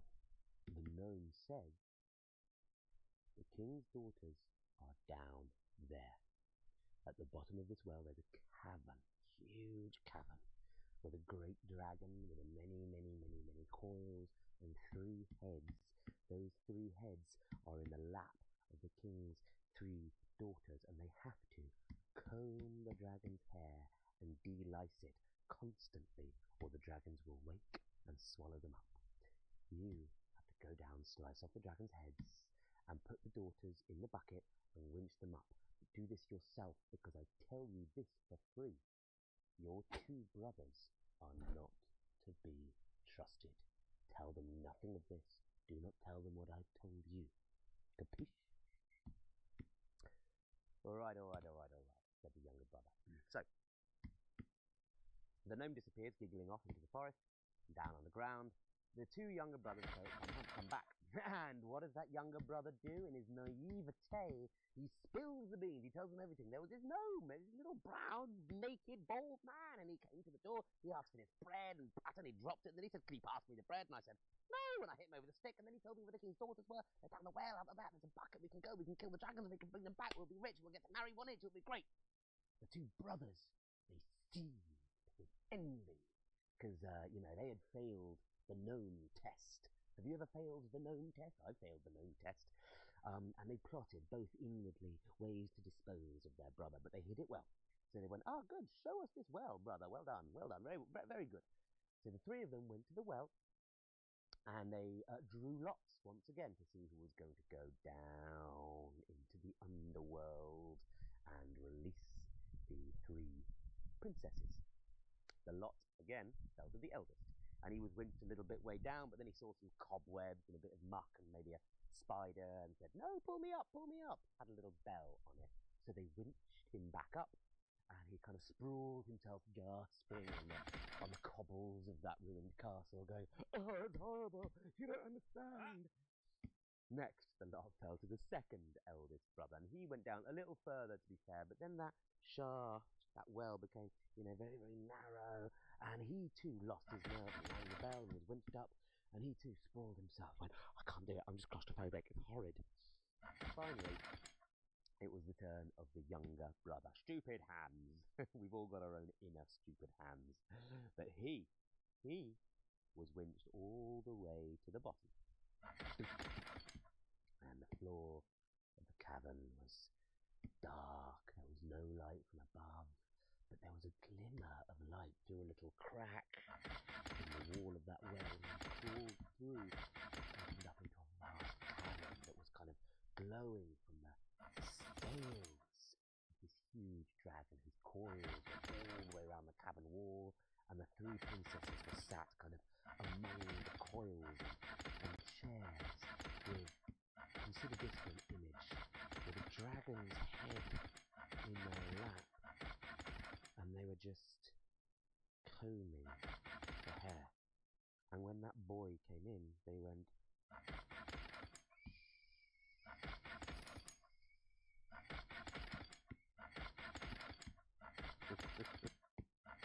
okay. Strong imagery, that's tiptoeing backwards out of the room imagery there. I don't know the last time you wandered into a cabin with a three-headed dragon. But then, the youngest daughter, quietly, in a hushed whisper, said, "There is a time to comb and a time to cut." Well, at that clue, the youngest brother took out his hunting knife and cut off the head of all three dragons. Ching, ching, ching, quick as that. Those three princesses were suddenly released from their strange courtship, their dragon courtship, their captivity, and jumped up and hugged and kissed him all over and laughed and giggled, and I don't know, maybe they did a little dance, who knows. And then they said, our father will repay you, yada, yada, yada, yada, yada. And then the younger brother put them one after the other in the bucket and rang the bell, and they were winched up to safety. Imagine what the other two brothers thought when they saw these three beautiful princesses, one after the other, emerge out of that dark well. What treasure comes out of the underworld sometimes. Now, he was just about to get in the bucket himself when he remembered the words of the earth spirit, of the gnome. And he remembered that his two brothers were false brothers. They were not to be trusted. So instead he got a stone, heavy stone, and put it in the bucket and rang the bell and saw it getting winched up, winched up, winched up, winched up. And then, sure enough, the older brothers cut the rope and that bucket fell. They, of course, thought their younger brother was dead. Stupid Hans, he was an idiot anyway. The three princesses protested that those younger brothers, with their hunting knives and also their strange forest magic, put them under what the Irish might call a geish, an obligation, an oath, that their lips were sealed. They must never speak the truth, or they would be killed. Important things in those days, one's word. So, the two younger brothers took the three princesses back to the castle, and the king and all the courtiers were overjoyed. They were to get a portion of the kingdom each and marry the two princesses. Two of them. I don't know what happened to the third. Meanwhile, down deep underground, that third youngest brother was morose. He was very, very low. The world was continuing above him. He could maybe see some speck of light, maybe sometimes a bird would pass over. The passage of the sun and the seasons and the rain and the weather all taking place far, far above him, but he, deep down in the underworld, was completely alone. And he would pace around and he would see the dragon's head and he would say, "Well, you can't help me." He was obviously starting to lose his wits. And I don't know what he ate or drank, whether he just sucked on moss and ate worms. And he paced, crawled around that cavern for so long, so many weeks, months, that he wore the ground smooth. Eventually one day he was reaching into a crevice of a rock and his fingers just touched a flute. It's like Bilbo in The Hobbit, his hands just touching that ring down under the mountains when he needs it most. Similar moment to that, his hands touch a flute, and he's just about to put it to his lips and play, because he thought, I've been wandering around here for so long deep underground, I've never seen this flute. He's just about to play and then thinks, no, now is not the time for music. And he puts it back. Interesting moment. And he continues his pacing, pacing, pacing, pacing. Finally, he's given up. He lets go. He lets go. He knows his time is up. He's ready to accept his death now. And he sits back with his back to the wall and puts his hands out. And there, again, his hands touch that flute. Well, if I'm going to die, he thinks, I'm going to die beautifully. And he plays a note. There, in the darkness of the wall next to him, appears, in a bright greeny gold light, a little earth god, a little gnome, just appears like a genie, just through the wall, as if through glass. He plays another note, another one appears. He plays another note, he plays a whole tune, and a whole battalion of little earth gods just appear in the darkness all around him, like these little self-organizing machine gnomes. Just ding, ding, ding, ding, ding, ding. He's playing this earth god tune, this song of the gnome, and suddenly there's a whole host of glowing servants about him, and they say, "What can we do for you?" And he says, "Get me the hell out of here."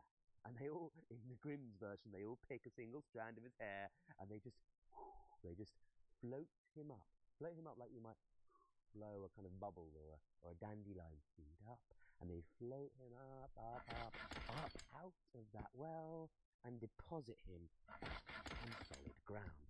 And he goes back into that castle, eats his food, his hands are like long claws, now his hair's all bedraggled, and then he sleeps a long sleep. And then he makes his way, quick as the wind, with the help of these sort of gnomes that are kind of carrying him aloft, all the way to the king's castle. He bursts through the doors, and a wedding celebration is just about to happen. It's his two brothers. They're just walking, those two princesses, down the aisle, and this wild man bursts in with bedraggled and filthy and covered in mud and blah. And the king says, "Throw him into the dungeon." Of course, why wouldn't you? The princesses recognize him. They recognize something in his eyes, and they say, "The wedding's off, father." Obviously, the two hunters are furious. The king doesn't understand. He's very angry, and they say, "What the hell?" He says, "What the hell are you doing, my two daughters?" It's the eldest two daughters, and they say, "We're bound. We're sworn to silence. We cannot tell you." The king does something very wise. He says, "So, tell it to the fire. Tell it to the stove. Tell it to the fireplace, if you can't tell it to me." So the girls go and they speak the whole story of what happened to the fire. And it crackles and fizzes. They tell the story of the dragon being sucked underground, of the brothers of being sworn to secrecy, of the great lie of the courageous younger brother, and the fire fizzles and listens. Meanwhile, the king has removed himself outside and is stood at the door, listening at the threshold between one room and another, in that liminal, in-between space, so you can hear things. The king now knows the truth, goes down and opens the dungeon, and sure enough, that filthy young wild man has in his pocket, because the gnomes had told him to do this, 3 dragon's tongues as proof. If you ever slay a dragon, remember to keep his tongue. This is a folkloric message. So, the older brothers are thrown into the darkest dungeon, where they still remain to this day, and that younger brother is given a nice good shampoo and a shave, and he scrubs up pretty good, and he chooses to marry the youngest daughter, because a strange courtship developed between them right from the very moment when she looked into his eyes and said, "There is a time to comb and a time to cut, down, down, down, in the deep underground, in the bowels of the earth." So they were wed, and this wedding celebration lasted. It's still lasting to this day, because this myth takes place out of time. And if you put your ear to the ground, you can still hear them feasting. And my friend, that king, he became, in his final years, generous again. He started to hand out those apples, and my friend, I have to tell you, and I tell you truly, abundance returned to the land. The rivers were full of fish, the fields were full of grain, the economy grew by 3.7%. Everything was in abundance, great abundance.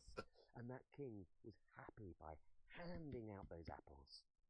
And the kingdom, well, was saved by a impulsive girl from the center and a wild boy from the edge of things, coming together. So, my friends, that is the story of the gnome. just a little fairy tale, isn't it? Just a little story to entertain children. Well, my friends, thank you for listening. And as I said before, the story, if there's any image that particularly resonates in that story, let me know in the comments. I'm interested to hear. And this story, all of these old stories from the oral tradition that we so kind of flippantly call fairy tales, they are rich in medicine, and I guess the important thing to remember is every element in this story, whether gnome or dragon or king or princess or hunter or castle, all of these elements are taking place inside of all of us all the time. And it's interesting to think that this story contains two dragons, both the three-headed dragon and, the king himself, who at the beginning is literally hoarding. And note, this is a very common theme in mythos. When there is a problem with the king, with our inner king at the center, the whole kingdom ails. This is an idea from the pagan imagination that's very, very, very old. James Fraser talks about this in The Golden Bough. Sometimes even there's evidence that if the crop fails, sometimes the king will be sacrificed to the land to make the crop happen. Interpreting that psychologically, if our inner king is greedy or angry, our kingdom, our experience of reality will also ail. So that's something there, and also the lessons that can be drawn from the deep, deep underground, and what allies there might be under there, even in our darkest moments. I don't want to say too much about analysis of myth, because I think that's can be quite a dangerous thing to do, because it can reduce it to less than the sum of its parts, if you know what I mean. You're all intelligent people. You can feel the imagery yourselves. Let me know what you think. Finally, friends, again, if you've made it this far, then do please give me a like and a subscribe. And if you want to support what I'm doing as a maintainer of the oral tradition, then you can always follow me on Patreon for as little as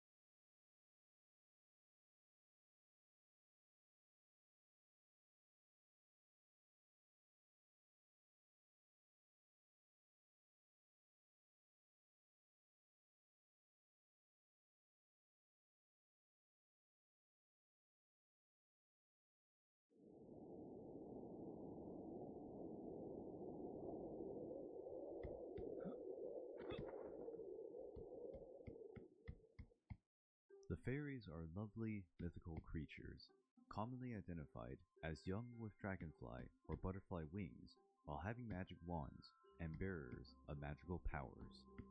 But fairies can differ immensely from each other. They can be tiny creatures, but also larger than a man. These creatures are shy, and according to some myths, they can only be seen by those who believe in them. The name fairy has its origin in Latin and means fate. So the fairies have the power to magically intervene and lead people to their fate. In many cultures, the fairies are associated with the elements of nature. And so there are fairies associated with fire, who live near bonfires, fireplaces, or even volcanoes. There are aquatic fairies, who inhabit rivers, waterfalls, and ponds. The fairies associated with land, and also the fairies associated with air. The origins of these creatures is inexact, because they inhabit the religions and the folklore of several European peoples, being emphasized in Celtic, Nordic, and myths, but they conquered even more prominence with the popularization of fairy tales. These fantasy stories, filled with magic, spread the figure of the fairies. In these tales, fairies usually appear in moments of despair or immense sadness shown by the story's hero or heroine, like in Cinderella's case, where the fairy godmother appears and with her spells transforms Cinderella into a beautiful princess. Some experts on paranormal cases affirm that the fairies still exist today and they are wandering around, and they can be seen by those who have mediumistic abilities. Nowadays, many people still worship fairies as well as guardian angels. Some of these people arrange small altars with flowers and crystals and also add some sweets, because in some traditions, the sweets are the favorite food of the fairies. Disney immortalized in the imagination of many children the image of fairies, like Tinkerbell and Peter Pan, the Blue Fairy of Pinocchio, and the fairies of the Sleeping Beauty. But the movie Shrek subverted the image of the fairy godmother, transforming her into a villain. Another example of a weird fairy is the bulky The Rock, interpreting the Tooth Fairy. The presence of fairies in such different ways in our culture only makes it clear that we are fascinated by these amazing creatures.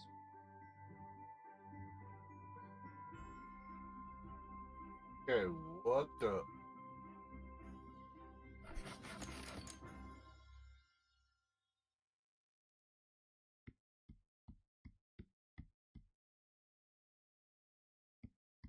Alright.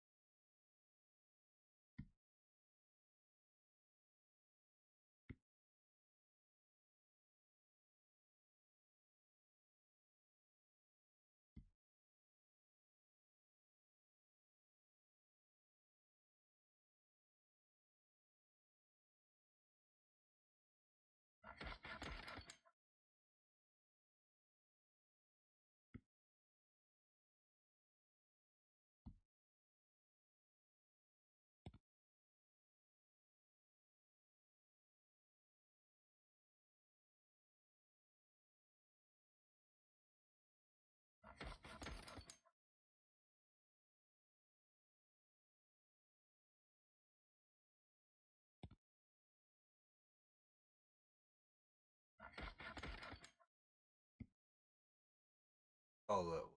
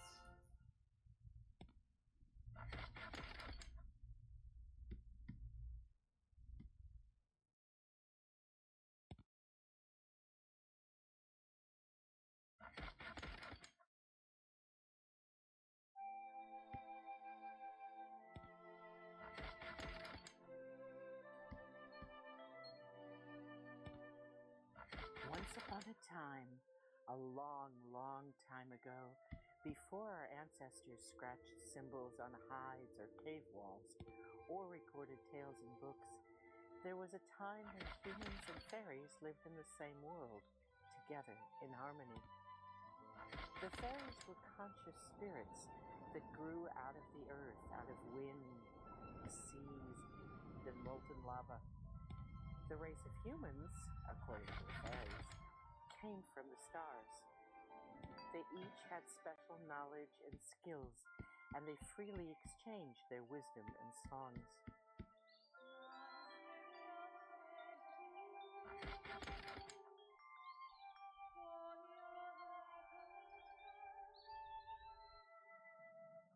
No one knows why the humans forgot their origins and became more earthbound, or why the fairies took their magic and retreated to a different dimension behind a veil of mist.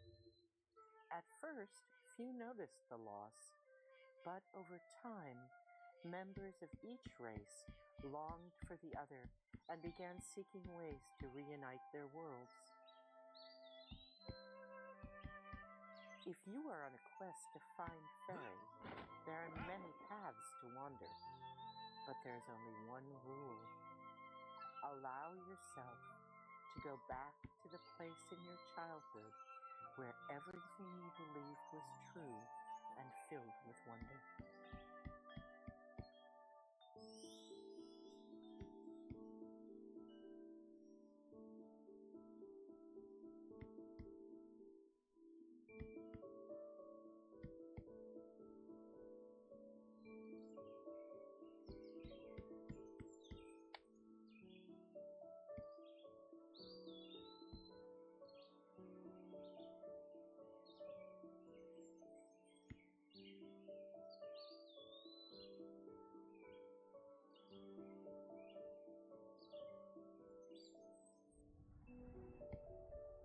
As an artist, it was just an idea to make a little house for fairies. It was no big deal. And I did it, and somehow something very special.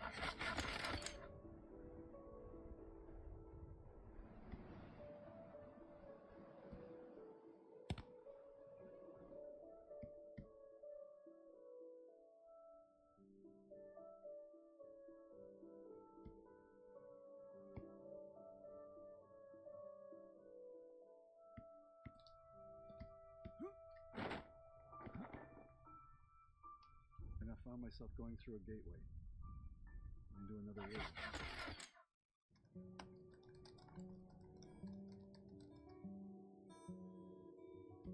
Fairies are real. Sometimes when I'm very quiet, both inside and out, they tell me their stories, and I write them down so they can be shared with other people. You could wander down every wooded trail, follow each winding stream, track a squirrel, a blue jay, or even a rabbit with a pocket watch, and still never find the old ruin where a fairy statue stands atop a mound of weathered wood and stone. But if you're one of the lost ones, one of the humans with a touch of fairy blood, then you'll follow the music only you can hear. Two sisters walk by the river's edge, oh, the wind and rain. The eldest pushed the youngest and cried, oh, the dreadful wind and rain. Now Johnny gave the youngest one a gay gold ring, oh, the wind and rain. But he didn't give the eldest one anything, crying, oh, the dreadful wind and rain.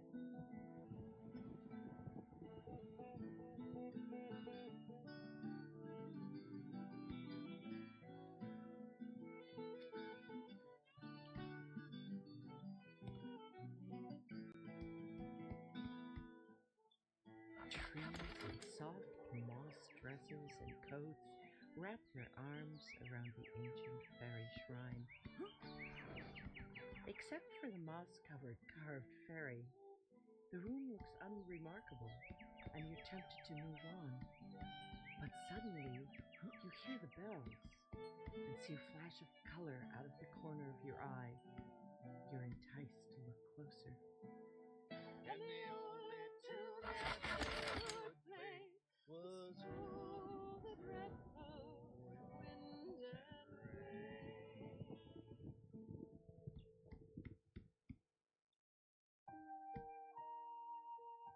What are fairies? A fairy is intelligent energy. Conscious, animate energy. Everywhere there is consciousness, there is fairy. A fairy is an entity that has personhood, that has conscious awareness, and exists in that way, not necessarily in form.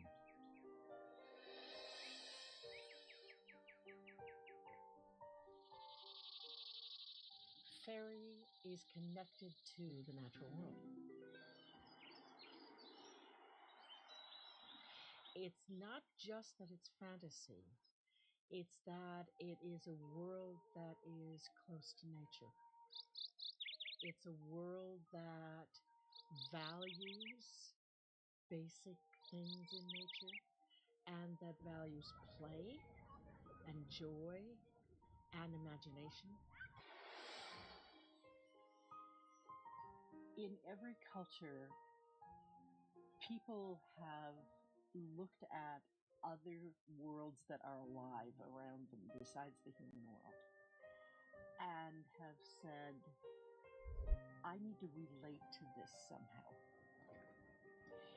And in the process of learning how to relate to the trees, to the squirrels, to even the stones, to the other things that they share the world with, they found the spirits in those things, the essence in those things. And those are what came to be called fairies. Because everything that is living has an essence. We anthropomorphize these energies and call them fairies because that's our frame of reference. Which is not to say, just because we anthropomorphize things doesn't mean that the energies aren't real. Yeah. It's simply a matter of we assign them a visage depending on what our sense of reality is. We don't come to it in a flippant way at all. That doesn't say that we don't come to it with a sense of humor, because it's all a joke, and yet it's all utterly serious, profoundly, universally serious. Sometimes we talk about fairy in language that's pertinent to the spirit world and the mystical realms that we're accustomed to walking in. And then we run into someone who's involved in quantum physics and conceptually find that they're talking about the same things we're talking about. They just have different words for it. I mean, quarks, they're not connected. They can be separated by eons, and one rotates, the other one rotates in exactly the same position.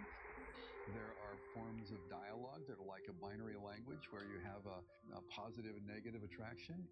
You have all those kinds of structures of balance where there is conversation between the two, and one moves, the other moves, and so forth. I mean, these are all forms of languaging, and these are all very simple and elemental forms of fairy. I've spent a lot of years being trained in various shamanic disciplines, and one of the things that I found across disciplines was some sort of lore within every culture about what we call fairies, elementals, little people who are spirits of earth and stone and tree and wood. And in the process of training, I was taught about the little people. I was taught how to relate to them. I was taught how to listen to them. I was taught how to see them. And one of the things that I was taught to do was to, on the full moon, to bring an offering to them of food and sometimes things like crystals and flowers, but particularly of food. Oh, because God. that's an offering from what sustains humans to want to share that with them. And so we built a place in our front yard. It's a pond and a waterfall. It was a special place that it felt like the fairies gathered anyway, and so we made it more special for them. And so every full moon we'd go out on this little mound and leave food and talk to them about what had happened during the last moon cycle and what we were planning for the next one and things we could use their help with and ask for inspiration and so on. We were out feeding the fairies once on the full moon, and the fairies said to us, we'd like to have a house. And I thought, well, that's kind of a fun idea. I'll take a whack at that. And I went into the shop and I pretty much did the first thing that came to my mind. I didn't do a lot of premeditating, and ended up innovating a process, or at least perhaps the fairies taught me a process of making fairy houses that proved to be unique.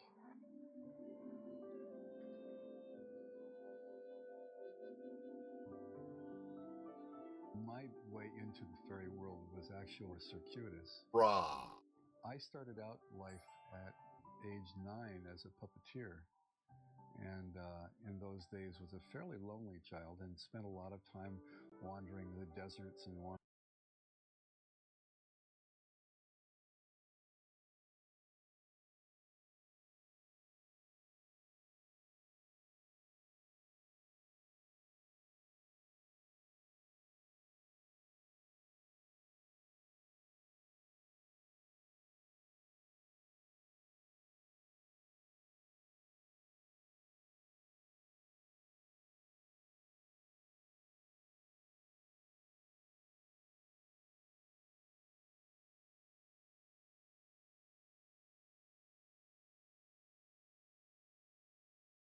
Me. It's really great to have you. My first question for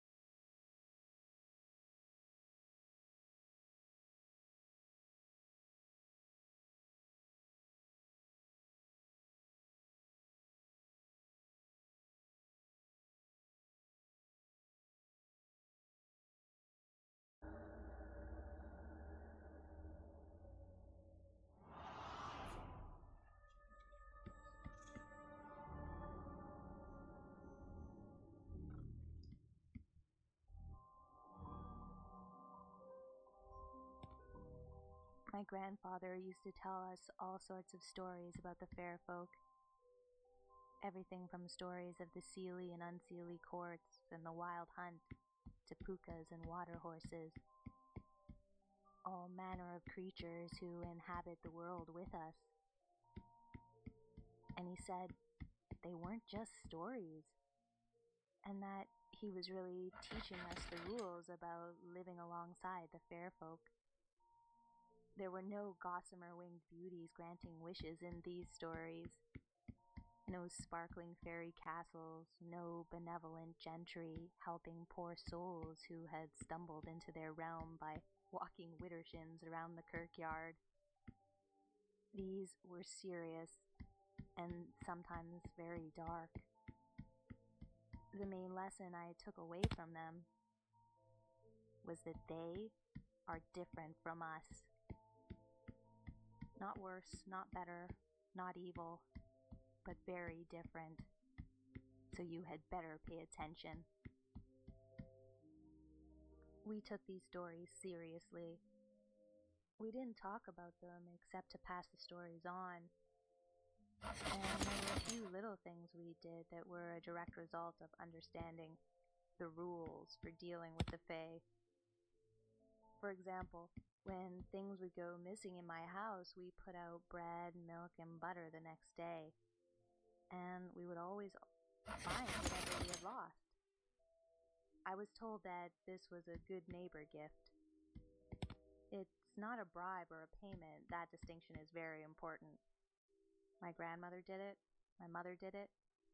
I do it, and now my children do it too. Works every time. When people ask me if I believe in fairies, I tell them, better to be safe than sorry. I used to live in Blanco, Texas.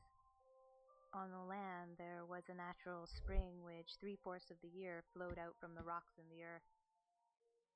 There was a small, shady grove of trees that was always about 10 degrees cooler than any other place in the yard, and tufts of bright green mosses dotted and patched the ground.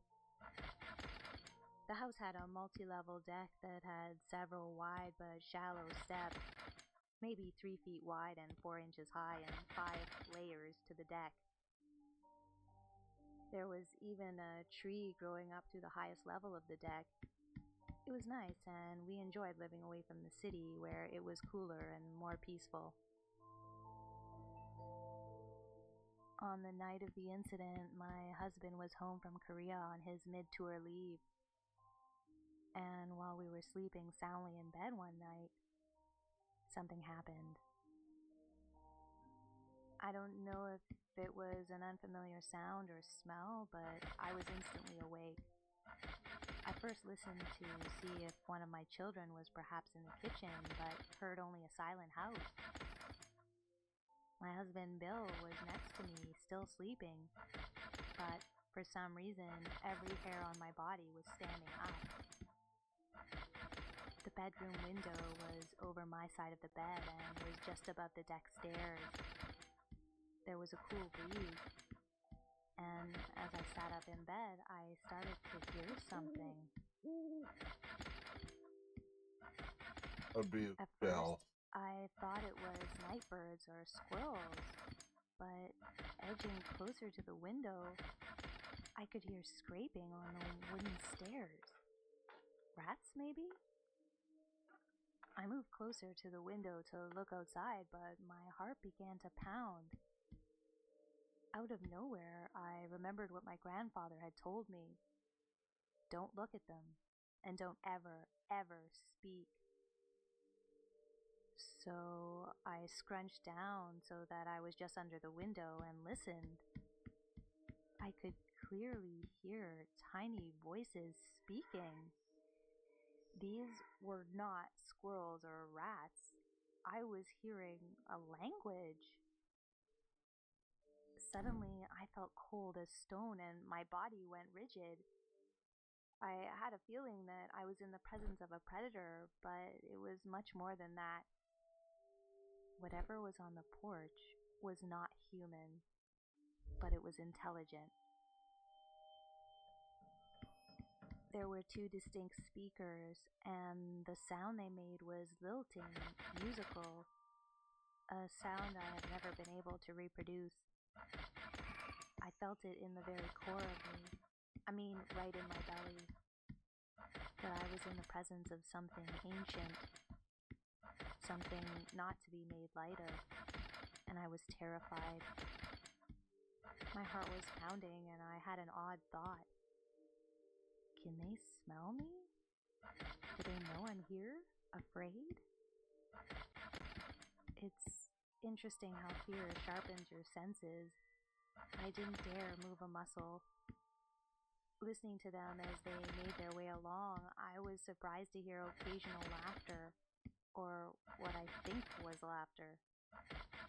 It was a curious sound, like the purest crystal, and something oddly out of sync with the world, and yet not. I know that sounds silly, but that's the only way I can describe it. I kept silent and resisted the urge to look as they made their way up the deck steps, carrying on a conversation not meant for me or any human to hear. I tried to create a picture in my mind of what I was hearing. Tiny footsteps on the wood, faint scuffling as a small body was pulled up one and then the other stair, all the while talking in the beautiful language that made me long to hear more. I actually felt a visceral longing. And even though I was afraid, I was drawn to listen to them. I thought, they can't be very heavy because of the way they sounded on the steps. Maybe 6 or 8 inches tall? And I thought they sounded thin. I can't explain why I thought that, but there you are. Barely breathing, I listened to them move further away from the window, up another set of steps, and their footfalls pattered across the deck, until I thought I heard a solid, dry cliff sound of 2 small somethings landing in leaves and rustling on the ground at the other side of the deck. Their voices faded, and then there were only the ordinary sounds of a Texas hill country night. Crickets, the wind in the trees, and the spring faintly splashing. Then I did look out the window, but there is nothing on this earth that would have made me go outside. I checked on the kids, no problem there. I woke up my husband, but when he asked me what was wrong, I just sat there. I couldn't think of a way to say what I had just experienced without sounding certifiable. He rolled over and went back to sleep. The next day, I went out to see if there were any footprints or evidence of what I'd heard the night before, but I didn't find a thing. After that, I would wake up in the middle of the night sometimes. I'd sit quietly and strain to listen, but never heard anything out of the ordinary.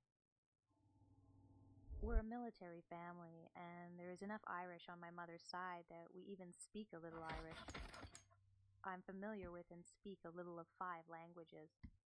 I can tell the difference between Mandarin and Cantonese.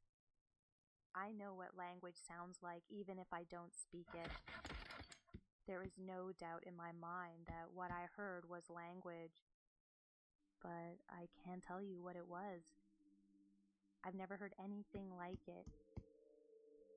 It was as clear as crystal, but it sounded like parts were missing, or like I wasn't hearing all of it. Looking back, I think maybe some of it was in tones that were maybe too high to hear. Listening to it, I was reminded of the way written Sanskrit looks.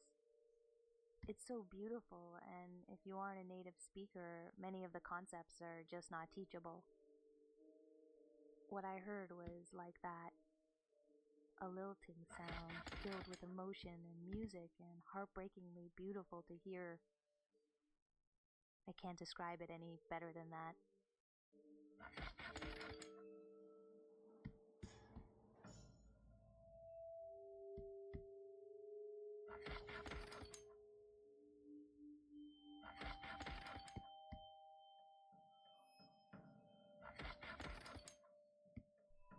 This happened back in 2007, after just returning back from a tour in Iraq serving in the U.S. Army. I had moved back home with my parents for a period till I got back on my feet. So, one morning I was sleeping and having a pleasant dream. I can't remember all of the dream, I just felt it was pleasant. The part I do remember, I was lying on my back looking up at a beautiful blue cloudy sky. And suddenly I felt something moving around on my thigh. I tried to sit up and see what it was and noticed I couldn't move. I was restricted to only looking skyward at the blue sky. I started to panic from not being able to move, and then the sky was suddenly filled with this monstrous brown spider stepping over me. All the while, I could feel this movement on my right thigh. The moment the spider appeared overhead, I became even more frightened, but I somehow realized I was in a dream. I then forced myself to wake. So I woke up, thankful that it was all just a dream, and I noticed something unusual. My parents' pet cat would always sleep next to me, and he seemed to not be in my bed near me. Then I realized there was this slight movement on my upper right thigh, just like in my dream. I didn't immediately panic as my parents live in the country, and at first I thought maybe it was a bug or a mouse moving around. I was wishing that the house cat was around at that moment. Slowly, I then pulled up the blanket that covered me to view what was crawling on me. To my complete shock, there, knelt down on my upper thigh, was a small creature in a jet black one-piece jumpsuit. The being's head was rather large compared to the rest of its body, and it was a sandy brown hue. It wasn't very tall, maybe 7 inches in height, knelt down. I couldn't see any facial features as the being was facing away from me. As I started to realize what was happening, I almost jumped out of bed, screaming for my parents like a little kid. After my parents got up and came into my room to see what I was shouting about, we looked around, but the little being had vanished. I told my parents about what happened, and they were very supportive. Making a new mega base? I've thought a lot about that night since Not then. really a mega base. It's I just speculate that this that's what being this was game is sedating for. me and Builder. causing me to dream so it could It's made do by whatever builders it was for doing. builders, whatever they want. Awakening must have been unplanned. Go as back I saw and it. look at some of the I first often wonder VODs what might have happened if from I the hadn't have game. woken up.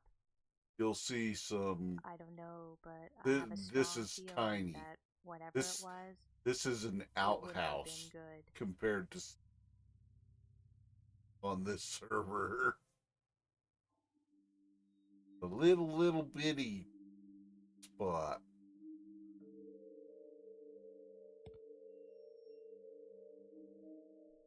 This past winter, I was having a bit of a rough patch, feeling pretty down. I went up to bed one night.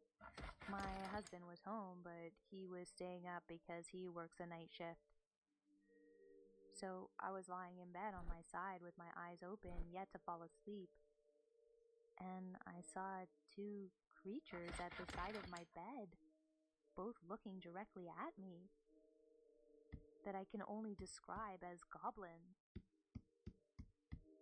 They were no taller than an average nightstand, and the closest I could come to describing them would be the word gargoyle. They were there for a blink of an eye, and then they weren't. They had been right there, but I didn't feel like I could reach out and touch one, nor did I think they could touch me, thank goodness. I sort of suspect that it was like a veil being lifted between 2 worlds, just for a moment. They were there, and I was there, but it was just a glimpse through a window that neither of us could pass through. Almost as weird as seeing them at all was my reaction. I'm a pretty nervous person, easily frightened. I don't even like to watch scary movies. But I wasn't scared. I didn't feel like they could do me any physical harm, and I wasn't even alarmed enough to run downstairs and tell my husband. I just laid there thinking about it for a while, and then went to sleep. I've considered that maybe I was asleep or partially asleep without realizing it, but I don't really believe it when I try to tell myself that. I think they may have been there either because they were drawn to the negative emotions I'd been experiencing, or possibly they were the cause of those emotions. I don't know. My rational mind wants to push the whole thing away, but something deep down in me seems to insist they were real, and that someday they'll be back. I dread to think why.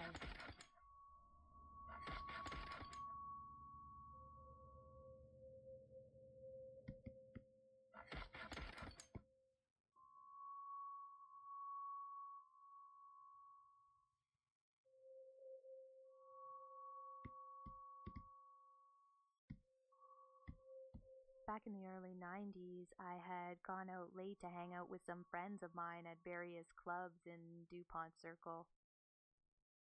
We'd been club hopping for a bit, trying to find where the real party was going on. But due to my advancement in age, I was getting plumb tuckered out. Finally, I gave up the night as a younger spring chickens venture, and not one for an old fogey such as myself. I bid my friends a good night, and I began my walk back home. Since my home is about a few blocks from where I just called it a night, I figured a nice, quiet, jaunty walk would do me fine. Besides, it would take me past the DuPont Circle fountain. So I get to the fountain around 5 a.m. or so. There is not a soul around me. All is well, and the fountain is doing its fountain thing, spitting water and dribbling it down the sides, looking all magical and whatnot. I sat there and play with the water some, just enjoying the night. Now, as for that not another soul around thing I mentioned earlier, well, that is when the night got weird. There was this kid standing about 5 feet from where I was sitting along the edge of the fountain. I mean, where the hell did this kid come from? I sure as hell did not see him anywhere in the park. So this kid was either one world-class ninja, or he just ghosted up on the spot from wherever ninja ghost kids come from. It scared the hell out of me, and I told the kid as much. The kid just stood there, staring at me. At first, the surprise of being snuck up on was still on me, but as it wore off, I began to notice some things, odd things about this strange kid. He had to be around 8 or 9, just skinny and small, wearing clothes from the late 1800s, like when kids wore hard-to-lace-up boots every day because sneakers hadn't come out yet. His clothes were really old, and so was the toy he was holding. An old-fashioned sailboat that was popular around that time period. His shorts were black and his shoes were black, so the skin of his legs were in extreme contrast to his apparel. His skin was chalk white. I finally noticed his face and his eyes, and that is when the deep terror wave hit me. This kid had eyes like black marbles, solid black orbs in a young cherub face. I was stammering at this point, kind of glued to the spot, till the freaky little bastard asked me a question. "Hey, mister, will you help me with my boat?" he said, and his voice sounded like it came out of a coffee can. I managed to reply, no, I have to get home. Where are your parents?" But the kid just fidgeted a bit and repeated the same question as before, but with more assertiveness. "Hey, mister, will you help me with my boat?" Now, I was terrified at this moment and backed away. And this kid stares at me with these shark eyes, cold and dead-looking, that still seem to convey cruel intelligence and a hunger.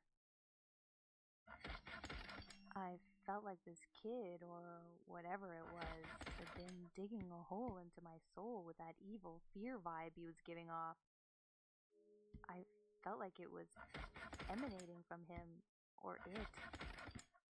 I shouted at him to stay away from me. The kid's brows furrowed as I speed-walked my ass out of there. I did not know what was coming next, and I did not want to know. As I power-walked away, I ventured a look back, and what I saw made me burst into a full run. There were 5 more of them standing on either side of this kid, like some hellish pack of wolves. But the kid I had encountered had gone all black, like Vanta black. And I just ran. In the time it took me to walk away from and turn to look to see if he had begun to follow me, more of his kind popped out of the same nowhere that the kid came from. I do not know what those things were, but they were not human. Those abominations or anything but human. And I hope I never face one of them again. Because they hunt in packs, I think.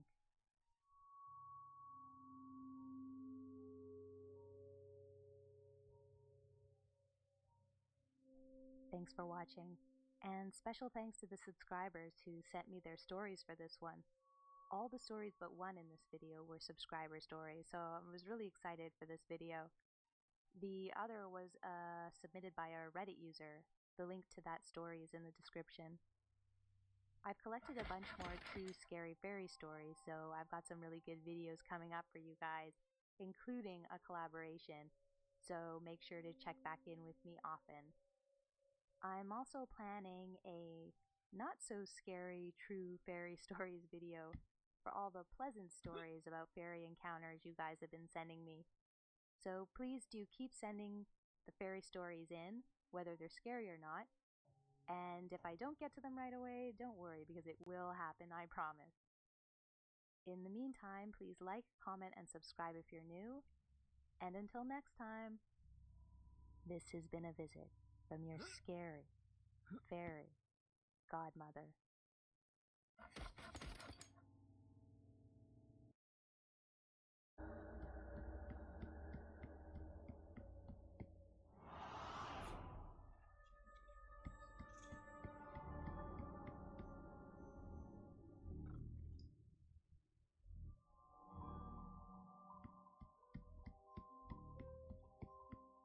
Some years ago, my friend and I were having a day drive for fun, up over Deception Saddle and Hoodoo Pass in Idaho.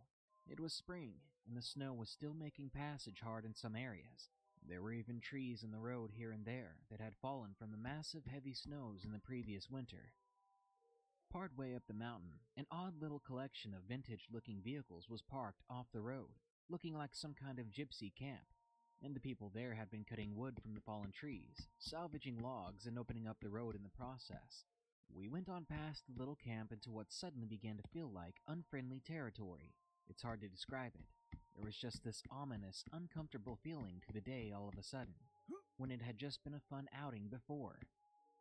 We crossed Deception Saddle, which was a kind of entrance into the foothills, and entered the heavy forested slopes on the way to Hoodoo Pass. At this point, we began to see animals here and there acting strangely. For example, we saw a cow elk and a doe deer walking side by side onto the edge of the road and then stood together and watched us as we passed. We had never heard deer or elk being close companions before, and usually they stayed with their own kinds. It was unusual, but not alarming, not yet. Further along, as we got higher in altitude, other animals started to appear on the road. There were rabbits that seemed confused and would stagger across the road in front of us, and other rabbits we could only half see hunched and still among the half-melted crusty humps of ice and snow and mud. Then the flashes of light started, orangish rectangles that were wider than we were tall, almost the size of garage doors. They would flicker and flash now and then behind us, each one getting closer.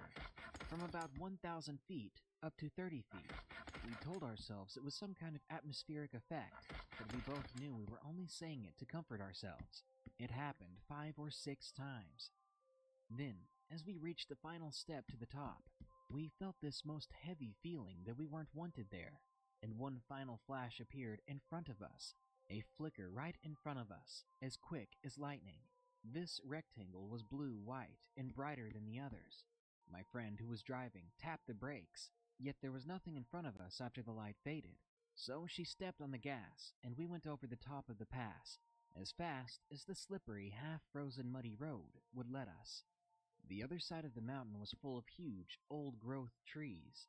The Forest Service hadn't tended to the road all winter, so it was muddy with slick, uneven patches and fallen trees. It took careful maneuvering off the edge of the road to get around. We weren't sure whether we'd even be able to get down to civilization on that side, but there was no way we were going back through that eerie pass again. We then realized that the gas tank was reading only a speck above empty, and evening was coming fast. We prepared ourselves for a possible bad night parked in a pickup in remote forested pitch blackness, but we kept driving as far as we could. The gas gauge continued to read empty for 25 miles. We don't know how that worked, but somehow the pickup kept going all the way to Superior, Montana. Maybe it helped that it was mostly downhill, or maybe the gauge was malfunctioning. Either way, we were grateful.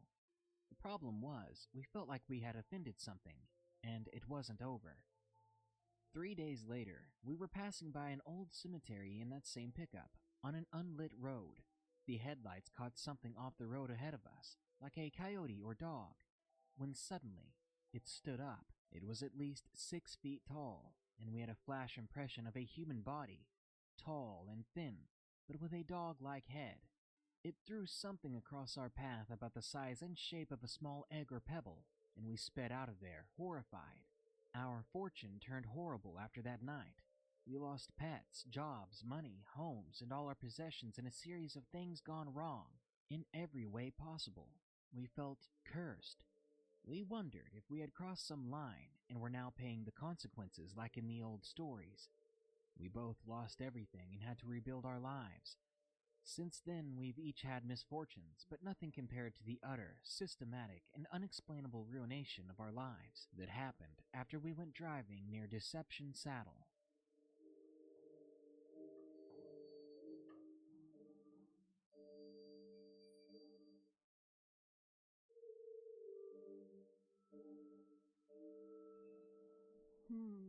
Where do I begin? I would divulge my name, but I would rather keep that hush-hush, so as not to be perceived as zonkers. This experience happened in Middleburg, Virginia, back in 2006. Let me start by saying I'm a guy, and I used to be one of those dudes who did not believe in as much as a unicorn fart on a spaceship without windows and central air. Surely not one to quickly jump on the whole paranormal hayride by spouting, "Gee willikers, I done seen me a fairy." But this is something that changed how I saw the world from then on. The house was and is a large family home, multi-level with a large finished basement.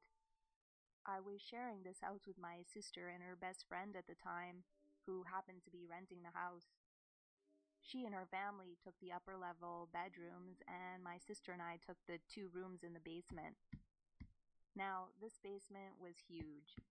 It had a sliding glass door that led to the backyard, a family room, dining area, and a full bar.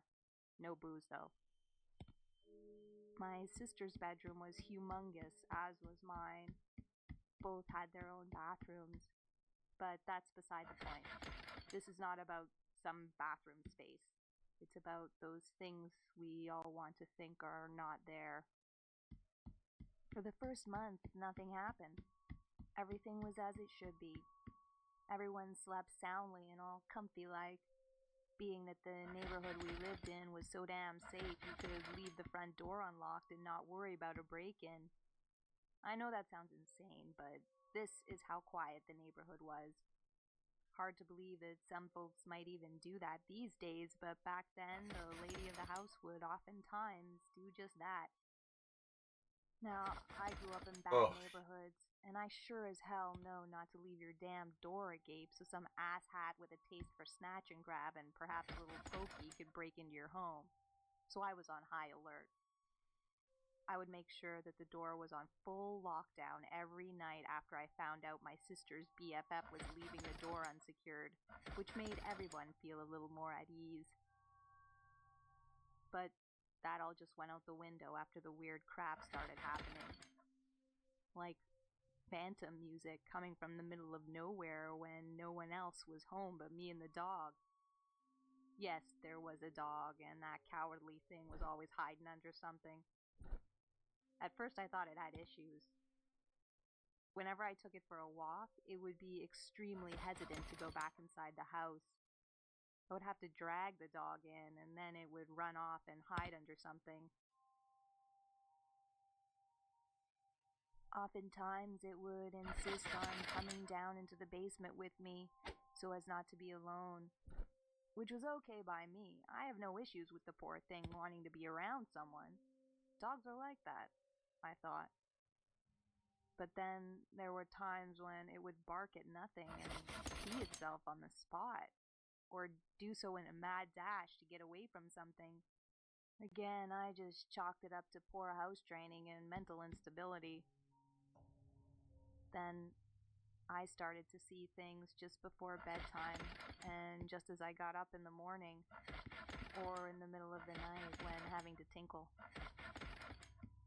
One such night, I had been tossing and turning, not able to get off to La La Land, when the air in my room suddenly felt heavy, just like it feels before a rainstorm. Now, I have no windows in my room, so any light in there has to come from the ceiling fan light fixture, or from sunlight under my second door, which led to the hall adjacent to the full bathroom. So, anywho, I had been tossing and turning and figured I would get up, take a leak, and read a little before attempting to sleep again. So I turn over and look around, not seeing a damn thing because my room is pitch black, except for the dot of green from the smoke detector, which, for some odd reason, was shining like a green spotlight. Either my eyes were playing tricks on me, or my eyes had gotten so sensitive to the dark that the merest light was like a beacon. I don't know, but that light shone down like a beam in front of the bathroom door. It shone down and something stepped into the light. Now, everything around was dark, blackest night dark, except for the shining beam from that tiny LED. And this child comes into the light. Or what I thought was a child. It was 4 to 5 feet tall, all green with slanted eyes that went up at the corners. Its hair was cropped short, and it was thin yet wiry looking. I was too stunned to say anything. Wiry. I was just watching this thing kind of move into the light. Then it smiled at me, waved at me. It knew I was looking at it. Its eyes were black, green skin with black eyes. Its head was normal size for something of that height. I thought I was dreaming, but as soon as I stood to get up from my bed, my mattress was on the floor. It moved back into the shadows and just vanished. But what had it backed up into? The door? Then the green beam of light dimmed and it was its old insignificant LED self again. I dashed to the light switch and turned on all the lights. I was not dreaming. Then I searched that room from top to bottom. Eventually, I woke up my sister. She was pissed off because she had to get up for work in the morning. And then I searched the house. When it was all over, I went back to my room and just thought about it. What just happened? My mind was full of questions. Then I fell asleep and just zonked out. 6 hours later, I felt something walking on my bed. Mind you, it could not be anyone else in the house that early, around 7 a.m. or so, since they would all either be already at work or getting things ready for work, and I always locked my bedroom doors. So this thing walking on my bed pulled me from sleep. What little light was in the room now was the sunlight from under the second bedroom door. I looked around and there it was, the thing from under the green spotlight, except now silhouetted by the sunlight at its back.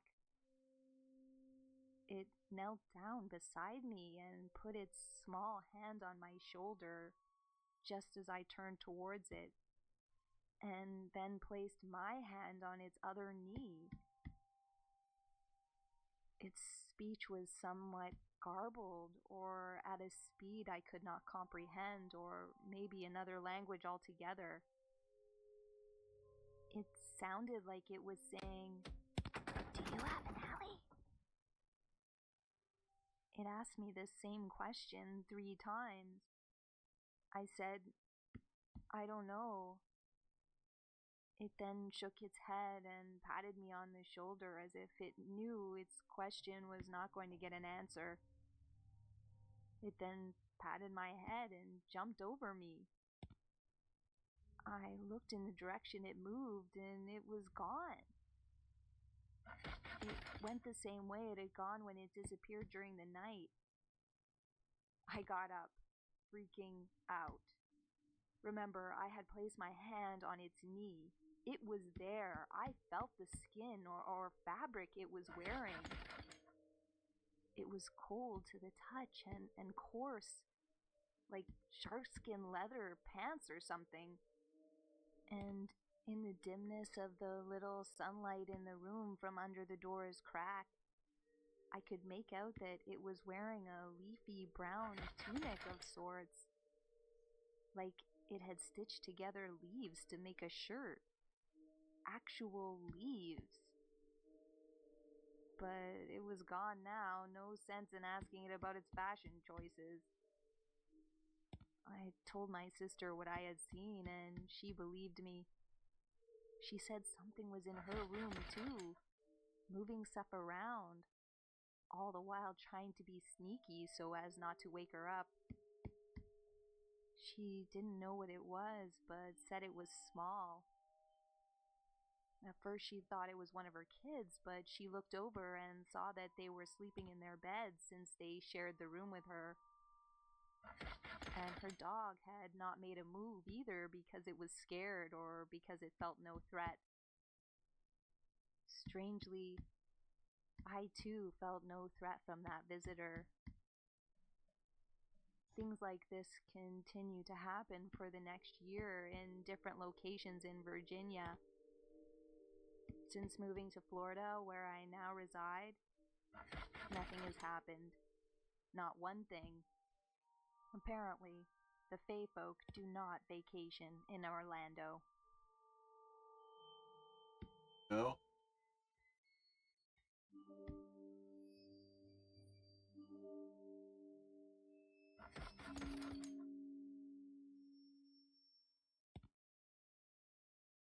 I'm a soldier in the United States Army, and I'm currently a little over halfway through a deployment in Iraq.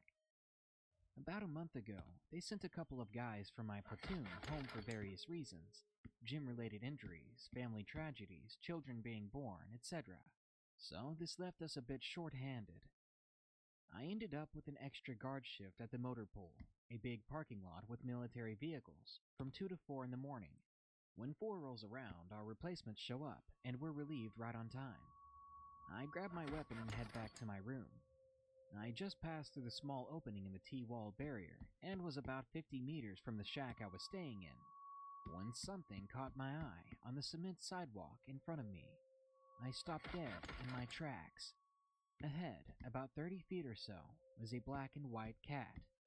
I don't know why, but the sight of it caused me to jump, and for some reason I was just afraid. Not like typical, oh crap kind of fear, but more like overwhelming anxiety. The cat just sat there and didn't move, but it looked directly at me. Then I noticed something a little odd. I have a cat back in the States who's the absolute light of my life. A black cat with white paws, a white chest, with a little sliver of white running down the length of its face. This cat looked exactly like mine. Now, obviously, I knew that it wasn't. but the sight of a familiar-looking feline friend was enough for me to somewhat relax that jumpy feeling I had previously felt. I took 3 steps forward, slung my rifle to my side, and I crouched down with one arm outstretched, in an attempt to coax the cat to come over. I pursed my lips to make a little noise, when I became completely paralyzed with fear. Standing at about 6 feet before, and now I'm eye level at about 3 feet crouching, the animal I was seeing looked completely different, as if my visual perception completely changed the appearance of this creature, like one of those optical illusion perspective-based art sculptures. What I was looking at, it no longer looked like a cat, but a large, broad dog-like animal, crouched with its head lowered, just inches off the ground. All rationality abandoned me at this point, and all I could do was stare back at whatever it was. I couldn't make out much of its face. The only light source around was from a street lamp about 50 meters behind me, past the T-wall.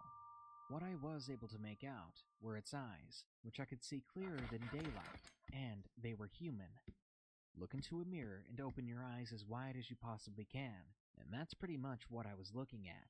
It just stared at me, and I stared back. I will tell you now that I've never been more terrified in my entire life.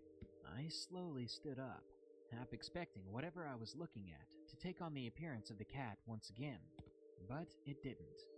The thing didn't move a freaking inch through this whole encounter. At this point, my weapon wasn't even enough to make me feel safe. I backed away slowly all the while, keeping my eyes on what was in front of me. I had just about reached the gap in the T-wall again, when the thing just vanished. It didn't back away. It didn't slink back into the shadows. It just steadily faded away, and it wasn't there anymore.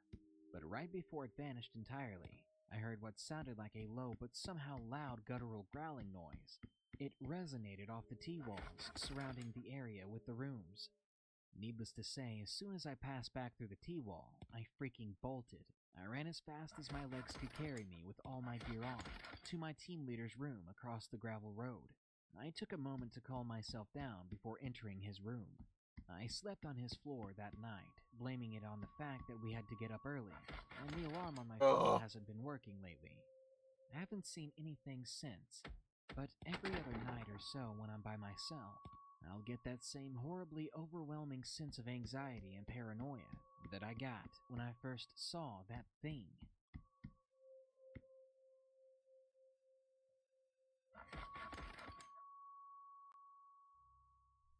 There was an experience that occurred when I was about 12 or 13.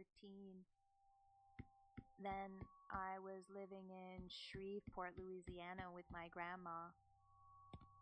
One day, my friend Amanda and I decided to go for a walk in the woods. We would always enter the forest by going through the back of someone else's property that faced in that direction. The only rule we had was to never alert the people whose property we crossed into, because Louisiana has this little law that gun-happy folks like to use as self-defense and justifiable cause. We could be shot on sight. Seriously. So, like 2 little ninjas, me and Amanda would move quickly until we left these shallower portions of the woods and were deep into the thicker parts. This was our way of traveling through town and into other neighborhoods.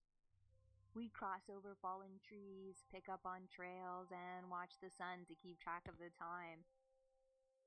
This particular day, we started early and wanted to cross into the main area of town. The sun had been high in the sky, shining through the leaves and the trees. It was a beautiful day as we chatted and walked. At some point, we came to a fence that signaled we hit property. The fence, which cut us off from the mainland, was high and covered in barbed wire.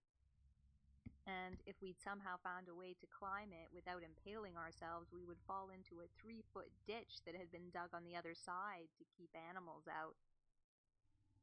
We were pissed. Our fence climbing skills were nothing to laugh at, but this presented a whole new challenge. Right then and there it was decided. We'd either turn back or start looking for the railroad tracks and follow them home. Turning back wasn't a great option, especially Yeah. since I had been relying on Amanda's knowledge of the area's routes. Well, We at read least the I don't time by have the to go sun far. and knew it was afternoon. We tried anyway, but for some reason we kept going in circles. It was odd, but not that surprising. There was this bush we recognized and kept seeing again and again. I wondered when Amanda was going to admit to being lost. An argument started at this point, and I'm not sure which one of us mouthed off first. Eventually, Amanda told me to shut up and listen. So I clamped my mouth and did. There was nothing to hear but the distant sound of cars. That's when I realized that the animals we clearly heard activity from before were silent. Not a hop or skip. It was eerie. So Amanda and I looked around and looked at each other. A moment later, there was something making a commotion in one of the bushes ahead of us. It shifted, but it seemed large.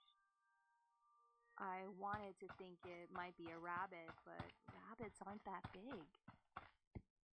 Maybe it was a snake or a raccoon? Nah. At this point, I was hoping for any reasonably sized four-legged furry creature because whatever was in the bush was starting to act weird and predatory. And it became increasingly obvious to us that we were being watched. Or maybe stalked. We turned to each other and non-verbally agreed on a plan of escape. She whispered, "On the count of 3. And I nodded. She began to count. 1, 2. And then we bolted.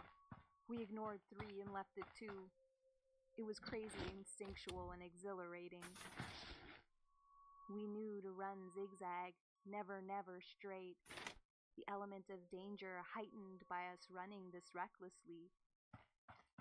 But it was necessary. Behind us, something came exploding out of the foliage and followed us.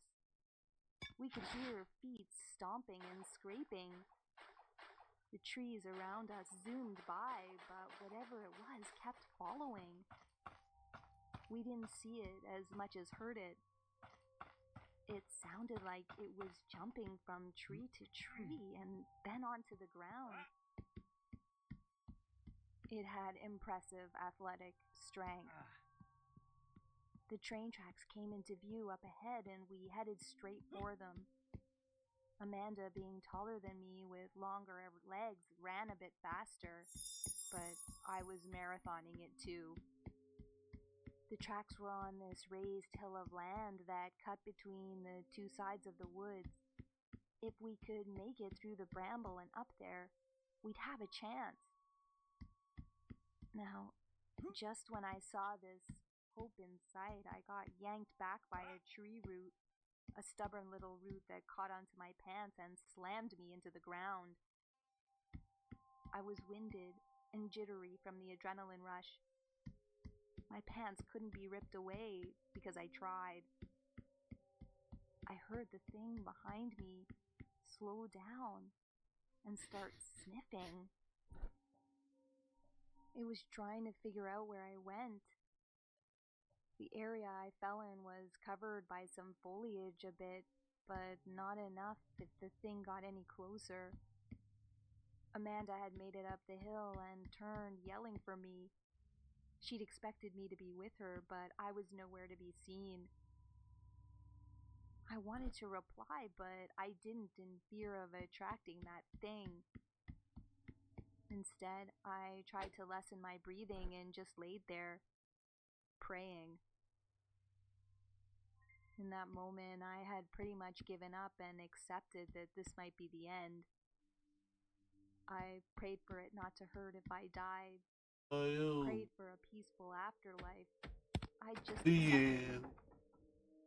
The leaves were crunchy under my palms, and my white pants were in utter ruin. The thing was walking on its hind legs towards me. It didn't sound like the footfalls of something on solid, flat feet. At that point, I couldn't contain a few cynical, morbid thoughts like, I hope it likes dark meat, and damn, of course the black person dies first.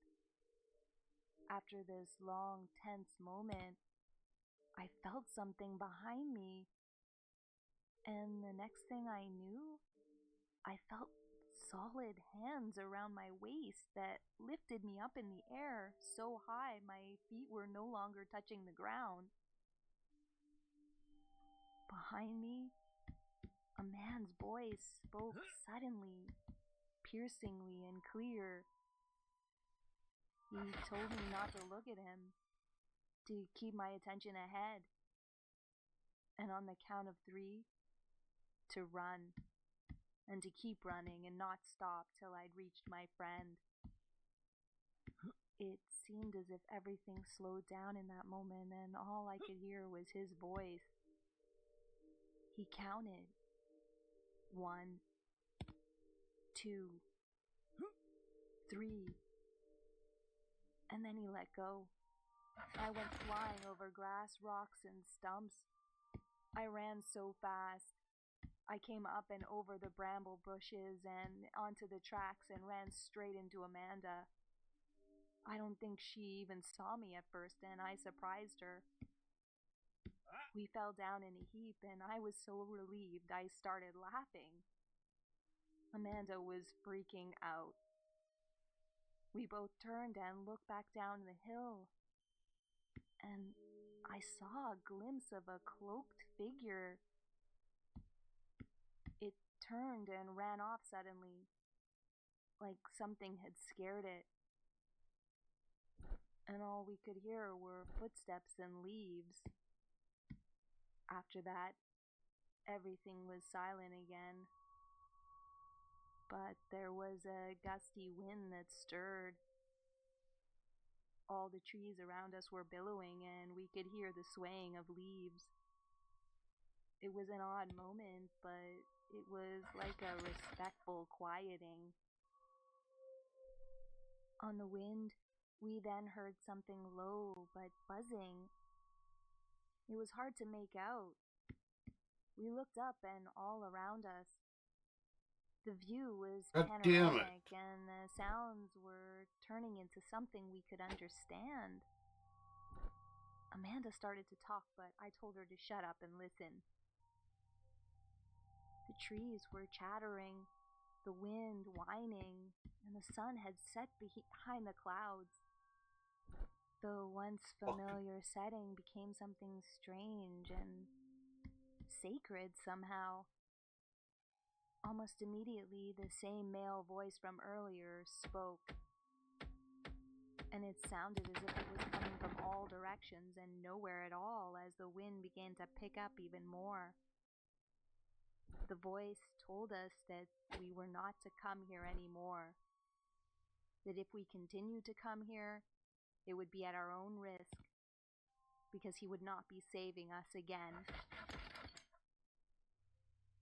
The voice wasn't distorted in the least.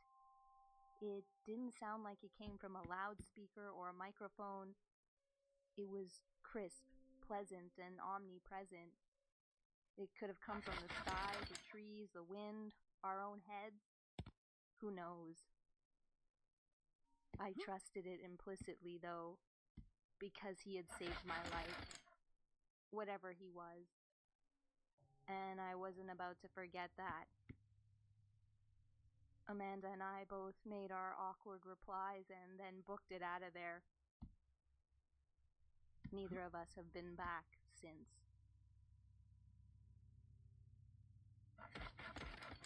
Oh,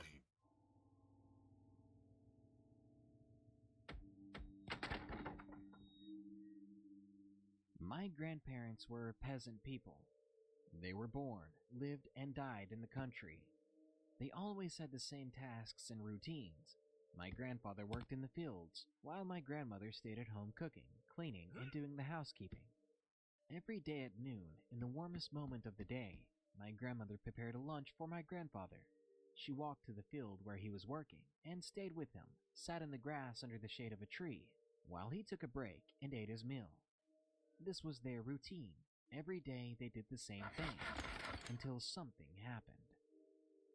One day, my grandfather suddenly asked my grandmother to stop coming to the field with his lunch. He firmly said, "Come just when I request it, no other time. Actually, I prefer that you don't come to the field at all anymore." At around the same time, his behavior had begun to change. He became distracted, absent, and angry much of the time. He lost weight, and every day he spent more and more time out in the fields. Even after dark, he would be out in the field, and he spent less time at home with my grandmother. Suspecting that my grandfather could be having an affair, my grandmother decided to follow him and watch. One morning, she took the road to the planting field. She found the field unattended, my grandfather's tools strewn across the ground, and he was nowhere to be found. She looked in each direction, and far in the distance, something caught her eye. Under a tree in the distance, lying on the grass, she saw a figure. She could not make out who it was, but assumed it was my grandfather. She approached cautiously, just in case it was not him. As she drew closer, she realized that it was not only one figure she saw, but two, one above the other. She began to shake, thinking that it was her husband with another woman. She drew closer and closer, and when finally she could see the figures clearly, she stopped and was filled with terror. It was my grandfather lying there, half naked and embracing, hugging, cuddling, not a woman, but a wide, long, and beautiful snake. The serpent was on top of him, stretched from his chest to his feet. Shocked, my grandmother cried out. He stood up and yelled at my grandmother. "What are you doing here? I told you not to come." "Well, now you found it." He seemed confused, almost as if he was on drugs. With a hiss, the snake crawled to the bushes and disappeared in the weeds. "Now she's gone," my grandfather spoke. "I should do what she says. I should go with her." My grandmother convinced him, though, to return home. She decided not to leave him, because whatever happened to him was clearly supernatural or psychological, not his fault, and my grandfather's behavior soon returned to normal. But from then on, until the time of his death, he would never accept that he had been embracing a snake, and not a young and beautiful woman who loved him, who wanted him to follow her to her house in the forest.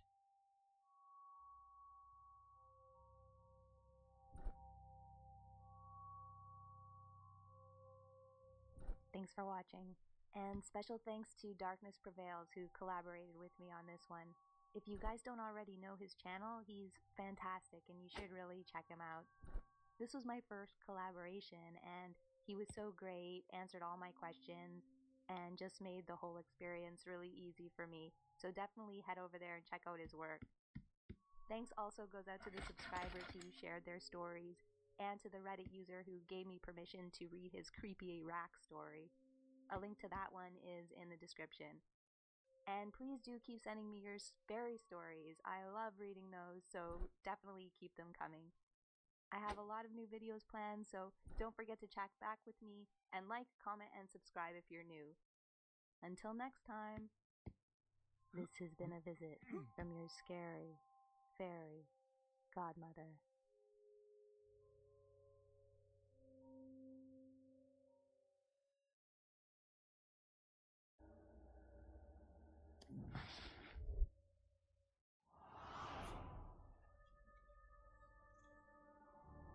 Oh my God.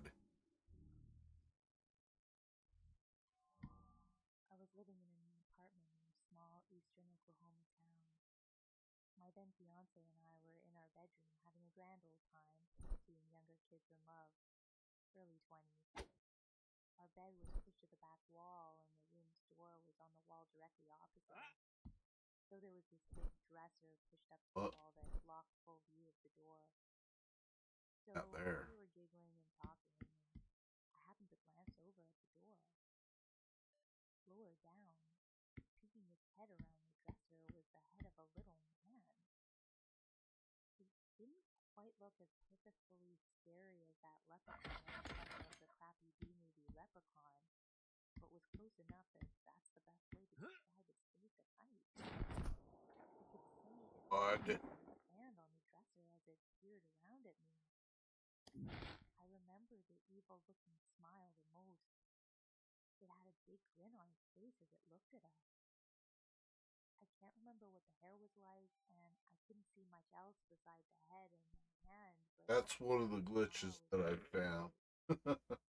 all this happened in a few seconds, though.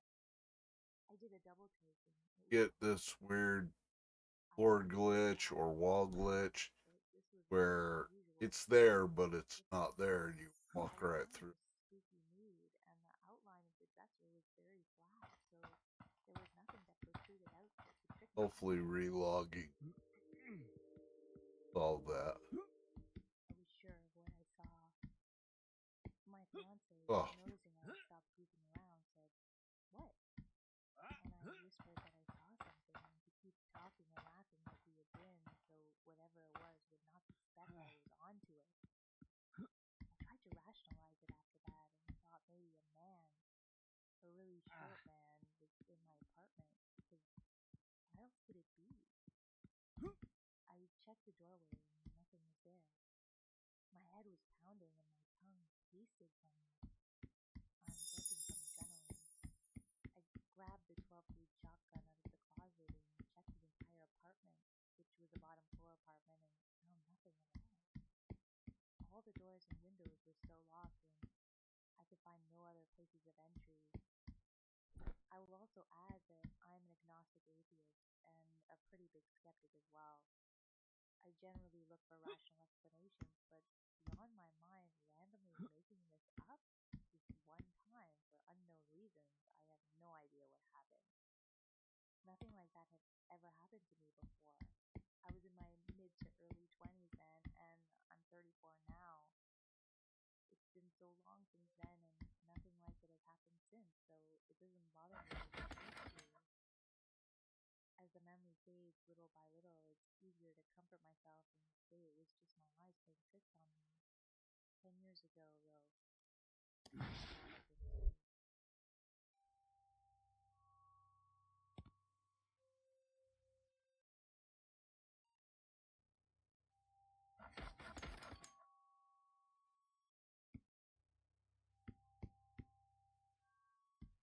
I have seen many weird things, but the weirdest of all is a creature comparable only to a goblin.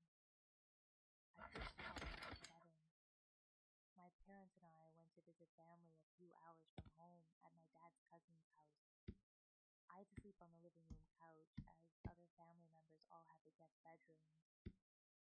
The living room connects to 2 separate hallways. The one to the left, my makeshift bed, led to the kitchen and the den, and the one in front led to most of the bedrooms and a bathroom. I awoke in the night.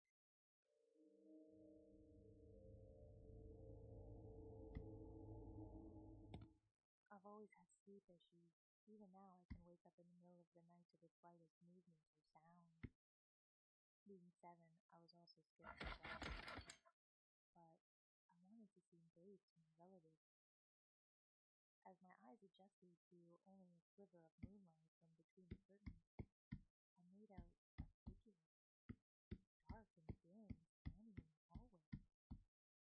Its skin was uniformly dark and had rickety, pointed joints that, when moved, resembled Indonesian puppetry. I let out a small yelp, and immediately the figure turned its head, revealing eyes impossibly large for a human. It glowed like an owl, seeming all-knowing, and penetrated my heart.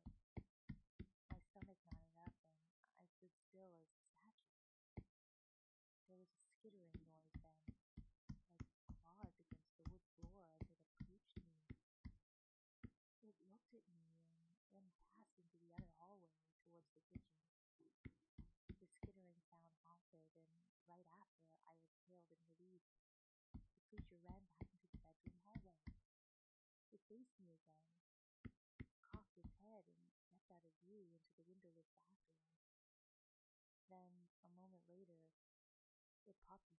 of the bathroom again and let out a small, nearly inaudible giggle before disappearing for the rest of the night.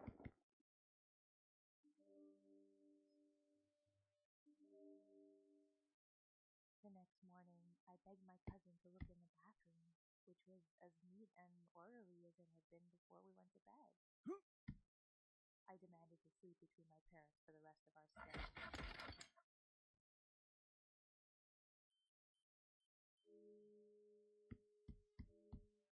The second time I encountered this creature was 9 years later on Halloween during my junior year of high school. Typical that if something creepy was going to happen, it would be on Halloween, right? My friend and I were walking back from a party at 11:45 p.m.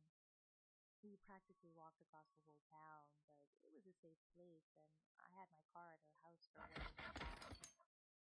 We had no flashlights, and our meager cell phones were not the powerful smartphones of today, so we darted from streetlight to streetlight for safety. At some point, we turned onto a road that was dotted with yellowing grass lots and unruly bushes between the houses. Halfway through the block and walking by a particularly long lot, a pang of dread hit me. That's I much ignored it at better. first as I had a good friend beside me and was confident we were safe. But soon after, a rustling in the bushes spooked us, spurring us to walk home quicker. We were almost to the lot's end when everything went to hell. A tangible darkness gathered in a sidewalk crack a few yards ahead and produced that creature from 9 years before. It seemed so small now, though, perhaps only a bit taller than a cockroach, yet I recognized it. I could feel my blood cool as I stared at the thing. It appeared in profile this time, giving me a view of a long, rounded nose and jutting jaw before turning as with his haunting eyes. My friend and I both screamed, turned, and ran back the way we came. We didn't look back, didn't speak until our legs were jelly and our lungs were burning. Our house was only a few blocks away at this point, and I dared to look back. The creature was nowhere in sight. As we continued home, we talked about what had happened. We'd both seen the same creature. There were no answers as to what it was, what it could have been. The only good thing about that Halloween night was that now I knew I was not crazy. We had both seen it, a small goblin-like creature staring at us in shadows.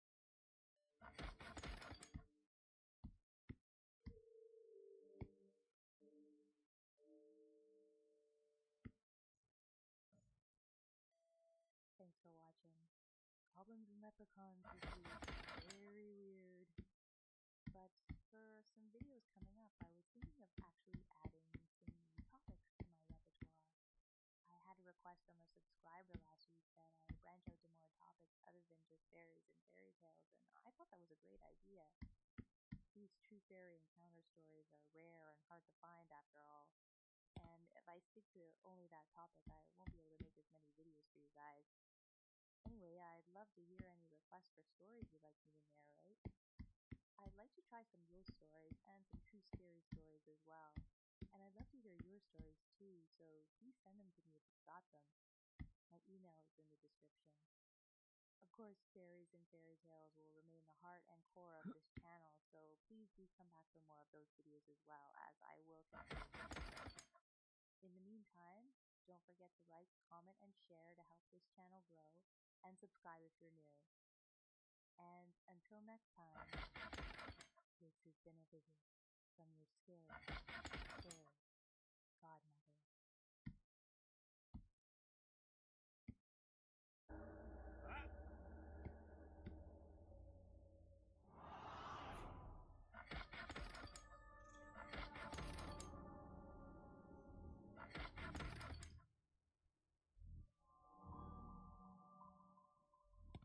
My tale started at my sister's house.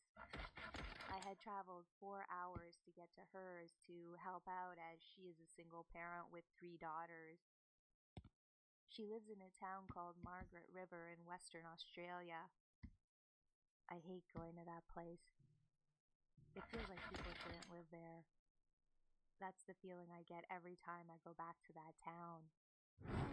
Anyway, I spent the morning house cleaning and taking the girls to the park. Then lunchtime rolled around. The girls sat at the table eating, and I was washing up when I heard a loud bang. I jumped and turned around because it scared the hell out of me. I was thinking maybe a door slammed or something was dropped. As I looked, something flew into my face. It was so close I felt the air hit my face and move my hair as it flew past, as if it was trying to avoid flying into me. It hit the sink with a loud thud on the metal. I looked at it and I couldn't believe what I was seeing. A tiny woman with wings was standing on the sink looking up at me. She was about 30 centimeters tall from feet to wingtip. Her wings looked like emperor butterfly wings, and she was wearing what looked like parts of plants, or at least her clothing was in flower and plant shape. It happened so fast. I was surprised, but the thing that sent a cold shiver down my spine while I looked at her was that she had a frightened expression on her face. She then faded and became invisible, like something out of Lord of the Rings, like an invisibility cloak. This moment we shared felt like Long 5 or 10 fantasy minutes, but stuff. it was only a few seconds, as the eldest of my nieces asked me if I was okay, as she noticed something had startled me. I turned to her and told her I was fine. I left the sink and walked out to the kids' playroom, which had a doorway looking out into the small backyard. That's when I noticed this old woman with long, matted white hair staring in through the window. Her skin was brown and really wrinkly. She was thin and wearing what looked like gray rags. She was scratching at the glass and pointing with long fingers and long nails that looked more like claws. At this point, I felt I must be crazy, or just losing my mind. I felt so creeped out looking at this thing, and felt strongly that she wasn't human.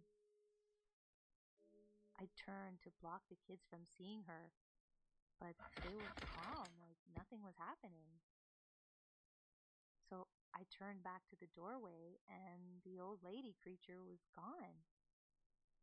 And the girls just walked into the playroom and sat down to watch Scooby-Doo, right in front of that glass door, like nothing happened. All I could feel was that the fairy I had seen in the kitchen had been running from that old lady thing, and she felt safe flying to me and hiding. Till this day, I can't stand the vibe I get from that town and the surrounding forest. I haven't been back since I saw those things.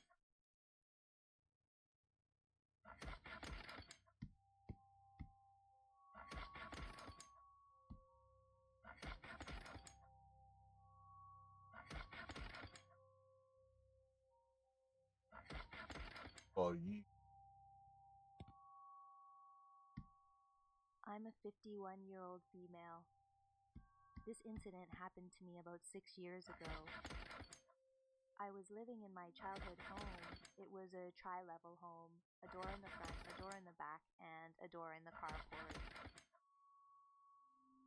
The carport door is the one I use most often since that's where I park the car. I had a cat, Chucky, that I really loved. So one day I came home from the store at mid-afternoon. I got out of the car and glanced at the 2 big windows where the den was located at the front of my house before I went inside. I noticed my cat there, inside on the windowsill, between the blinds and the glass. He was panting really hard and scratching at the window and meowing so loud. Then he took off, and the blinds fell back into place, so I couldn't see what had him so upset. All I could hear was what sounded like pots and pans being thrown all over the house. I was in shock. Chucky was a big orange cat who wasn't afraid of anything. We still laugh about that cat because one day we were driving up to the house and lo and behold, he was sleeping in the front yard with a fox. And yet here he was going insane. He was so scared. He was actually screaming like I had never heard a cat do before. So I started shouting his name over and over, but I was just too afraid to open the door and save him. That in itself still freaks me out because when it comes to my house and my cat in broad daylight, I was not afraid of anything. I think because I couldn't see inside, just what had spooked him, my imagination was working overtime. I thought of a rat, a raccoon, a possum, but he wasn't afraid of anything like that. I finally gave in. I opened the door really quick. My cat came flying outside and slammed the door shut again. Wow, that part was done, I thought. Then I glanced to the right side of my car, closest to the deck, and saw a creature standing there on the deck. It was about 3 feet tall and was walking towards me. As it walked, it wobbled from side to side. I felt mesmerized by it, and I actually smiled really big. I wanted to go to him. I don't know how I knew it was male, but I just knew. I remember parts of him glistening in the sunlight. The closest thing I have seen that would resemble this thing would be a really cute goblin. Then, all of a sudden, my cat started screaming again, behind me towards the front of the car. He was trying to get on the hood, but something had a hold of him. That's when I saw the craziest thing. A tiny snake had most of my cat's tail in its mouth. I took my cat by his paws and tried to pull him away from the snake, but this little scrawny snake was somehow able to pull him back, and it was like we were playing tug-of-war with my cat. Finally, I guess I won because the snake let go and I grabbed my cat and ran inside. All of this happened so fast it was incredible. I remember looking back and seeing that damn snake trying to chase us into the house. Once inside, I slammed the door just in time and it cut the snake's head clean off. Just the snake's head was inside on the floor now. Honestly, I didn't know what to think about any of it. I thought maybe I was going crazy. Then it occurred to me that I hadn't been getting enough sleep, so I scooped up Chucky and went to bed. When I woke, I walked slowly downstairs, and there at the door was the snake's head. It was still there. I hadn't imagined it. I walked outside, and there on the front of my car were my cat's claw marks all the way down the front of the hood. I was afraid to look towards the back of my house, towards the deck. But when I did, there was nothing there. The 3-foot darling-looking goblin was gone. There were so many more things that happened in that house, but this is the one incident I felt I could actually talk about because I know for certain it was real. I put up with so much at that house. We sold it about a year later. Thank God.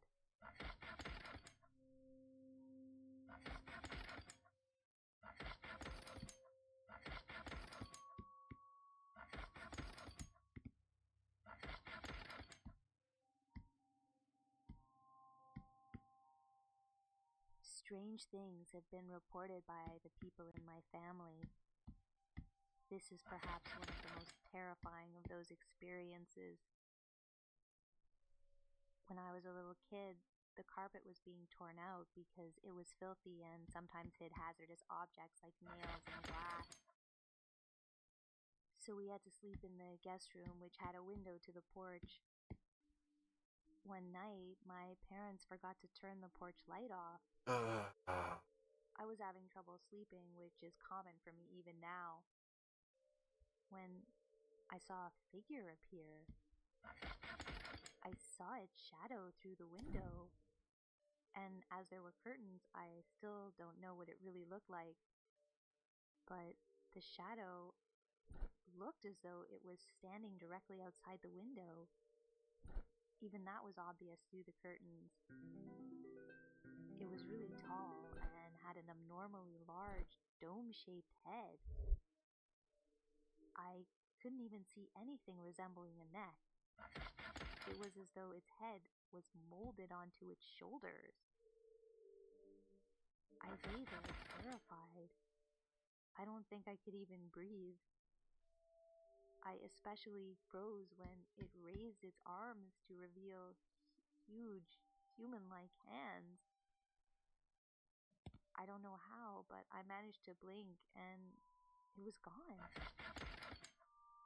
I didn't move for a few seconds, but then finally I hesitantly got up and pulled the shades back to see nothing.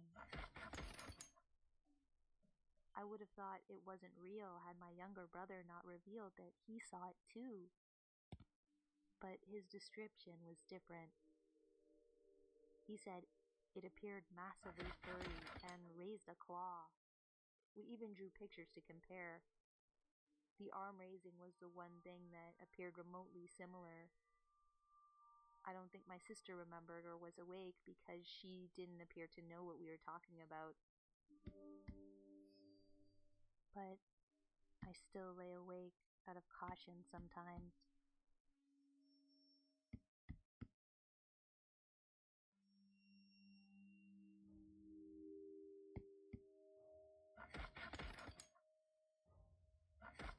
Oh, you.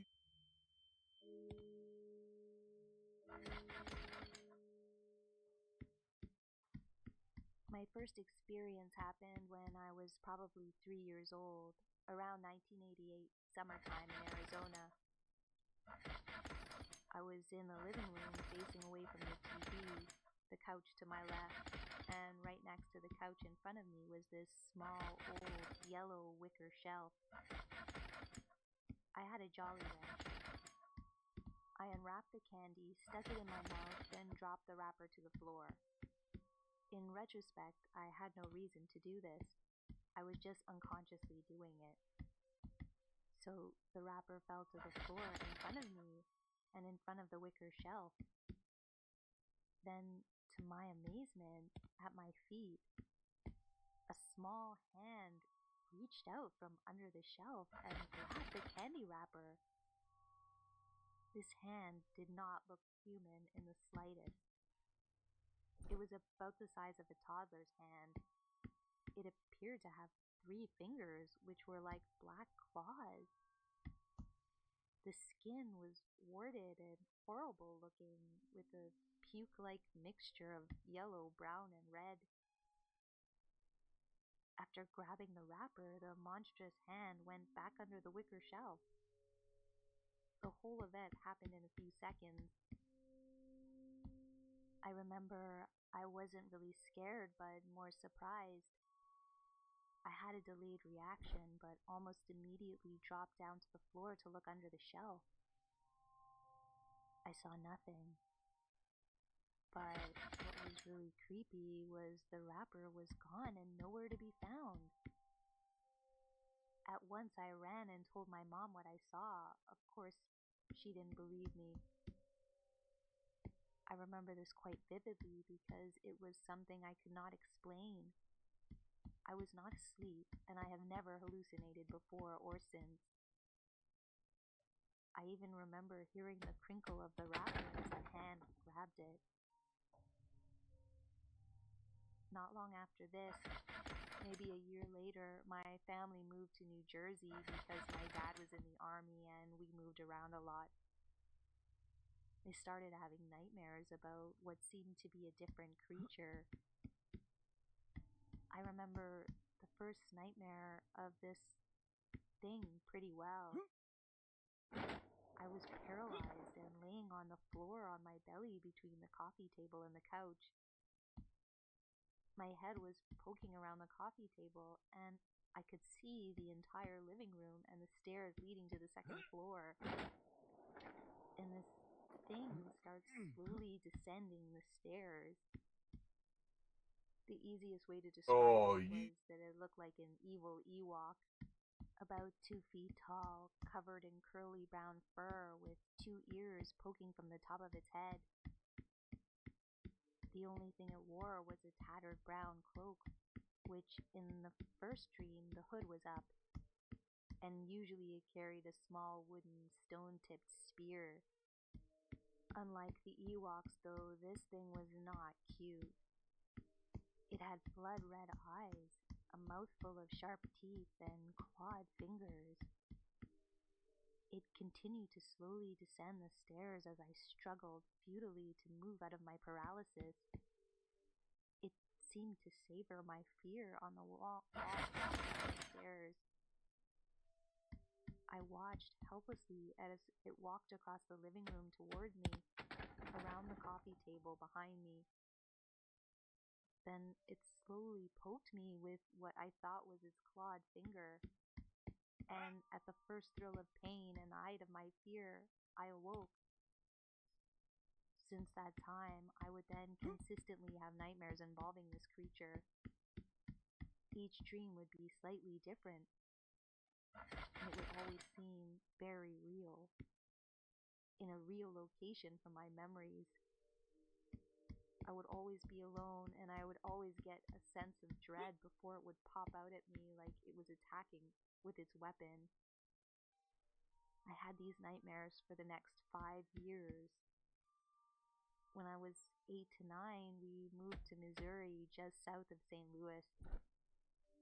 My nightmares with this creature continued, but it was slightly different. As I lay in bed trying to go to sleep, I would apparently doze off, and in my nightmare, nothing changed. I'd still be in my bed, waiting to go to sleep, everything seeming normal, as if I hadn't yet fallen asleep at all. Except I now feel that familiar sense of dread fill the air. I then hear something moving out of the closet, around the foot of my bed, around to the right side of my bed. And it would suddenly jump up onto my bed, screaming, as if to attack me. That's when I would wake up. I started having this nightmare every night, sometimes 2-3 times in a row. It got so bad that I could start to tell when I was asleep by sensing that oppressive aura and immediately wake myself up before he had a chance to jump at me. There were even times that I thought I had woken up only to find I was still inside the nightmare, so he could finish trying to scare me. So it was like I was in a nightmare in a nightmare. Going to sleep started to become very frustrating. What's worse is sometimes when I was wide awake, I could hear the thing scuffling around my bed. When I would hit the light on and look at where I heard the noise, I would often find something of mine moved across the room or on the floor for no apparent reason. Or maybe I'd interrupted it in the middle of doing something. This went on till I was 9, when one night, when I was asleep and in that nightmare world, I decided, after being tormented by this thing for years, I was not going to run. I remained in my nightmare, fully aware that I was asleep. As usual, I heard him moving around my bed on my right side. Then suddenly, he jumped up at me, screaming, his teeth and weapon bared. However, instead of waking up in fear, I willed myself to move. I stood up on my bed, towering over this small creature. It gave me a look of surprise and confusion. And before it could react, I picked it up, pulled its fuzzy ears as hard as I could. It let out a scream of pain. Then I threw it on the ground beside my bed. It ran under the bed, and I haven't seen this creature since, whether asleep or awake. And I remain nightmare-free to this day. Dun, dun, dun.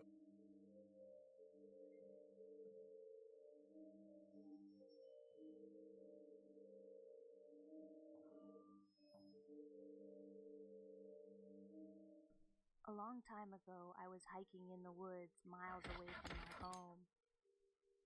It had been a rather uneventful hike, and the weather was nice, if a bit warm. About an hour into my hike, however, I could feel a cold burn throughout my whole body, and I started to feel rather lightheaded. I could barely keep my eyes open, and I felt myself staggering around. Eventually, my legs gave out, and I collapsed to the ground, blacking out in the process. A few moments later, I opened my eyes, and I noticed that the air around me felt rather damp. Not only that, but I found myself surrounded by a thick white fog. I tried to get up, but I soon discovered that every part of my body was just too heavy to lift. All of a sudden, I could hear the sound of a woman giggling in the distance. "Hello?" I shouted. "Can you help me?"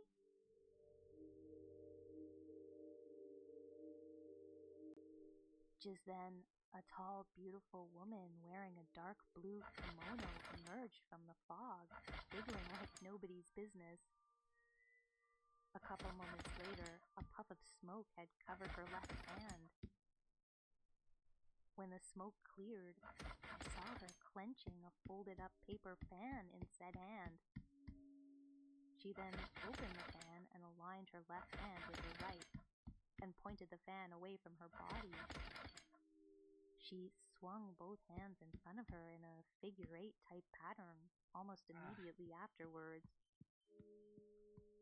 I stared at the woman for quite a while and grinned, which grew bigger with each passing moment, and a warm, tingling sensation flowed through my body. Pretty soon, 3 other beautiful kimono-clad women had emerged from the fog and started to mimic the woman in the dark blue kimono. When the women finished their activity, they walked away and slowly became engulfed in fog. Before I could call out to them, my vision started to blur, and eventually my eyes shut completely. After some time had passed, my eyes gradually opened and I began to sit up. As I did so, I noticed that the fog was no longer there, and that the damp air was replaced by drier air. I looked around for a bit and noticed that the sun was beginning to set. I gasped and quickly rose to my feet. I then booked it down the trail as fast as I could. As I did so, something on one of the bushes caught my eye. I stopped dead in my tracks and walked over to the bush. Upon closer examination, I saw small slate-covered objects hanging from it. I pulled one of the objects off and stared at it for a few seconds. It was some kind of creature, small enough to fit in the palm of my hand. Its skin felt like moss, and it was in the shape of a fishhook.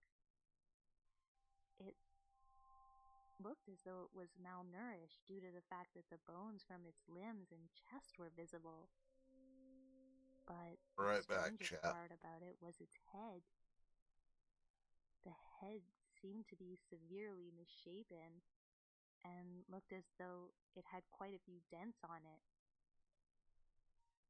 As I looked at it, I felt quite sick and unnerved as it resembled a dead body, which I'm deeply grossed out by. As I was about to vomit, I tossed the object on the ground and made my way out of the woods, hoping that what I saw wasn't real.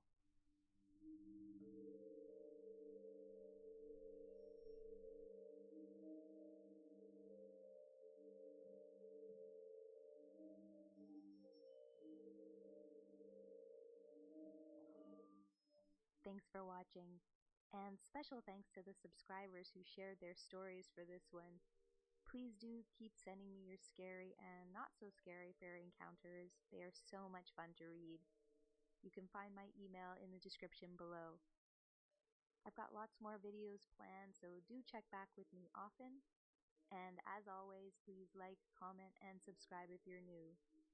And until next time, this has been a visit from your scary fairy godmother.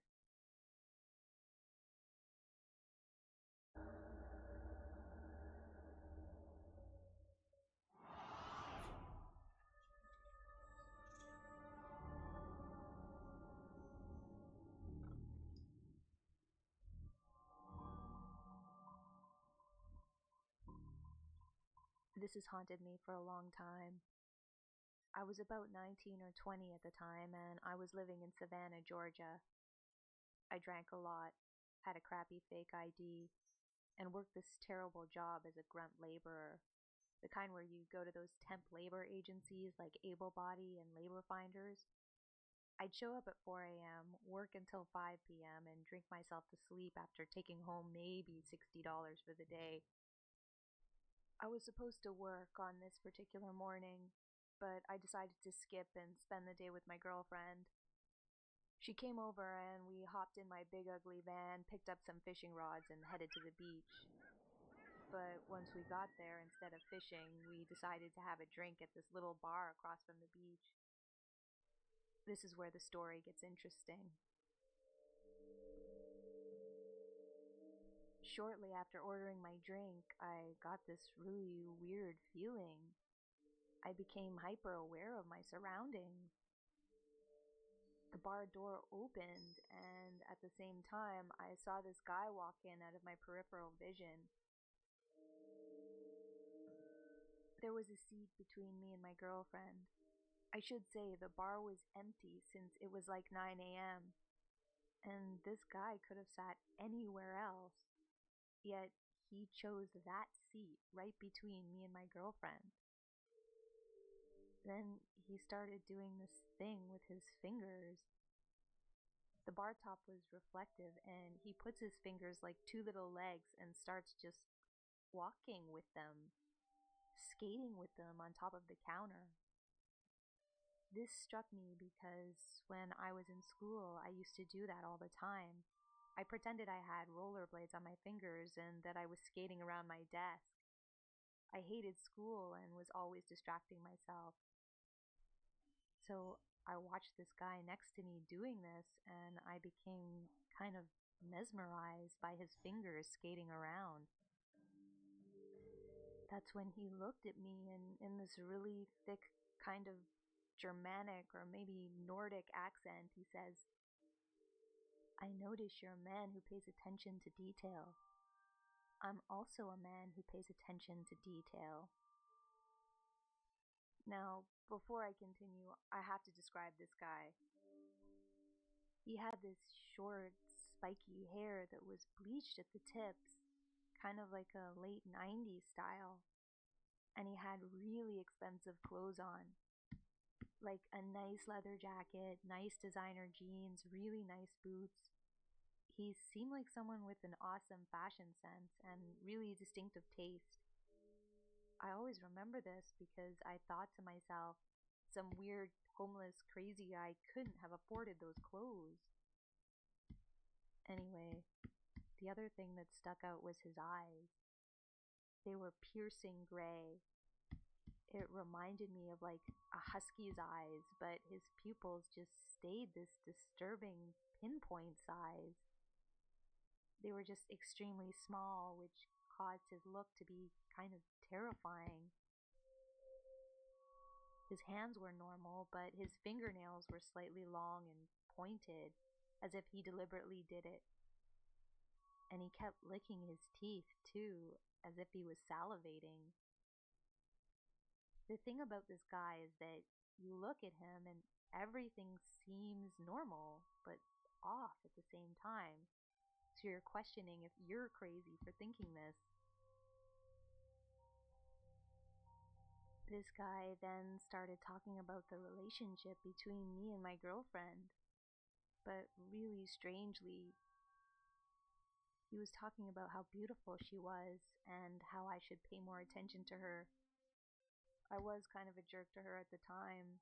She followed me around like a lost puppy. Shortly after he began talking like this, I had this almost knowing feeling come over me. Like I knew this guy was not human. I looked at my girlfriend and they said, "You need to leave." She just kind of looked at me like she knew too. Without a word of protest, she got up quietly and left.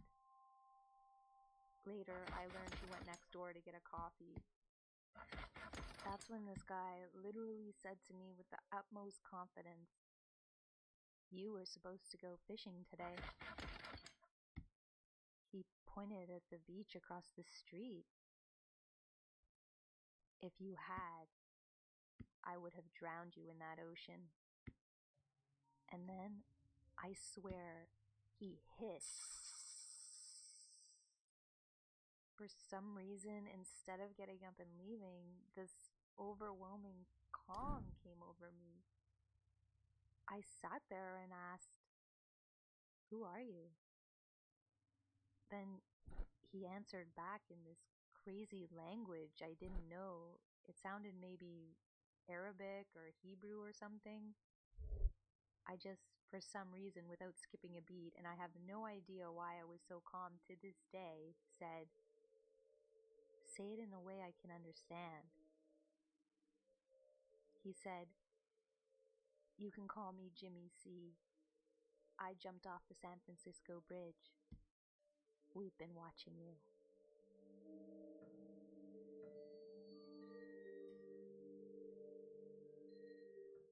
From there on, he never referred to himself as me or I, but only as we.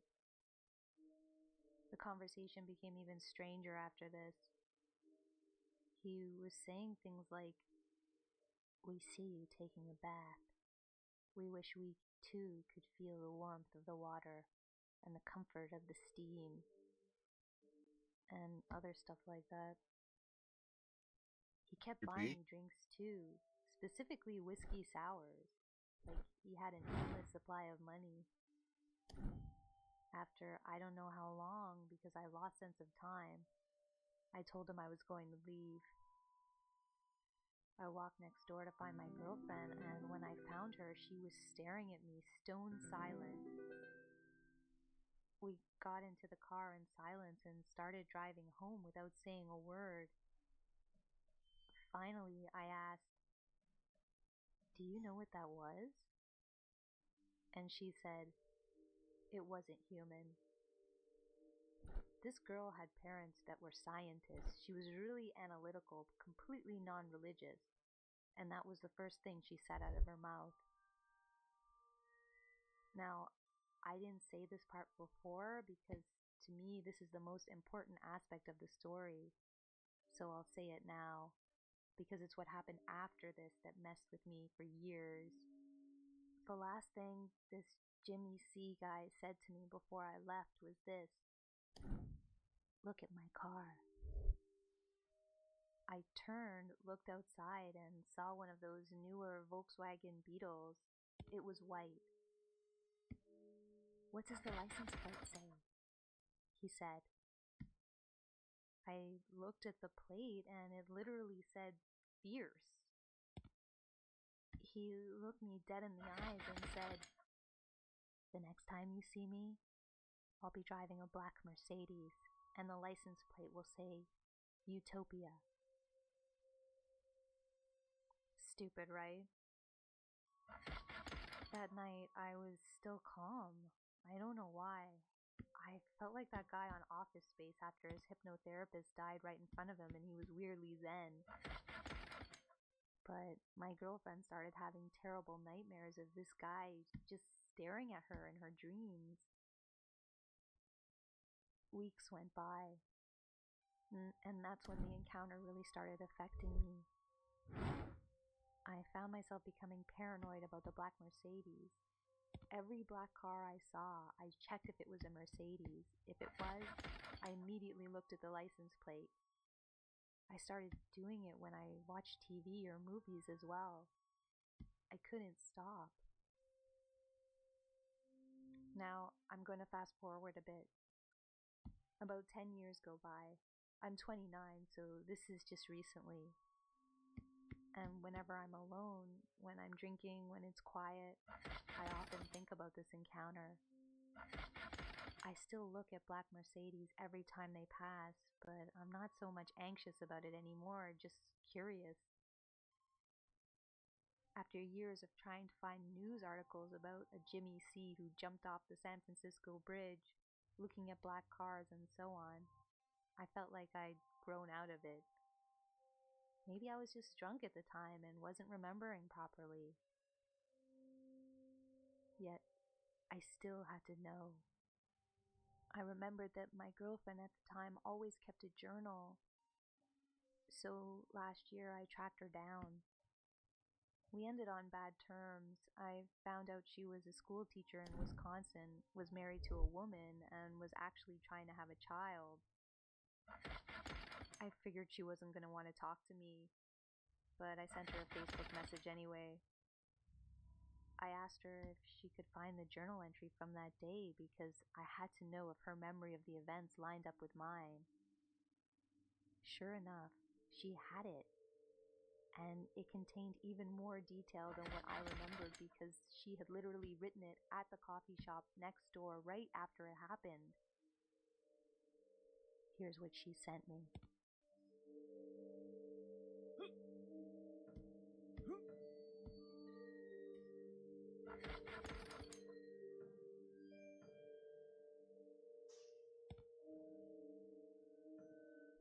Steve and I drove to Tybee during the day and the sunshine was getting me down.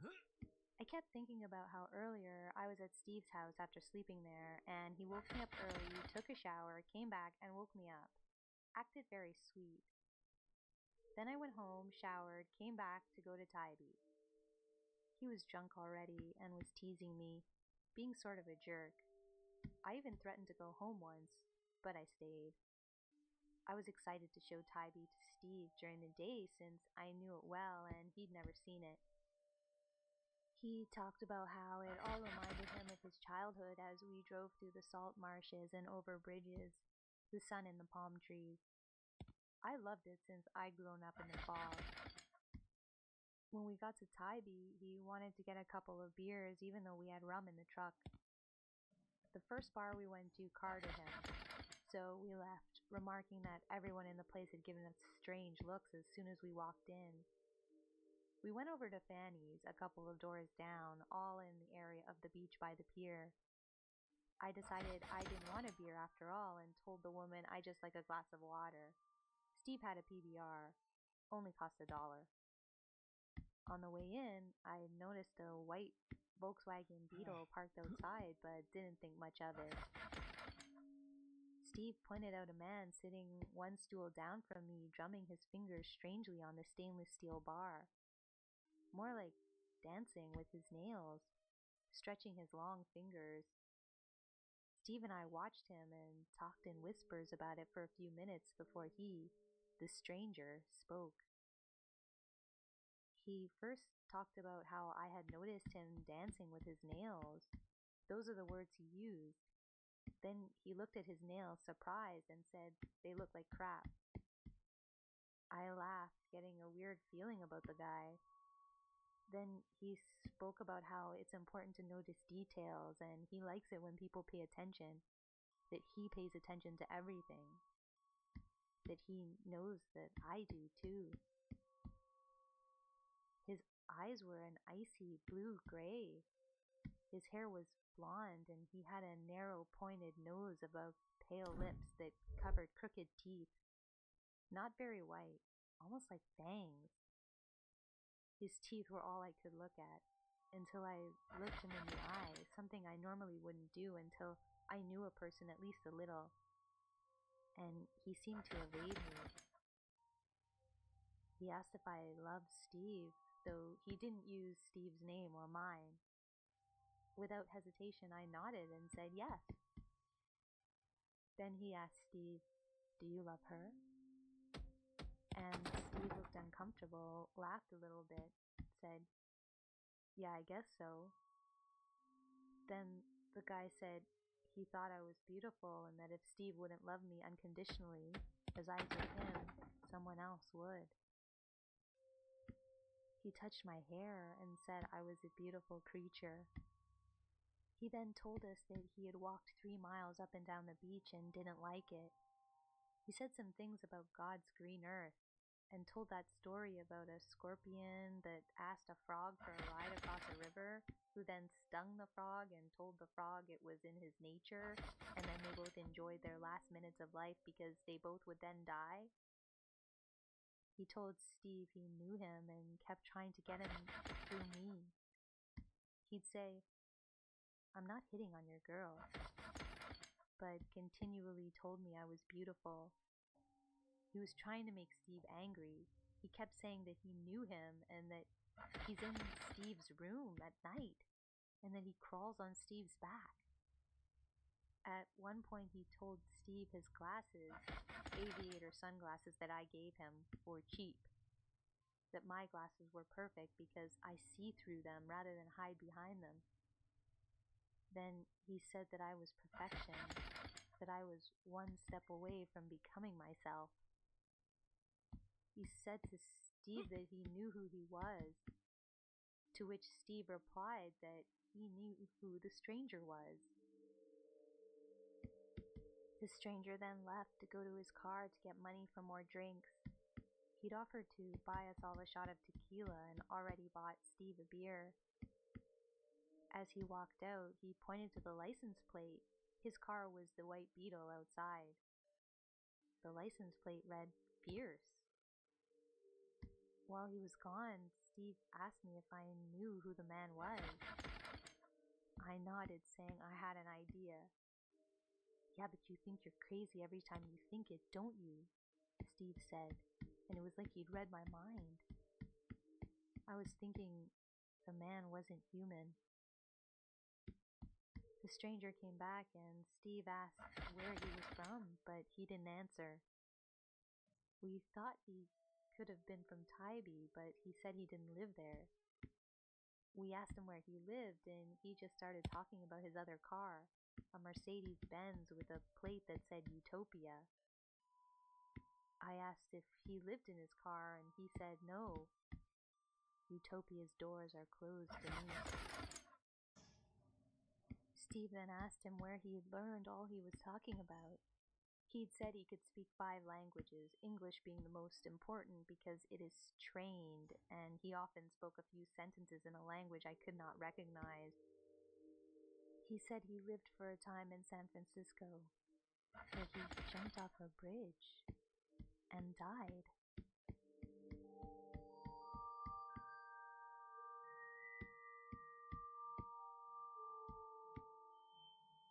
That's the end of the journal entry. This is also the point where I told her to leave. That's when he said he would have drowned me in the ocean, started referring to himself as we, and finally told me that the next time I would see him, it would be in that black Mercedes. When I read what my ex-girlfriend had written literally that day, I knew that I wasn't imagining the details wrong, that this actually happened. This is probably the single most frustrating and scary thing that has ever happened to me. I want to imagine it was just a normal crazy guy, but unless you saw it and felt it and heard him talk about all the little details of what you were supposed to do that day when only you knew it, you just can't understand the impact of it. It's been 10 years, and my only solace really is that my ex-girlfriend was there to corroborate it, and that communication, where I reached out to her, actually caused us to be on good terms again after a decade. It seems to have been something that bothered her just as much as it bothered me. And still, to this day, even though I'm living 10,000 miles away in Southeast Asia, I can't stop looking for that car. I can't stop thinking about Jimmy C's twisted face. I wonder sometimes if he still crawls on my back, and if the fear I feel at night, often to where I must drink myself to sleep, is him or them watching me. Eventually, I decided to look up license plates to see if the one described actually existed. I did find the license plate Utopia registered to a Mercedes, but it wouldn't say the color. I'm kind of freaked out, to say the least.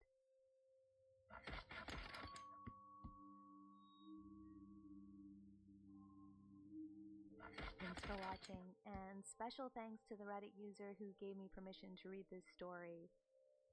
It wasn't really my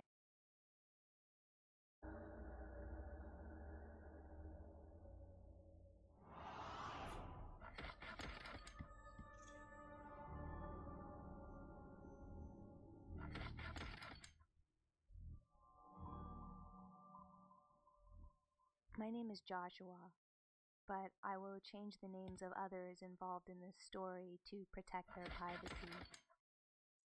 I live in Arkansas, and in late 2003, near the middle of fall, right before it started getting really cold, my wife and I were invited to camp with a friend of mine and his girlfriend at Sugarloaf Lake in Oklahoma. I say camp, but the actual plan was to meet at Sugarloaf, and my friend, we will call him Bob, wanted to take me and my wife around some paranormal places in the Sugarloaf area. So we got there around 7 p.m. I was driving a white Ford 1996 F-150. Bob was driving a 1980-something white Celebrity, a really piece of crap vehicle. Anyhow, it was late dusk, becoming dark, and we all climbed into Bob's car, and he took us first to an old abandoned house. But other than some raccoons rustling around, it was a 2-hour waste of time. Then he took us to a graveyard that was supposed to be haunted. Again, a bust. Then an old church that was run down and supposed to be haunted. Once again, yawn. At this point, it was getting really close to midnight, and my wife and I were getting pretty bored. I spoke up to Bob, saying, "Man, this really hasn't been that freaky of a night." That's when Bob smiled, saying he was saving the best for last. He handed me a Polaroid picture of a hillside covered in trees in the daylight. I asked him what it was, and he asked me if I saw a house or any type of light pole or anything in the picture, to which I replied, no. He took the picture back and said that's because there isn't, and there are no power lines either. About this time, he turned down an old dirt road and passed a small house. Then after that, it was 2 miles of dirt road with woods on one side and a barbed wire fence on the other, with about 2 acres of field connecting to the wooded hillside. And there was nothing to light the night except the full moon overhead and the clear starry sky. After what seemed like forever, he stopped the car and told us all to get out. He walked us to the side of the car where the wooded hillside was and looked at his cell phone. This was 2003, and this area had no cell towers, so neither his phone nor mine had a signal. But he was checking the time and said it was 11:57, and then told us all to watch the middle of the hillside. Even in complete darkness, I could tell this was the same field and hillside from the picture. 2 minutes go by and nothing changes. But then, at exactly midnight, a small light flickers on in the middle of the hillside. A chill runs down my back as the small light, which to me looked like an old kerosene lantern, began to move, swaying back and forth. We stood and watched in complete silence for what seemed like several minutes when I finally spoke up and asked what the story with this was. Bob said he didn't know, but locals told him that at midnight, every night, this lantern lights up and sways back and forth through the woods until the sun comes up, and then it disappears, and nobody knows why.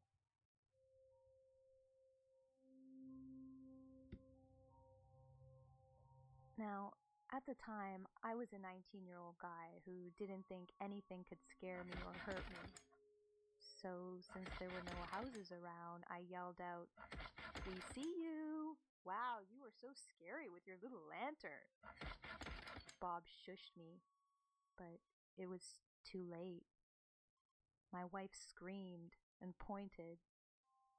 I was laughing, but my laughing stopped as I looked to the hillside to see the lantern not swaying back and forth, but moving down the hillside to the field at an inhuman pace. Gliding, it began to speed across the field towards our car. We didn't stick around to see what it was. Within seconds, we were in the car and flying down the dirt road back to the lake. We looked back to see the lantern moving slowly back up the hillside to where it had first appeared. The ride back was silent until Bob spoke up, saying, "Crap, I forgot to put gas in the car earlier, and the only store around is closed." He said if we decided to go back out anywhere, it'd be best to take my truck until he could get gas in the morning. I said okay, and a few minutes later, we arrived back at Sugarloaf Lake. We parked by the lake docks, and we dropped my truck's tailgate and sat and talked about what had just happened. Bob's girlfriend was pregnant at the time and told him she was hungry. Since the local store was closed, Bob asked if we could take my truck to the next town over to get some food. I obliged. We loaded into my truck, but when I turned the key, nothing happened. My truck was dead. Deader than dead. No ding, no lights, no clicking noise, nothing. For all intents and purposes, you would think the alternator was out. This was strange, and after the night we had, it made us all feel uneasy. We got out of the truck and popped the hood, pulled Bob's car around to the front and attempted to jump my truck with his car. This is where it gets even weirder. As soon as we connect the jumper cables, his girlfriend starts his car, and within a second, the cables in between the connectors start to smoke, and in a flash of fire, they burnt up within seconds. The cables were nothing more than bits of melted rubber and ash, with only the end clamps still on our batteries. Bob runs and turns off his car, and we take the clamps off our batteries. We look at each other under the eerie moon and starlit night. Did I mention there were no light poles around? And we both get a bad feeling. Then, at the exact same time, we suddenly realized we had been hearing a distant noise in the lake that was getting louder. It was a boat motor. Now, like I said, this was the time of year it was starting to get cold, especially at night. We were bundled up as it was, and we were standing still on land at night. But someone was out on a boat? After midnight? When it had to be chilly as all get out with the wind hitting them. And from the sound of this motor, it was going pretty fast. But we saw nothing. That is, until the boat was about 50 yards away and a very bright spotlight comes on, temporarily blinding us all. Bob and I tell the women to get in his car and lock the doors. I reach into the bed of my truck and give Bob a tire tool, and I pick up another. I work at a tire shop and had all kinds of tools of the trade in my truck. We are standing in front of the vehicles, the hoods up on both, as this boat pulls up to the dock, and two heavily bearded men in their 30s or 40s step out of the boat and walk up.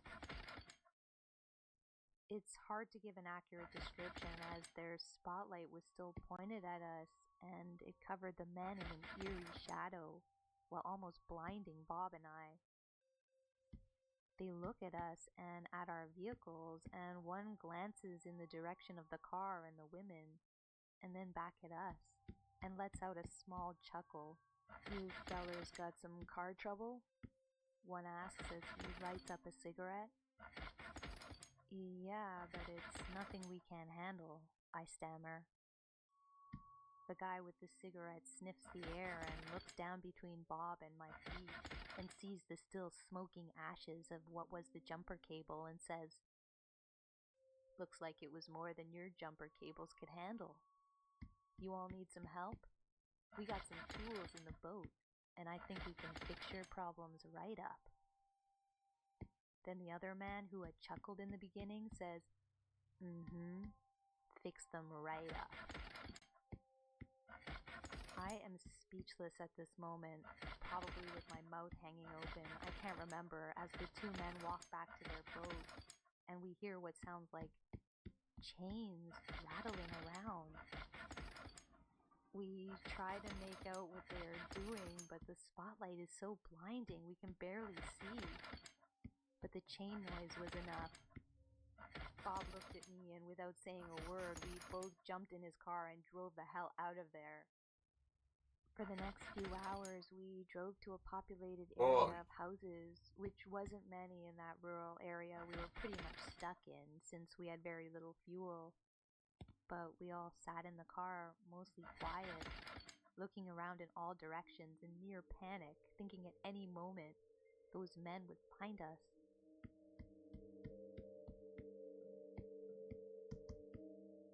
Bob would turn his lights on every now and then, thinking he had seen movement in the dark. After a while, the women fell asleep, and Bob and I talked about how weird this whole ordeal had been. And he laughed, saying, "I told you it would be a scary night. I didn't know it would be this sort of scary." At this point, the paranormal lantern wasn't even the main thing freaking me out. But the men never showed again, and eventually the morning was on its way. At about 20 minutes until sunrise, Bob asked if I wanted to go see if the lantern really disappears at sunrise. I asked if he was sure he had enough gas, and he said yeah, the local store opens up in about an hour, so we will be fine. So we wake up the women and drive back to that hillside. We get there with about 4 minutes left until sunrise. We still see the lantern swaying in the woods. Bob looks at me and I smile and do the motion of zipping my lips, and we all watch in wonder as, right at sunrise, the lantern slowly fades away to nothing. After this, we get back in the car and drive back to the lake, feeling safer now. When we get there, there is no sign of the boat, and the hood of my truck is still up and the doors are still locked. On a whim, I tell Bob I'm going to try to start the truck one more time before he drives us somewhere where I can get a cell signal and call for help. And the truck started right up with no hesitation or problem. We all went our separate ways after that, happy to have seen the sunrise and counting our blessings and swearing to leave the paranormal investigation in this area to others, and swearing that we will never come back to this area and run into the boat people again. However, all things fade with time, even fear and common sense.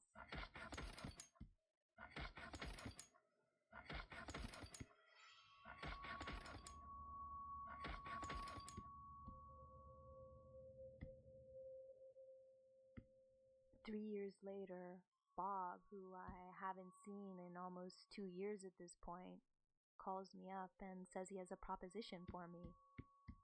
He tells me he has a group of himself and 3 other Wiccans who go out and do seances in haunted places, and asked me if I would be willing to film their sessions for their records and that they would pay me well for my services.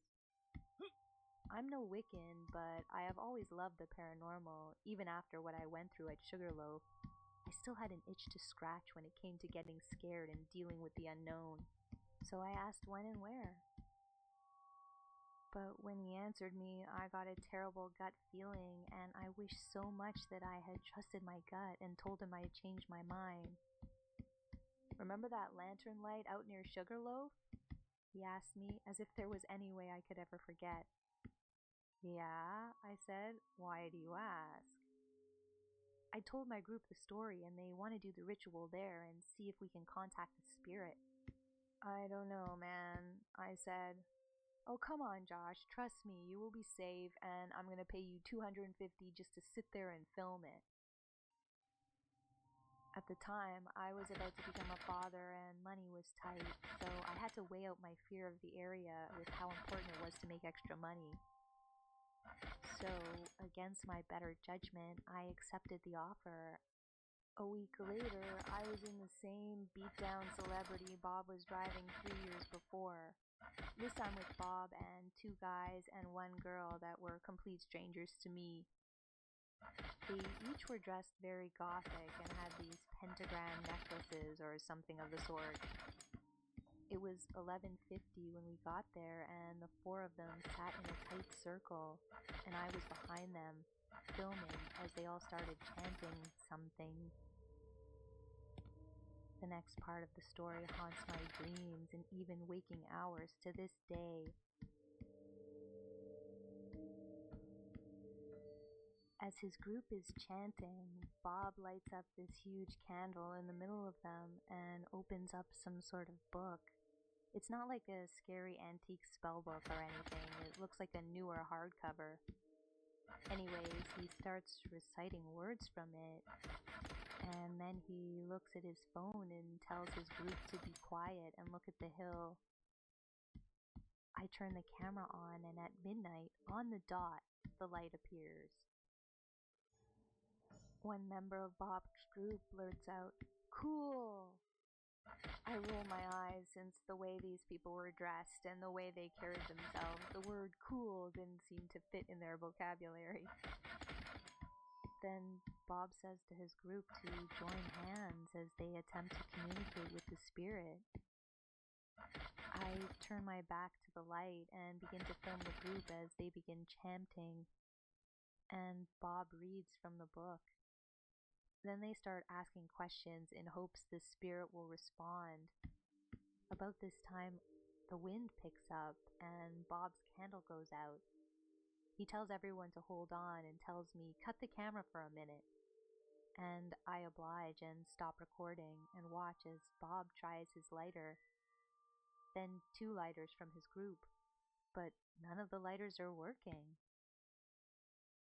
I'm sitting down watching the group when I start hearing a rustling behind me. I jump up, leaving the camera on the ground, and spin around. Bob and his group are preoccupied with their candle and lighter problem, and as I spin around, I'm blinded by the brightest light I have ever seen. What I believe was the lantern up close and personal. But as quick as it appears, the light is gone, and the lantern is nowhere to be seen. If it was the lantern that blinded me, it had moved from the hillside across the field and right behind me without me even realizing it within the span of maybe 30 seconds. I look around for the lantern on the hillside and nothing. It's only 12:15 or so, and the light has always stayed until sunrise. At this moment, the wind quits blowing and I hear Bob's lighter finally flick, and I see it light up. And I mutter, "Guys, did you see that?" They all turn and ask what I'm talking about. But before I can answer them, we all are stopped dead in our tracks by a distant laughter coming from seemingly nowhere and everywhere around us. And this is no ordinary laughter. This laughter sounds like the laughter of hundreds, maybe even thousands of children. The best way I can describe this laughter is for you to imagine listening to a large group of kids singing Row, Row, Row Your Boat. You know how one kid will start and seconds later another will join in, starting at the beginning of the song and so on and so forth? Well, this sounded like hundreds or thousands of children laughing, as if one would start laughing, then seconds later another, then another, and another and another, and the laughter was getting louder, closer. There was sinister laughing, goofing laughing, giggling all around us, coming from all directions. I was shaking. I couldn't move. I was spinning around and looking off into the distance. This couldn't be real. This sort of thing doesn't happen. What was happening? I scream at Bob and his group that we need to get out of here, but they are all already running for the car, leaving their Wiccan book and candle behind. And without hesitation, I run after them and jump in the car just as the laughter is becoming deafening. We get out of there and drive about a mile up the road and pull over as Bob is in no condition to drive. We are all freaking out. We all get out of the car, pacing around the car, asking each other if we really just heard what we heard. I tell Bob that I'm sorry, but I left his camera behind. He says he doesn't care and that he isn't going back for it. At this point, I've got my hands on my knees, panting, trying to catch my breath, as if I never have in my life been so terrified. That is when all of our chatter stops, as we once again hear the laughter off in the distance, very quietly at first, but slowly getting closer and closer and louder until once again it is becoming deafening. We jump back in the car and speed away. We drive about 6 miles, and for the first 3 miles we can all still hear the laughter in the distance with our windows down a little. We all begin to calm a little by mile 4 when the laughter can no longer be heard. But we had no intention of pulling over again, and Bob's friend is in the passenger seat with his phone waiting for a signal to pop up. And at about mile 6, Bob's friend says, "Hey, I got full bars." And he hands the phone to Bob, and Bob calls his friend, who is into the occult and well-versed and educated in it. Bob later told me his friend told him she believed it was the children of Hecate or something like that. I have no idea about what Hecate is, but it sounded like a guess to me. Anyways, as Bob is on the phone speeding out of the area, me and the 2 other people in the back seat all get a chill at the same time. They told me later that, just like me, the hair on the back of their necks stood up as a loud snapping noise comes from the front end of the car, and the thing stops dead in its tracks and will no longer move forward. Bob tries everything, but the car is not moving. We later discovered that a tie rod had snapped. Anyway, the friend Bob was talking to on the phone only lived about 20 minutes away from where we were and said they were on their way. As we sat in the car, nobody spoke, and after about 3 minutes, we saw a pair of headlights coming down the road towards us. We knew it was too soon to be Bob's friend, but me and Bob thought maybe we could get a ride from a local. And we all unloaded out of the car and stood in front of it, waiting on the vehicle, hopefully to stop. As it comes into view, it's a beat-up old pickup truck, and it slows down. And in the truck are 2 men in their 30s to 40s with huge beards. And they stare at us, and then speed up after passing by. I look at Bob, and before I can speak, he says what I was already thinking. The guy's in the boat. Before I can say anything back, we see headlights coming from the direction the truck that passed just went, and we went still and quiet as the same guys in the same truck passed by slowly again, staring at us on the side of the road. Bob called his friend back and told her to drive like hell and get here now, and hung up. 4 or 5 minutes go by and we see headlights coming. Relieved, we get all our stuff ready, thinking it's Bob's friend. Then his phone rings. It was the lady who was coming to get us, telling Bob she took a wrong turn and is going to be about 10 to 15 more minutes before she gets there. Bob hangs up the phone and watches in terror, as do I, as the same truck slowly passes by again, this time with only one of the boatmen in the truck. The driver slows to a crawl and says, "Looks like you fellers could use some help," and then speeds up and drives off. This cemented the fact to Bob and I that we were definitely dealing with the boat guys. But where the hell did the other guy go? Why wasn't he in the passenger seat? And to make matters worse at this point, something we had almost completely forgotten about due to the boatman came back. We began to hear the laughter again, off in the distance. And over the next few minutes, it started getting closer and closer. The sound is getting deafening again, and we have nowhere to run this time. And then, from behind our car, off in the distance, we see 2 sets of headlights coming on and 2 vehicles coming towards us, slowly, side by side, taking up the entire width of that backcountry road. The laughter now seems to be coming from the woods on both sides of the road we are stuck on, and it seems to be zeroing in on us, as if hundreds or thousands of children are within reaching distance of us. There is no wind, no sound other than the crunch of the tires on the rocky dirt road of the 2 vehicles slowly driving towards us. With our last shred of hope fading away into the laughter of the children and the headlights of the 2 vehicles surely being driven by the boatmen, we see, coming from the other direction, another set of headlights coming fast. We hold our breath. The laughter, the boatmen, what could be next? How will we get out of this? And that's when the vehicle that was coming fast pulls up, and it's Bob's Mr. friend. Boatman. She unlocks the door on her car and rolls her windows down and tells us all to get in. When this happens, the 2 sets of headlights coming from the other direction turn off, and Bob's friend says, "Oh my God, you weren't kidding about the laughing kids." She screams, "Get in!" And we do. We begin to tell her about the boat guys, and she turns the car around, and no sooner than she starts to drive away, these 2 sets of headlights come on again, this time with their brights on, and they were about a car length behind us. I yell to the driver, "Go, go, go!" Channeling my inner Jeff Goldblum, I tell her, "Faster, must go faster."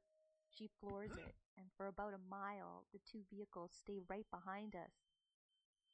Then they turn off onto a side road. For about the next 2 miles after that, we can all hear the laughter still way off in the distance with our windows down. Then, after 3 miles, the laughter was gone. To this day, I have no explanation for what happened, what the laughing children were, why the laughing followed us. If the boatmen were connected to all this somehow, or if they were merely a coincidence that happened to terrify us at the same time as the paranormal stuff was happening. But if that is the case, why did they not react to the laughing children sound? Is the laughter connected to the lantern? Or did Bob and his group mistakenly call forth the laughing children through their ritual? This happened years ago, but I still feel just as terrified now when I tell people about it or think about it. I hope somebody who hears this and has had a similar experience can share their story with me. In a weird way, I believe that would help me deal with the trauma this experience still causes me to this day. To all of you who think the paranormal is just a fun hobby to get your thrills with, I beg of you, and I warn you, that we are not prepared for what is really out there. You can think nothing will scare you or harm you, but we are dealing with unknown things, and you have no idea how powerful the paranormal could be. If you use the paranormal as a thrill-seeking hobby, just use caution and always have your vehicle checked out beforehand. Hope everyone who hears this sleeps well. But I know that after telling my story like this, that for at least the next few nights, I will be getting no sleep at all.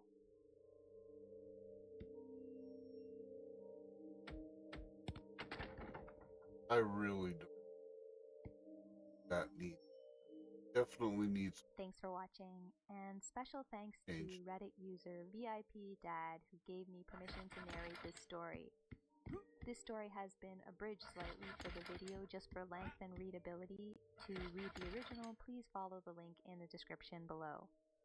I know some people will wonder if this one was really a fairy story, but to me, it actually had all of the hallmarks of a classic fairy story from Ireland or Scotland.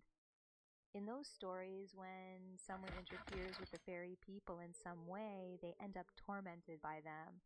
And the laughing children seem like the perfect illustration of that to me.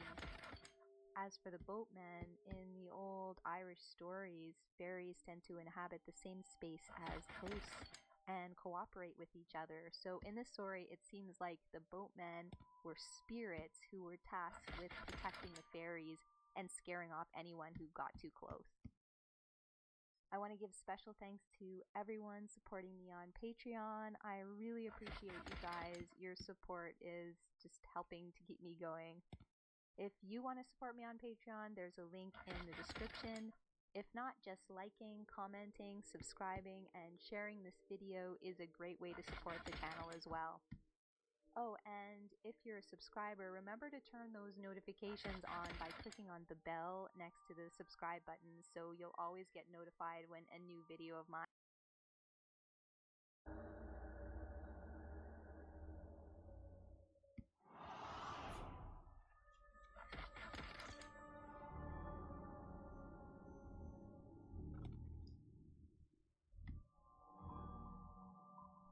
On a cool fall night in 1955, strange creatures laid siege to a farmhouse in rural Kentucky.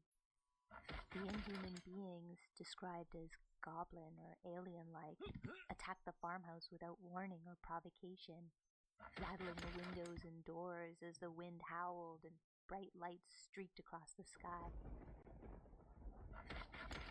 Fearing for their lives, the residents of the farmhouse defended themselves with shotguns and baseball bats. But this did little to stop the claw-fingered creatures and their ceaseless attacks. The residents were left with no choice but to flee, screaming, into the night. Later, police found evidence of a terrible struggle on the farm and reported eerie lights in the forest and inhuman voices. But no trace of the creatures was ever found. Now, 60 years later, the mysterious creatures from Kentucky may have returned. Here is one man's story.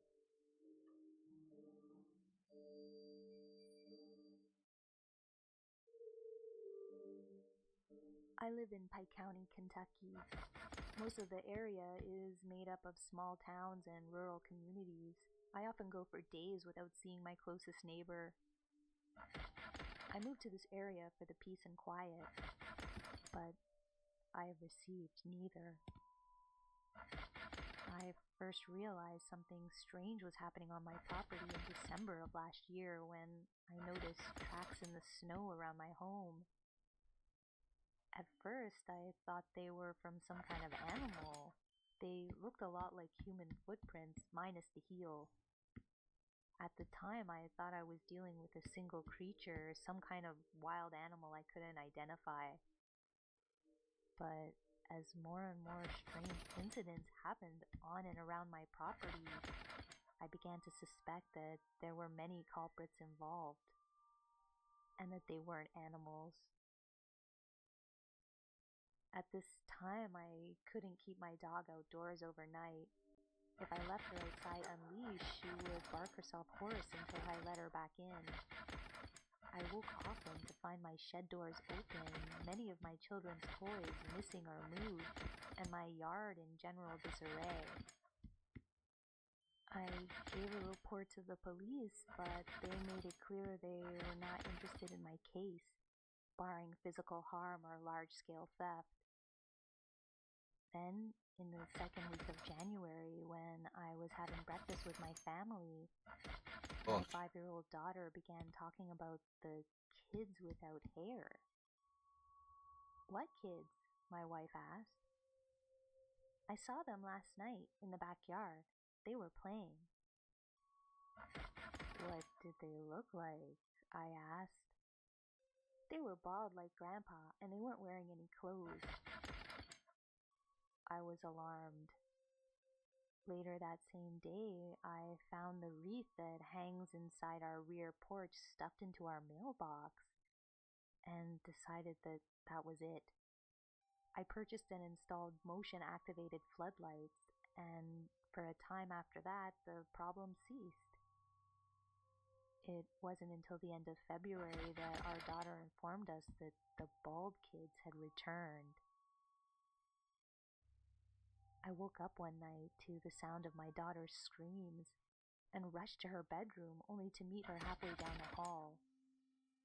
When my wife and I were finally able to calm her down enough to speak, she told us that the kids were trying to peer into her window, but that they couldn't reach and were tapping on it instead. She hasn't slept in her own bedroom since. I phoned the police again, and they finally sent over a trooper. I told him what was happening, how I couldn't leave my dog outdoors after dusk, and about the bald kids. When he found the ground disturbed just under my daughter's bedroom window, the officer informed me very matter-of-factly that we were dealing with an animal, and I should contact the Game Commission and not waste police resources again. Almost every day the following week, I would find some evidence that something or someone had been on my property the previous night. Smudges on the windows, stones from the walkway dragged to the other side of the lawn, tears in the screen door. Then, on Wednesday the 7th of March, I finally witnessed the kids without hair myself.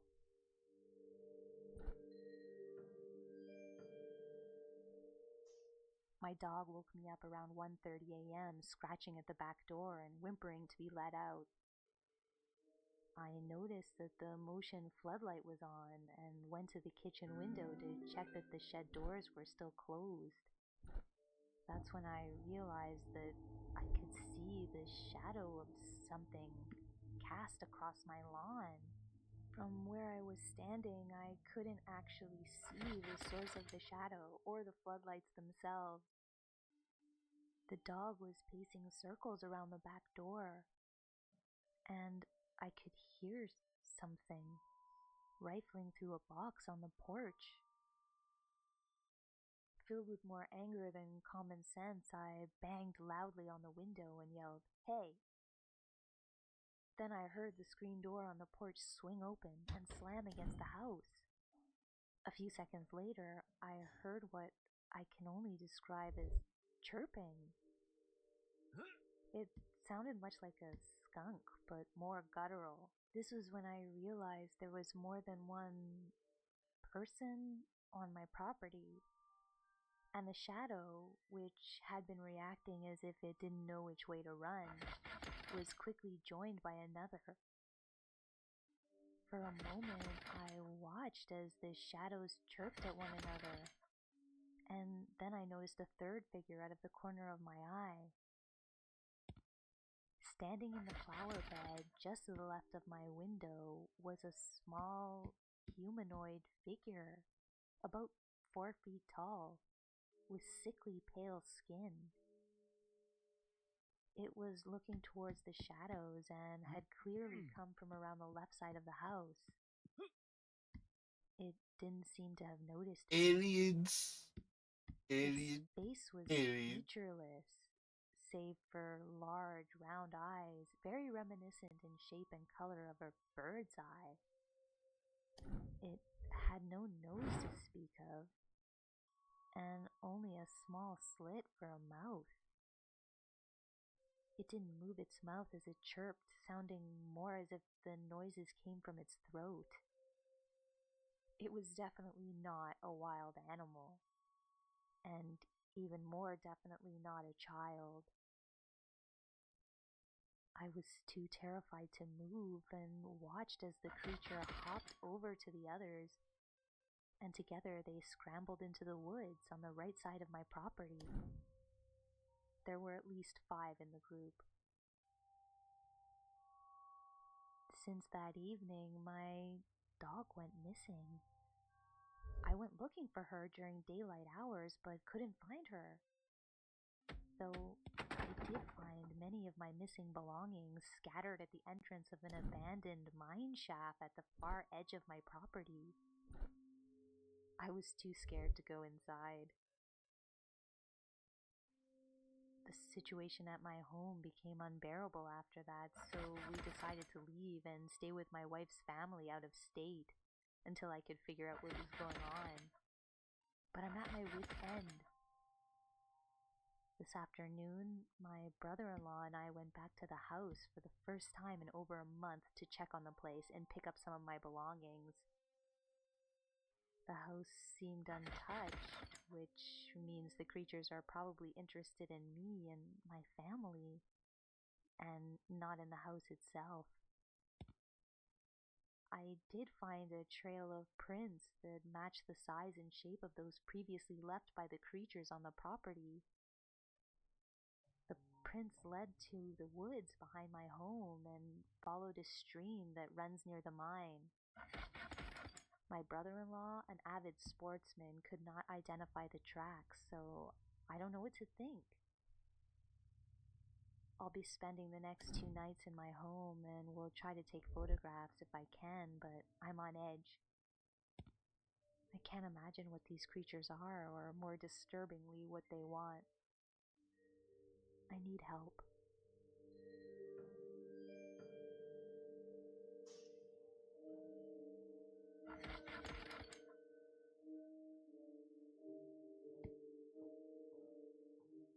Thanks for watching.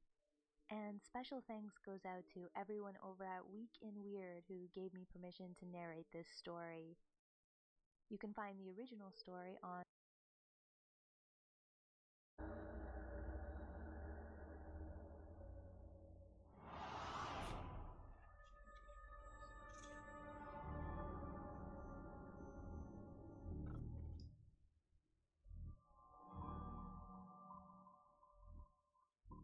I've seen something I've come to know as a red cap or a blood cap.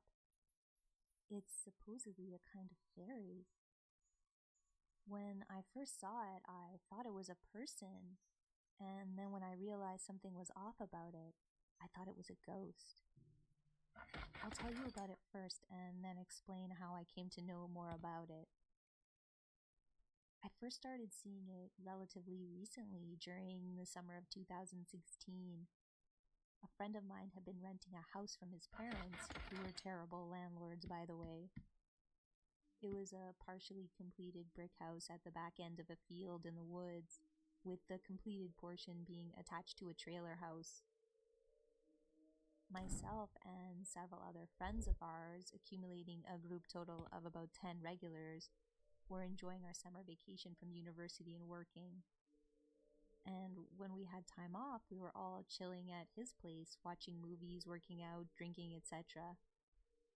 We'd thrown several huge blowout parties over the spring and early summer months, with over 300 plus people showing up to them as well. At one of these parties, a huge brawl broke out over some drunken disagreement, flared by the reality that rivaling town students were at the party and some rednecks who had shown up from Kellyville had fired off some guns. In the panic after the gunshots, one jerk ran over the water line with his vehicle and broke it pretty badly. So we had to bring water jugs and make do as a group until the water got repaired, which took a while because college kids are broke. So because of that, we'd have to go outside to the wood's edge to take a piss. While out there, from time to time, I would see it. It looked like a white man with a huge nose and large eyes, and was usually dressed in one of 2 outfits. Either dirty overalls with a dirty shirt underneath, with a straw hat on and boots, though sometimes it was barefoot and its bald head was showing, or else it would be in a really old black tuxedo with a bad black toupee on. It would be standing in the field staring at the house, and if you looked away and then looked back again, it would be standing in a different place in the field, still staring at the house, and standing just a little bit closer as well, never looking directly at you. It never felt strange or weird, though. It was like being at someone's house and seeing a person who lives there on the property. It was like it just belonged. And it always showed itself sometime between sunset and sunrise during the twilight hours, or else late at night. I didn't mention seeing it at first. It was actually a girl who hung out with the group that came inside and asked about the man in the field. At that point, I got excited because someone else had seen it too and asked if it was wearing what I described. At which point, the friend who owned the house yelled, "Yes! You've both seen it too?" Over the next couple months, 7 more people saw it, without any of us telling them about it first. Over these same months, people at the house would say they felt like they were being watched from corners and doorways, and several things would move around the house when no one was there. Like this set of praying hands above the fireplace mantel found on the kitchen stove with the palms facing away from you. Multiple people remembering things that didn't happen, shelves that were bolted into the wall falling down, and the cabinets in the kitchen would open on their own. There was also a Walmart bag filled with other Walmart bags hanging on a hook that was moved aggressively like someone had slapped it, when several of us were in the kitchen and no one had touched it. Anyway, when my friend finally got fed up with what terrible landlords his parents were, $900+ a month rent per person, no matter if it was just him or however many roommates he brought in, and they didn't take care of those at all, he decided to move out, and I said I'd help. Now, keep in mind, this night we were 100% sober. We were gathering his stuff to help him get moved into a different place and had almost everything gathered except this lotto ticket he'd won some money on. Again, college kids, anything helps. So the 2 of us were up there alone, tearing the house apart looking for this lotto ticket. It had just been on the bar counter and it had disappeared. During the search, I looked in a nearby room, and as soon as I walked in, I saw it, standing outside the window, looking into the house. I didn't move, I didn't blink, I didn't take my eyes off it. After a moment, I called for my friend to come over and just pointed at the window. My friend walked in and saw it too. We kept our eyes on it while talking over how to react, and decided to just find the ticket and leave since it had never been aggressive and we weren't going to be coming back anyway. We went back into the main area and continued our search, eventually getting tired of looking. I stopped and leaned over the bar while looking at my phone when I got a weird feeling coming from the doorway of his parents' old bedroom across from the living room. As I turned, my friend walked into the room and stopped, and we both looked the same way simultaneously because we both felt something. And standing in the room behind the TV and the TV stand was it. A couple feet taller than it looked before, dressed in that tuxedo and toupee. Its big eyes were jet black and looking right at us. And for the first time, it didn't feel like it was okay or that it belonged. It felt aggressive. After a few moments of us staring back at it in silence, my friend ran over and shut the door, then said we were leaving. I had already turned around to grab a bag, and in the hallway, right behind me on the floor, was the lotto ticket we had been searching all over the house for. I grabbed it, and on the way out, I looked up at the fireplace mantel and the praying hands had been turned with their palms facing out towards us. We haven't been back to the house since. A few months later, we were hanging out at a friend's house, and he's an old school hippie, and he's deep into pagan beliefs. We were talking about ghost stories with him and another guy who hung out there regularly and also practiced the same pagan beliefs. After describing their thing to them, they looked at each other and told us it was a blood cap. They told us it was a type of demon that claims land and then drains the energy off of it, and that they get their names from the practice of dyeing the wigs, toupees they wear with human blood, and that ours was probably a young one if its hair was black. Sensing our skepticism, the friend told us to hold on a minute, and he left the room. Then he brought back a book full of descriptions and artist renderings of spirits and fairies and monsters from pagan beliefs. And he showed us an artist rendering that looked just like what we'd seen, right down to the big nose and the huge eyes. We were freaked out, to say the least.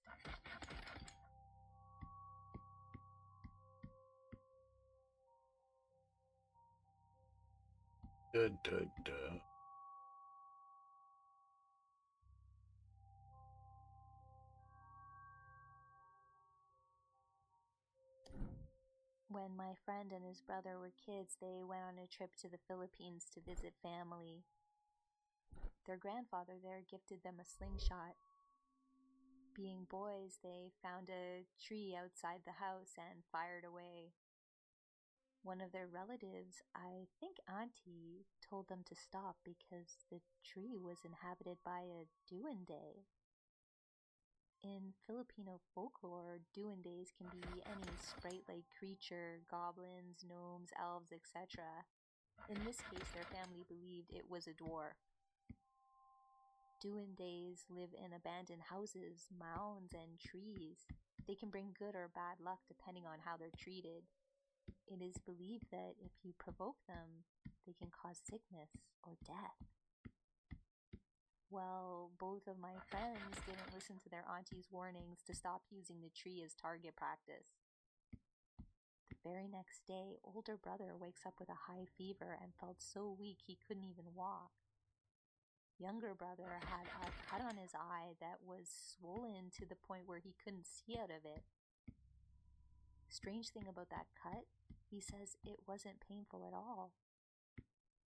Their grandpa made an offering. Friends think it was rose oil and went to the tree to ask for forgiveness, then applied the oil to my friends' foreheads. The swelling subsided and the fever was gone almost instantly.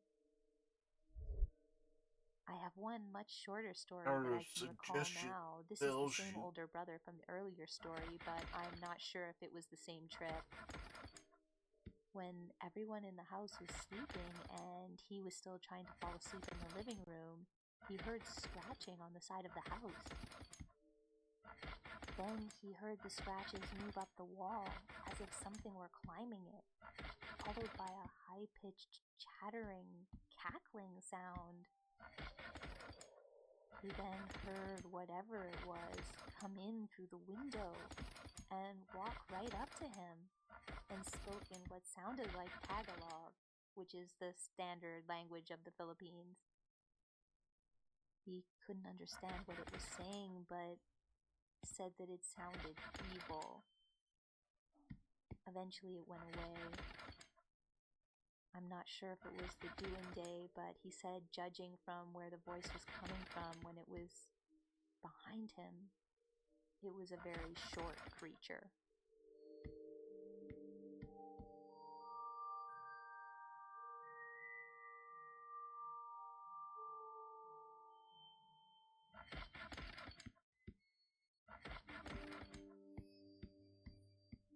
I know everybody sees things in the shadows and in the corner of their eye, so I've learned to shrug it off. But a couple of experiences that occurred this evening have left me curious and just a little unnerved. The first experience was during the twilight hours. Except for a few scarce streams of pink and orange light, my house was dark. I was walking from my room to the kitchen, and I noticed something to my left, leaning outwards from the living room door frame. I turned to face it and saw a small, round shadow with little arms clinging to the frame. It looked at me for a moment with two hollow eyes, and then retreated hastily into the living room. I shrugged it off as a trick of the light, as you do, and went about my business. After that point in the evening, though, I started to feel sad. And not only that, but I started to uncharacteristically wallow in sadness. The second encounter happened only about an hour ago at approximately 3 a.m. I hadn't been able to sleep and didn't really care to try. I still felt inexplicably miserable and had stopped bothering with talking to the few people who were also still awake and online. I went to the bathroom, and as I was coming out, another of these round shadows hung down from the laundry door directly opposite me. The laundry was lit only by moonlight, but there was enough glow to distinguish the shadow figure from the door frame. It looked at me for a moment and seemed to follow me with its head while I moved away from the bathroom. I quickly walked around the corner and towards my bedroom, eager to avoid what I assured myself was another trick of the light, or the eye, or the mind, and in doing so nearly tripped over my cat, who was staring intently with his ears anxiously peeled back at the exact position in which I had seen the imp. That was enough for me to reconsider the situation, and my blood ran cold. What were those things? Not good, that's what they were.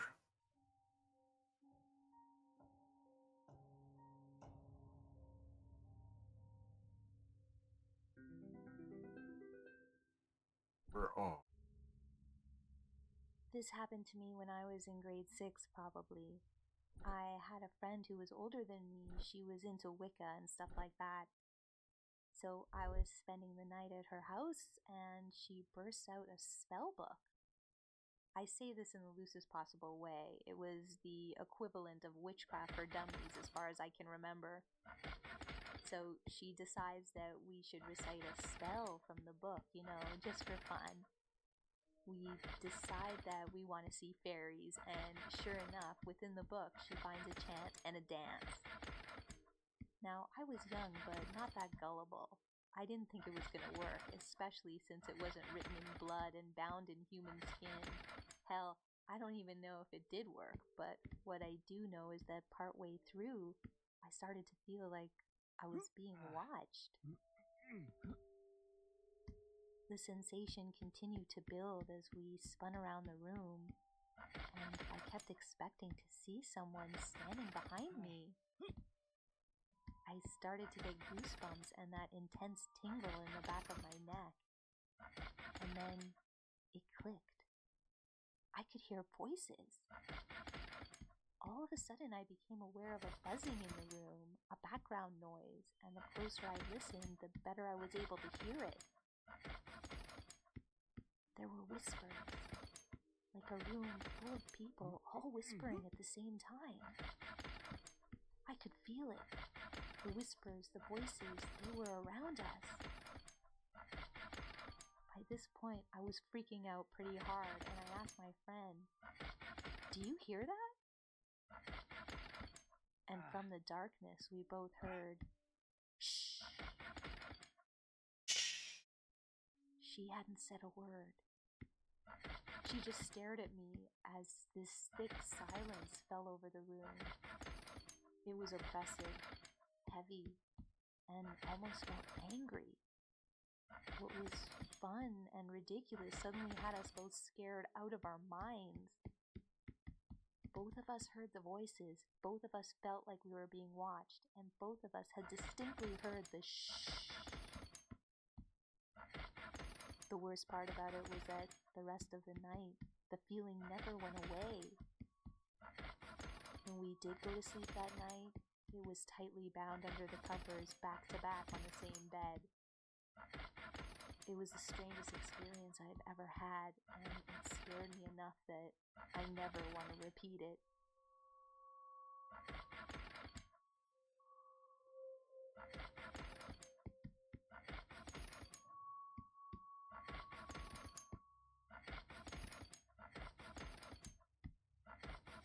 When I was almost 16, 28 now for some reference, my mom's stepdad and I lived in a little community in a canyon.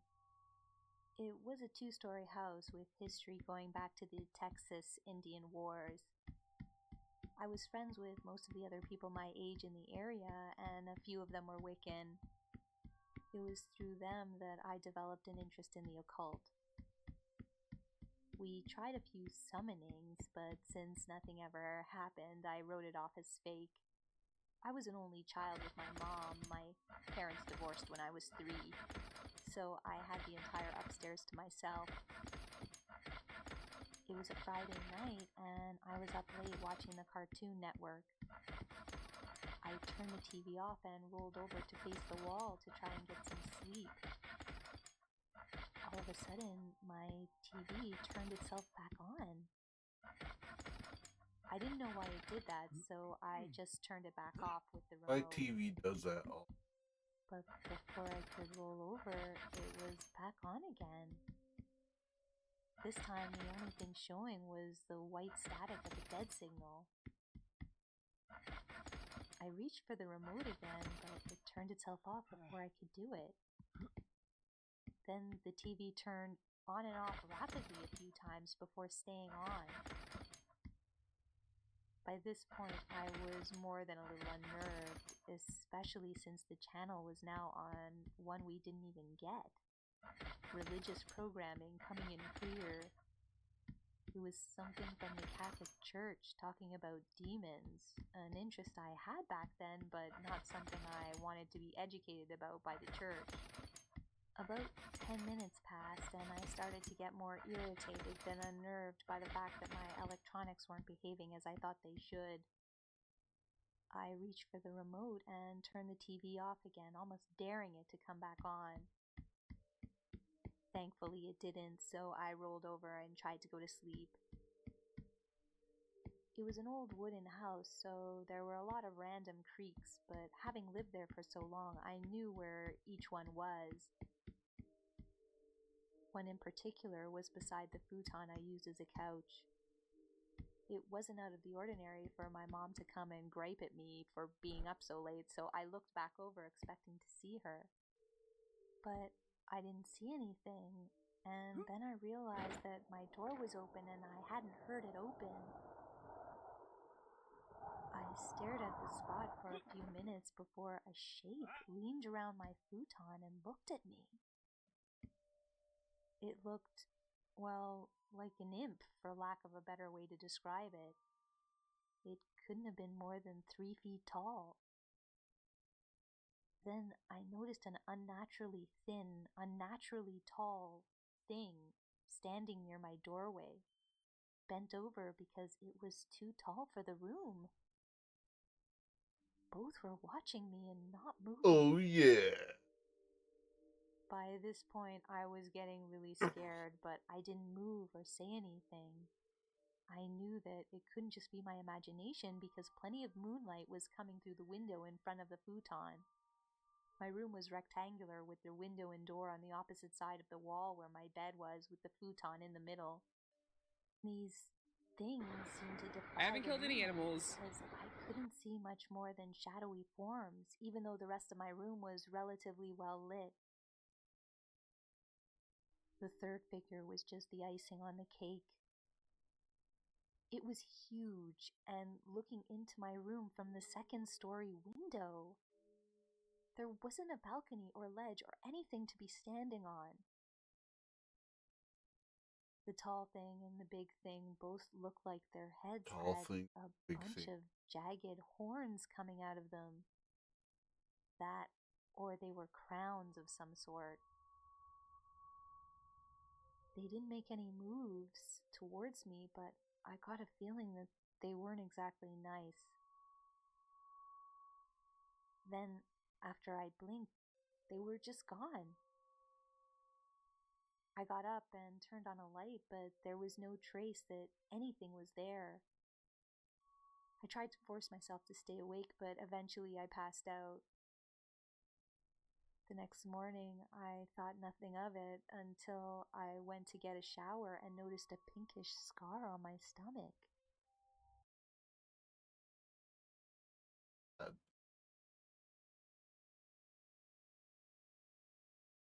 All right, everybody. 11 and a half hours. Yeah, that's plenty long.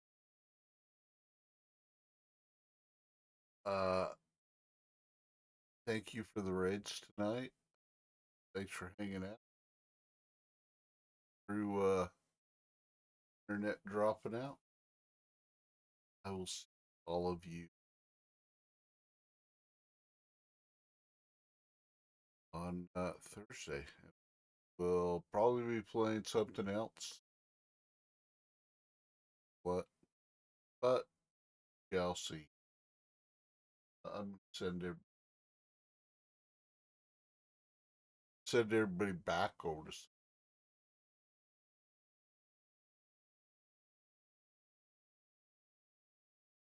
Just go show her some love. She is Hogwarts thing. Go there and bother her.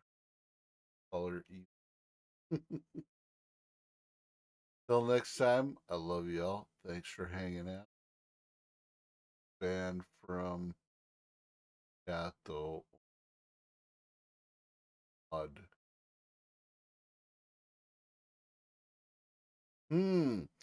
Gee, King, you sure don't have a problem talking when you want.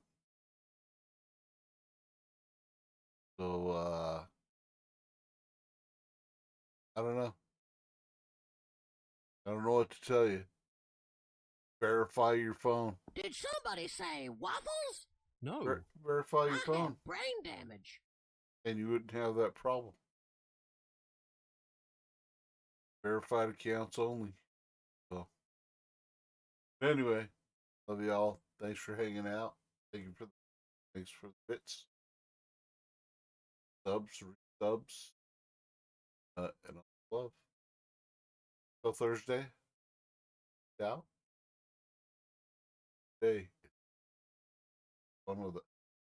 Good night, everybody. Bye.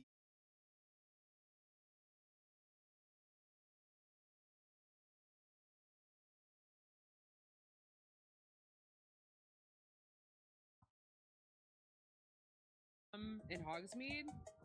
Salt! Thank you for the raid. How are you? I'm just gonna keep calling your game Daydream. How is Daydream? Oh, Killa, thank you so much. Very appropriate attire. I'm gonna call you Killa. I'm so sorry. I'm on my 4th round of playing this. I can't, and honestly, I'm gonna play a nice, slow version of, like a Hufflepuff or something. After this, I feel like, just like off stream. Salt, thank you so much for the raid. How was Daydream? I hope it was fantastic. I hope you had fun. Guys, if you're not following my friend Salt, please make sure you go and shoot him a follow. King, how are you? I'm sorry for the coughing. It looks really cool. The building in that game looks really cool. It's a total of 22 for all 3 levels of okay. Oh yeah, because there was only a few that we needed the first time.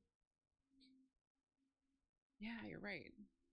Didn't Clementine Willardsley ask you to follow those butterflies? I always have fun playing, but yeah, they're addicting. Like Pal World. I miss Pal World.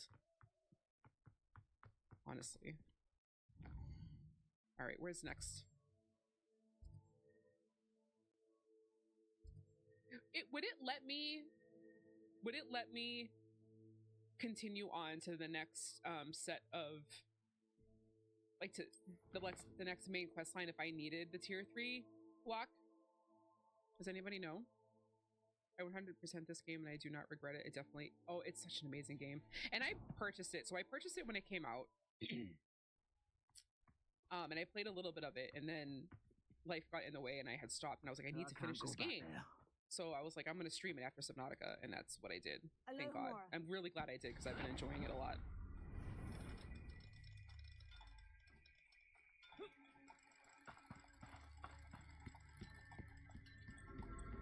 There you go. A lot of Palworld stuff can be seen. Yeah, it looks like it. It reminds me of it, Salt.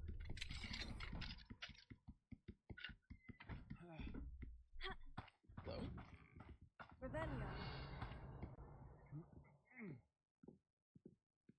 Wait a minute, were we in here already? No. No, there's only one entryway. There must be something upstairs. Yeah, chest.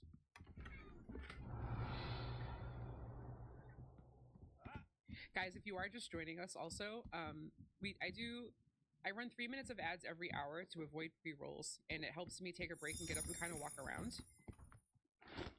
Wildebeest, how are you? Welcome in. What am I to do? But during that time, we do a drop over on the purple place, and if you get a 100, you'll win a Psy mug. If you get an 80 or above, you'll get put on a wheel.